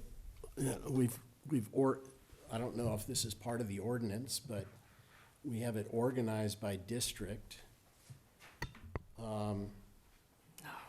So in your district, District 1, council member rule, Jamie Bennett is the commissioner, and it would be your decision whether you wanted to continue with him, whose term expires in May of 2024. Can I ask a question? Because I'm not following. Is Jamie Bennett in her district? Is that what you're saying? No, he's not in my district. He's not in her district, yeah. My understanding Yeah. is that each district, each council member, based upon their district, has selected a planning commissioner. So it was Yeah, based on each the council based on member, the but- council member who made the appointment. Right, so But he doesn't, nobody has to be in anybody's district, but we still would Right. have to have the same number. This to me seems outrageously complex, and I would not support it in any way, shape, or form, that we would realign up the planning board at this particular juncture, that we would go ahead and, I mean, I think it's but utterly disrespectful. I do too, I think it's crazy. But basically, it's the same, it's the system that we've been using, correct, Andy? I mean. No. No, the other system was vacancies. We had, I mean, but each we would rotate and council members would appoint someone. Yeah, I'm not sure about the history on that, but Who is your counsel? Who would? Jeffrey Starkweather. Yeah, okay, so. Okay, well, hold on, okay, so, He doesn't live in the city. but wait a minute, Not his requirement, it's not a requirement that he live in the city. hey, council, Doesn't have any qualification. And you don't like Wait, him at all. excuse me, He's highly qualified. hello, Qualified. Stop it. Sorry. This is wrong. Please stop? This is really Hey. wrong. Why is it wrong? we can take time out, You're or taking your personal feelings. Susan, could you please Why stop don't we take a talking? 5-minute recess, Mayor? Yeah, let's take a 5-minute recess.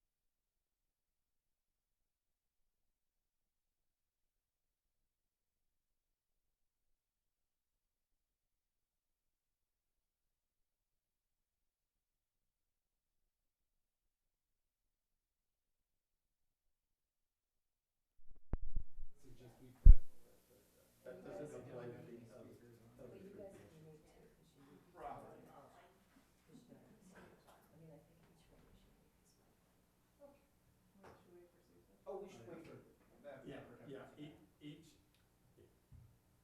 Two important or not all five.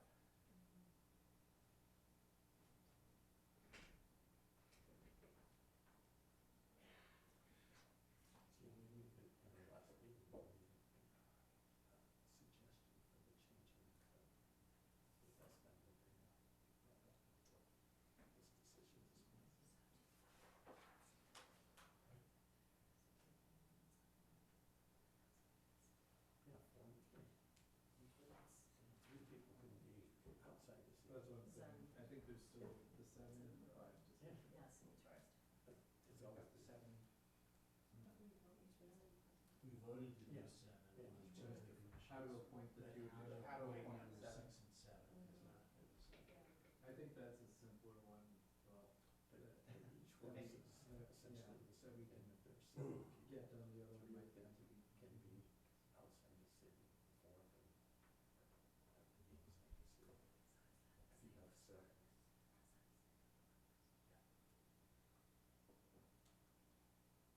Souza, are you in the house?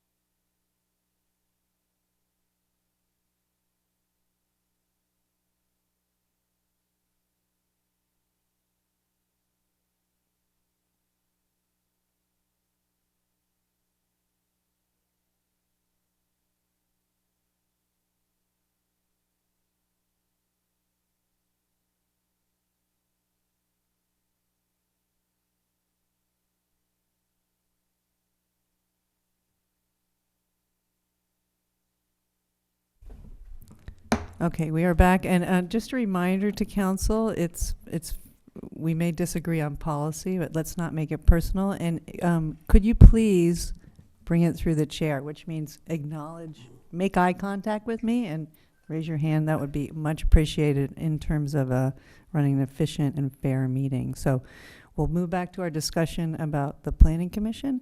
Would anyone like to begin? Yeah, Rachel. Yes. And just a reminder, we have a motion and a second on the floor. So If- I'm going Rachel- to change my motion. now. Okay, go ahead. I think we should address Commissioners 6 and 7 tonight, but I think we should have staff bring back options for selection of commissioners in general on the concept that each council member shall appoint one commissioner. And do you want to make a motion about appointing 6 and 7? Or I have no idea how to appoint 6 and 7. Okay, all right. I'd like to make a motion. Go ahead, Leslie. I motion, can you hear me? I motion that we table this whole thing. Because I think that we all need a little bit of time to think about what this actually means. And this is new to me, how commissioners are chosen, how we might decide we want to change how things are chosen. I don't think at this particular point at 10:30 that this to me is a completely new item that I did not expect to be up. And I don't feel like I am in any position to vote on this or even to internalize and understand all of the ramifications. Therefore, I make a motion that we table this and bring it back at a later council meeting. Okay, is there a second for Councilmember Rule's motion? I would second that we do bring this back, that we bring the selection for the 5-member back at a later meeting. But we do need, if we do pass, the if we do have the issue of 6 and 7 of the historic HPC and also the Parks and Rec. And so I would like to add on to the motion that staff come back with information about how the previous council selected 6 and 7. We already, Yep. sorry. And that we review that. Okay, so we have a We have to motion. do the I'm sorry. ordinance. We have to bring an ordinance back to do HPC and Parks and Rec Commission. So that would work with sort of what we need to do anyway. Okay, so we have a. Can't make contact with you Yeah, because you're yeah. not Oh, looking. yeah, I'm sorry. We have, just to repeat, we have a motion and we have a second. Susan? So I'm not understanding what's so complicated. 6 and 7, wouldn't we just pick them? Wouldn't we reach out to get 2 more commissioners just like we always do? And then we go through the normal process like we used to do when there were 7 commissioners? What's different? Didn't I sort of make a motion that we just make the appointments the way that we did for years and years and years when we had 7 commissioners? What? The mayor makes the appointment after interviewing with the, No, the mayor and 1 other council members, which makes sense that we rotate. And, you could even speak to the mayor if you have, or we could do liaison, there's ways we can do that. Well, I would like to just go back and ask Johnny, like, what he remembers. But then, the chair or another member of the commission is present. So you have 3 people present. I think the 3 is important.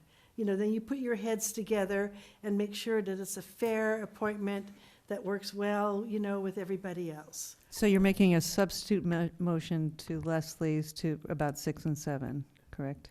Can I make a comment? Is that what? I think, I'm looking for guidance. I think That is effectively, Yeah, it actually is essentially sort of the same thing Councilmember Lang made a motion for of coming back with the history on it. And so we have to bring an ordinance, and then I think by default, I'll write it the way that we historically did it. Yeah. And then we'll have the option at that point. So, Yes, I'll and make that historically, motion. Yeah. it was the mayor, 1 other council member, and the chair of the commission. So Yeah. Okay, I we have have a motion and a second. Yeah, I have a Leslie? quick question. James, didn't you say that there was a problem with that if you had more than 1, that it could conceivably be an awkward situation? Or, I mean, I was trying to understand that, but It was, like I said, it's 10:30 and I can't wrap my head around all it was this stuff mostly right now. if we, if, I think what I was referring to is like, I thought maybe we were going in a direction of like a combo where it was like a mayor and then a rotating council person. And I was saying that would be a hassle, for lack of a better word, because we just, every time an appointment was made, we'd have to rotate and do interviews all over again. But if it's the council liaison, if we have 1 opening or 2 openings, it's still just 1 set of interviews. So I think that could work. So as an example, I'm trying to remember what commission you have right now. Planning? Parks. You have Parks I and have Rec. Parks and Rec, yeah. So we have a Parks and Rec vacancy right now. Right. So historically, how it would have been done, like we said, it's sort of always changed, but the general thought would be the mayor, the council member liaison, so you, and then the chair, Susie Taylor, I think is the chair at this Right. point. If there's 1 vacancy, it's the 3 of you. If it's 2 vacancies, it's the 3 of you. So So my that could work. problem with that is that I change every 3 months. Mhm. So next I'm over at the historical preservation, I'm gonna make that decision.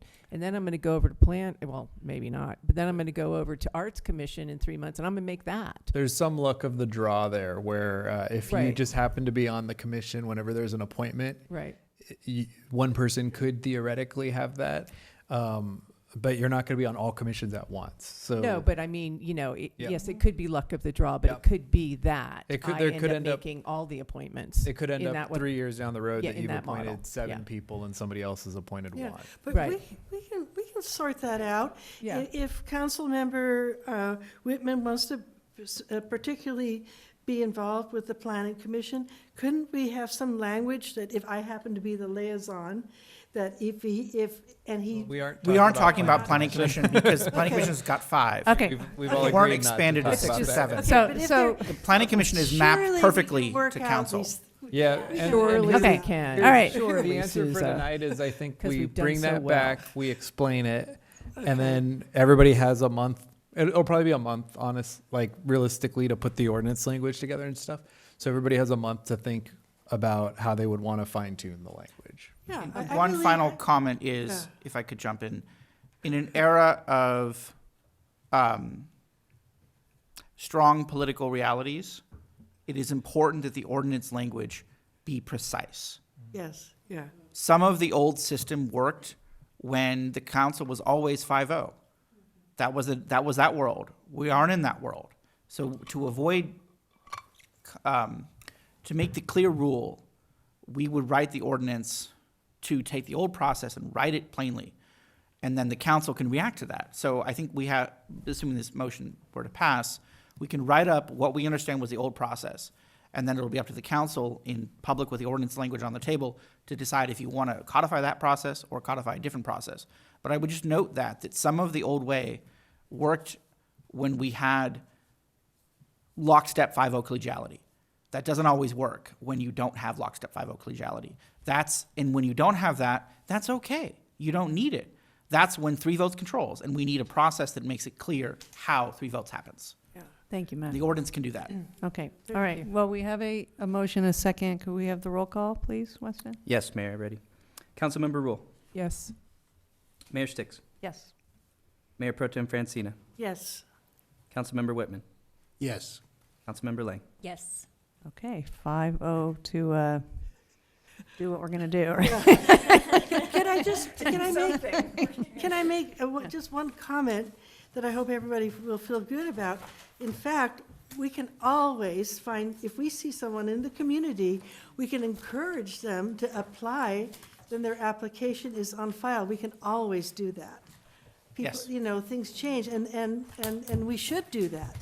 You know, if we meet an architect that wants to volunteer and has the kind of skills, you know, that we like, you know, get them to fill out an application.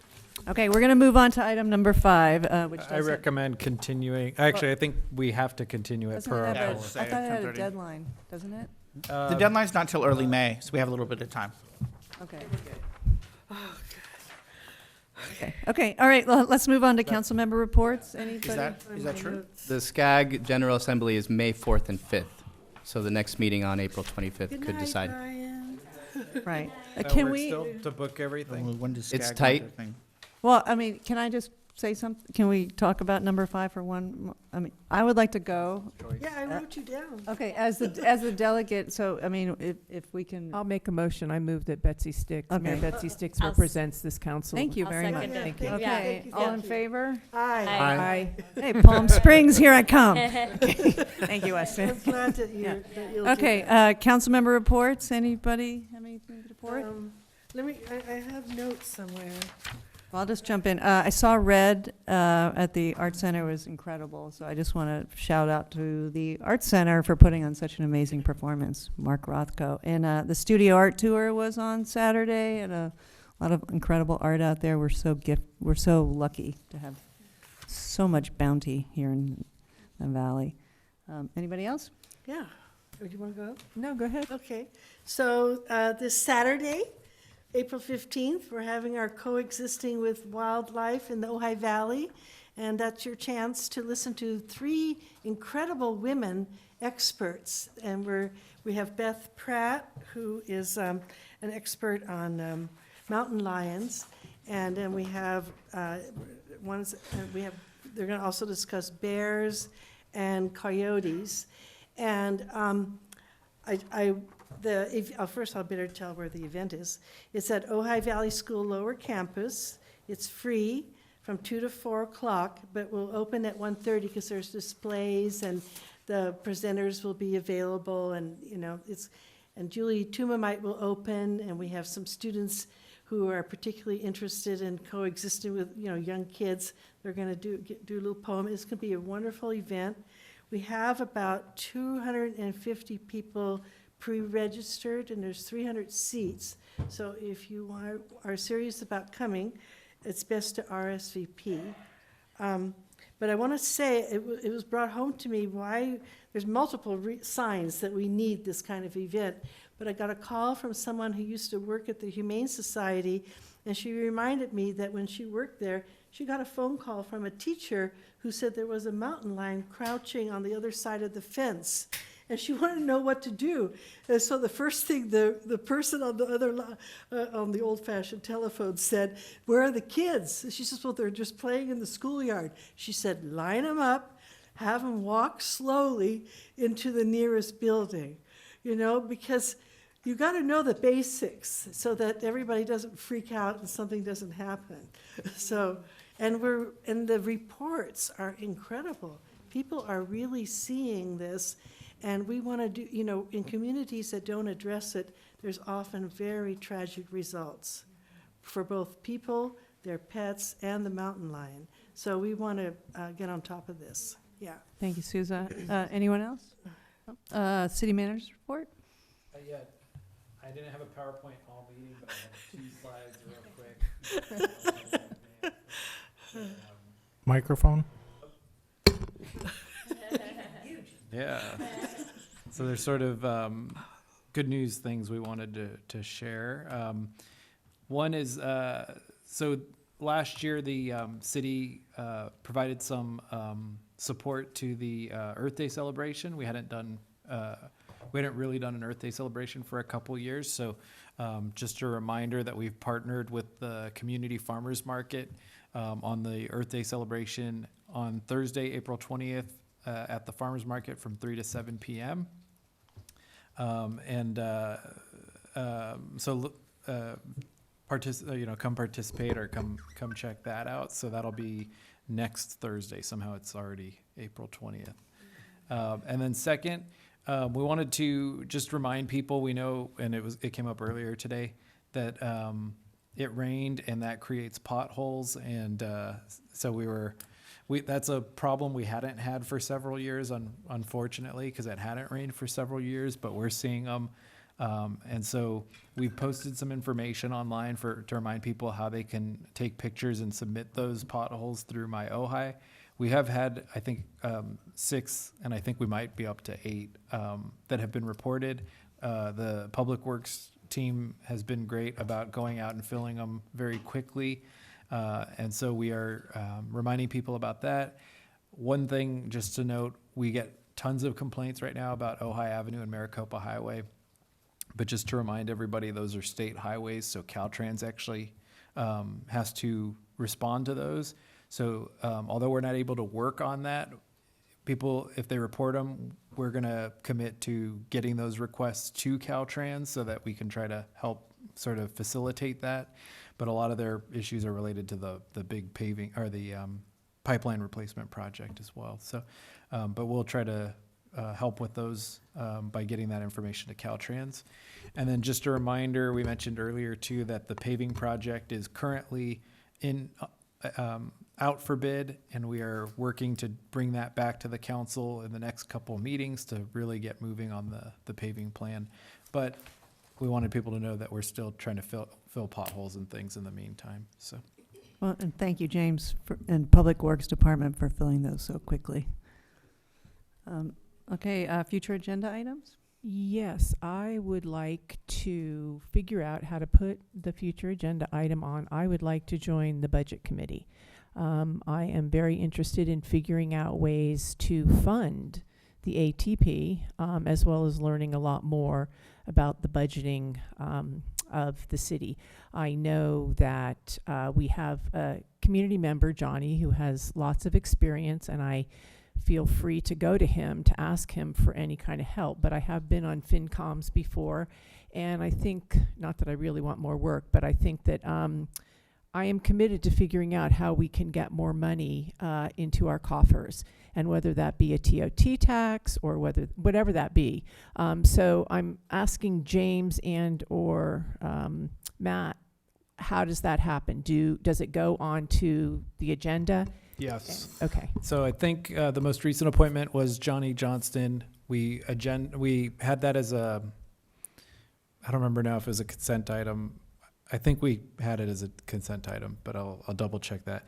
But it did get approved, so that we have a formally approved budget committee. So Okay. that can be added, assuming the. Okay, and I've that- also had a lot of experience with the vacancy tax because the state of Vermont has a vacancy tax on all property taxes on second homes. So I'm also very interested in looking at that. Can I ask a question? So can we have, right now we have Mayor Sticks as the only council member? So we only have So- one council member currently, so we can have two. Uh-huh. We historically had one, but if you remember, over the last 2 years, we had added Councilmember Wyrick as the second to the mayor. I think Uh-huh. Johnny had added him, Uh-huh. and then that continued for until his appointment or until his term ended. Okay. So we can have two. It's a choice of the council. Okay, well, I would be in support of putting that on the agenda if that's what's necessary. Yeah. Okay. And are we going around to Well, other- I just quickly, It just needs a second to get on the. Yeah, it's a second, and then it comes on the agenda I in the did a future. second, didn't I? Yeah, I heard a second. I heard Mayor Pro Tem Francina provide a second. a couple of people have asked about, and we talked about this last year, flying the pride flag in the month of June, which I know takes, what has to happen, James? You told me. So the gist of it is, and Matt can probably explain it better than me, but I'll try to explain it very simply.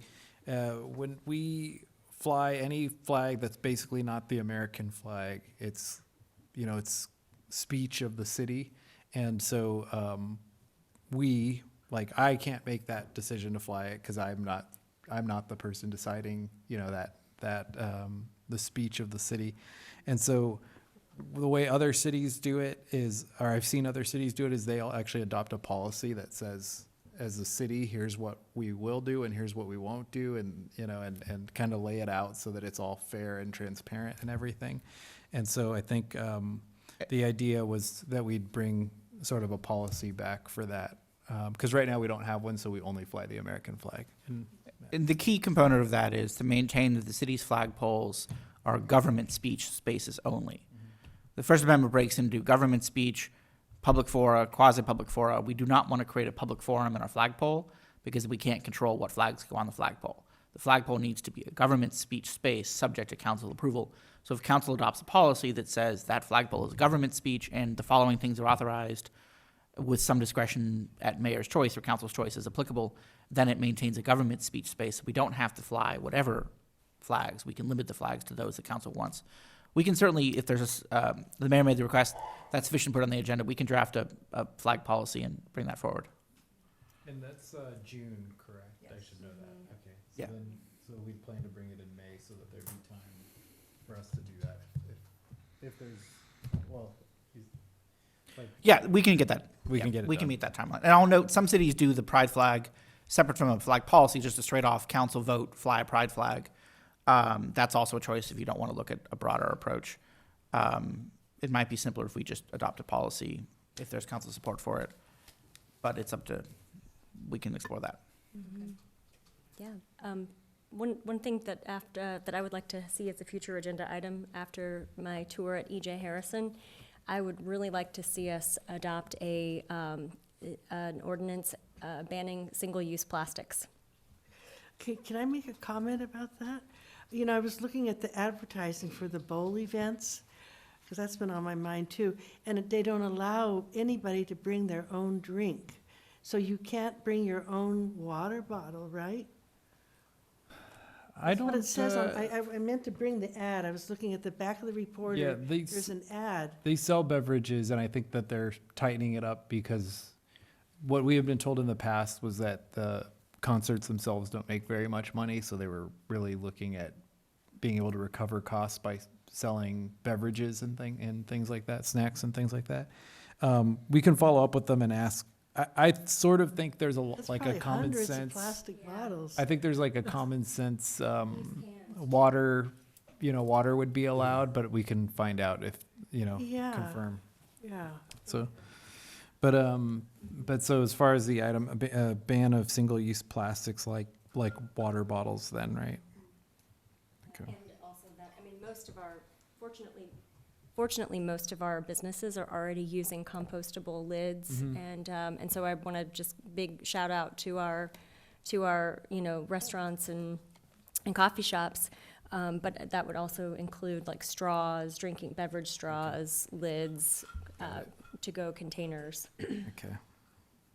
Can I ask you, Rachel, James, Rachel and I had a question. I don't know if we need to ask you just tomorrow, but we were worried about with the parking committee and the deadline for the valet parking. I think we're gonna meet it. I think what we're looking at right now is a parking committee meeting in a few weeks, and then we'd have to make a recommendation then to come back to council at the end of May. So you're And saying at we may this- be looking at an earlier, I think an earlier council item on that one. We have to sort out if we can get more time from the plaintiffs. I'll follow, I think I have to follow up with Matt You're and find aware out of what the the date. legal, Yeah. but I think I've solved the date, but I need to talk to Matt and make sure it works, so. Okay, So. okay. Okay, are we good? No, I got one more. Okay.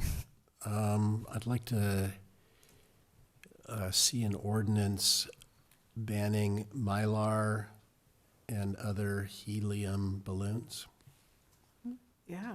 as a,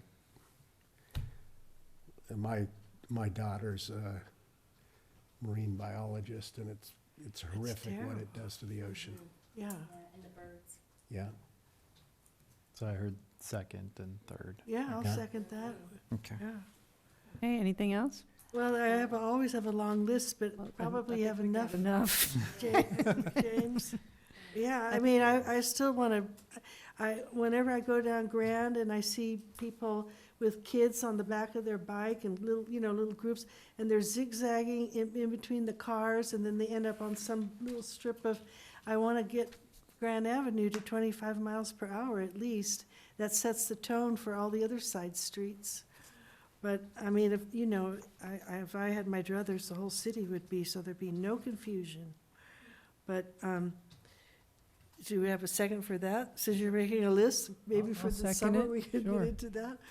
As long as a traffic engineer looks at it and gives us his recommendation, I'm okay with that. Well, he can, Traffic engineer. Okay. yeah, whatever. I know what I've seen, and I see it every day, and it's not right. That's a route to school, and people should not have to be worrying about, Grand Avenue is becoming, the new Ojai Avenue, and we need to do something to help the pedestrians and the bicycles. Yeah, I agree, but if you don't have a traffic engineer sign off, I know. you're That's- potentially liable for an injury that they blame on that traffic design that you made. Well, Defer to that's, the that's, attorney, that's gonna be part of the We'll discussion. note that as part of the process. It There's, doesn't yeah. there's some new state laws that adjust that requirement a little bit, but generally we have to maintain this balance between the legal requirements and our insurance requirements. Uh-huh. So I'm hearing a second to have the discussion. Yes? Yes. And maybe on that same day, we can discuss the sharrows that are fading away and where they should be going, and then signage, we need to handle Grand. And I know we don't have any money, but we'll figure it out.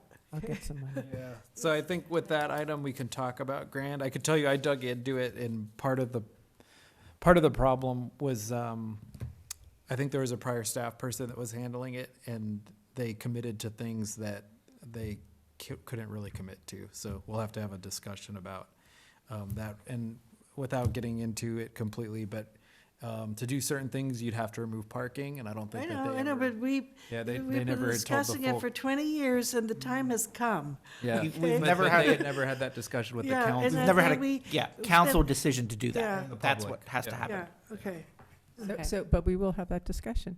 Yes, Yeah. great, thank you. Okay, all right, well, thank you all for a productive meeting. Thank you all for hanging in there with us, and we are adjourned. It was a very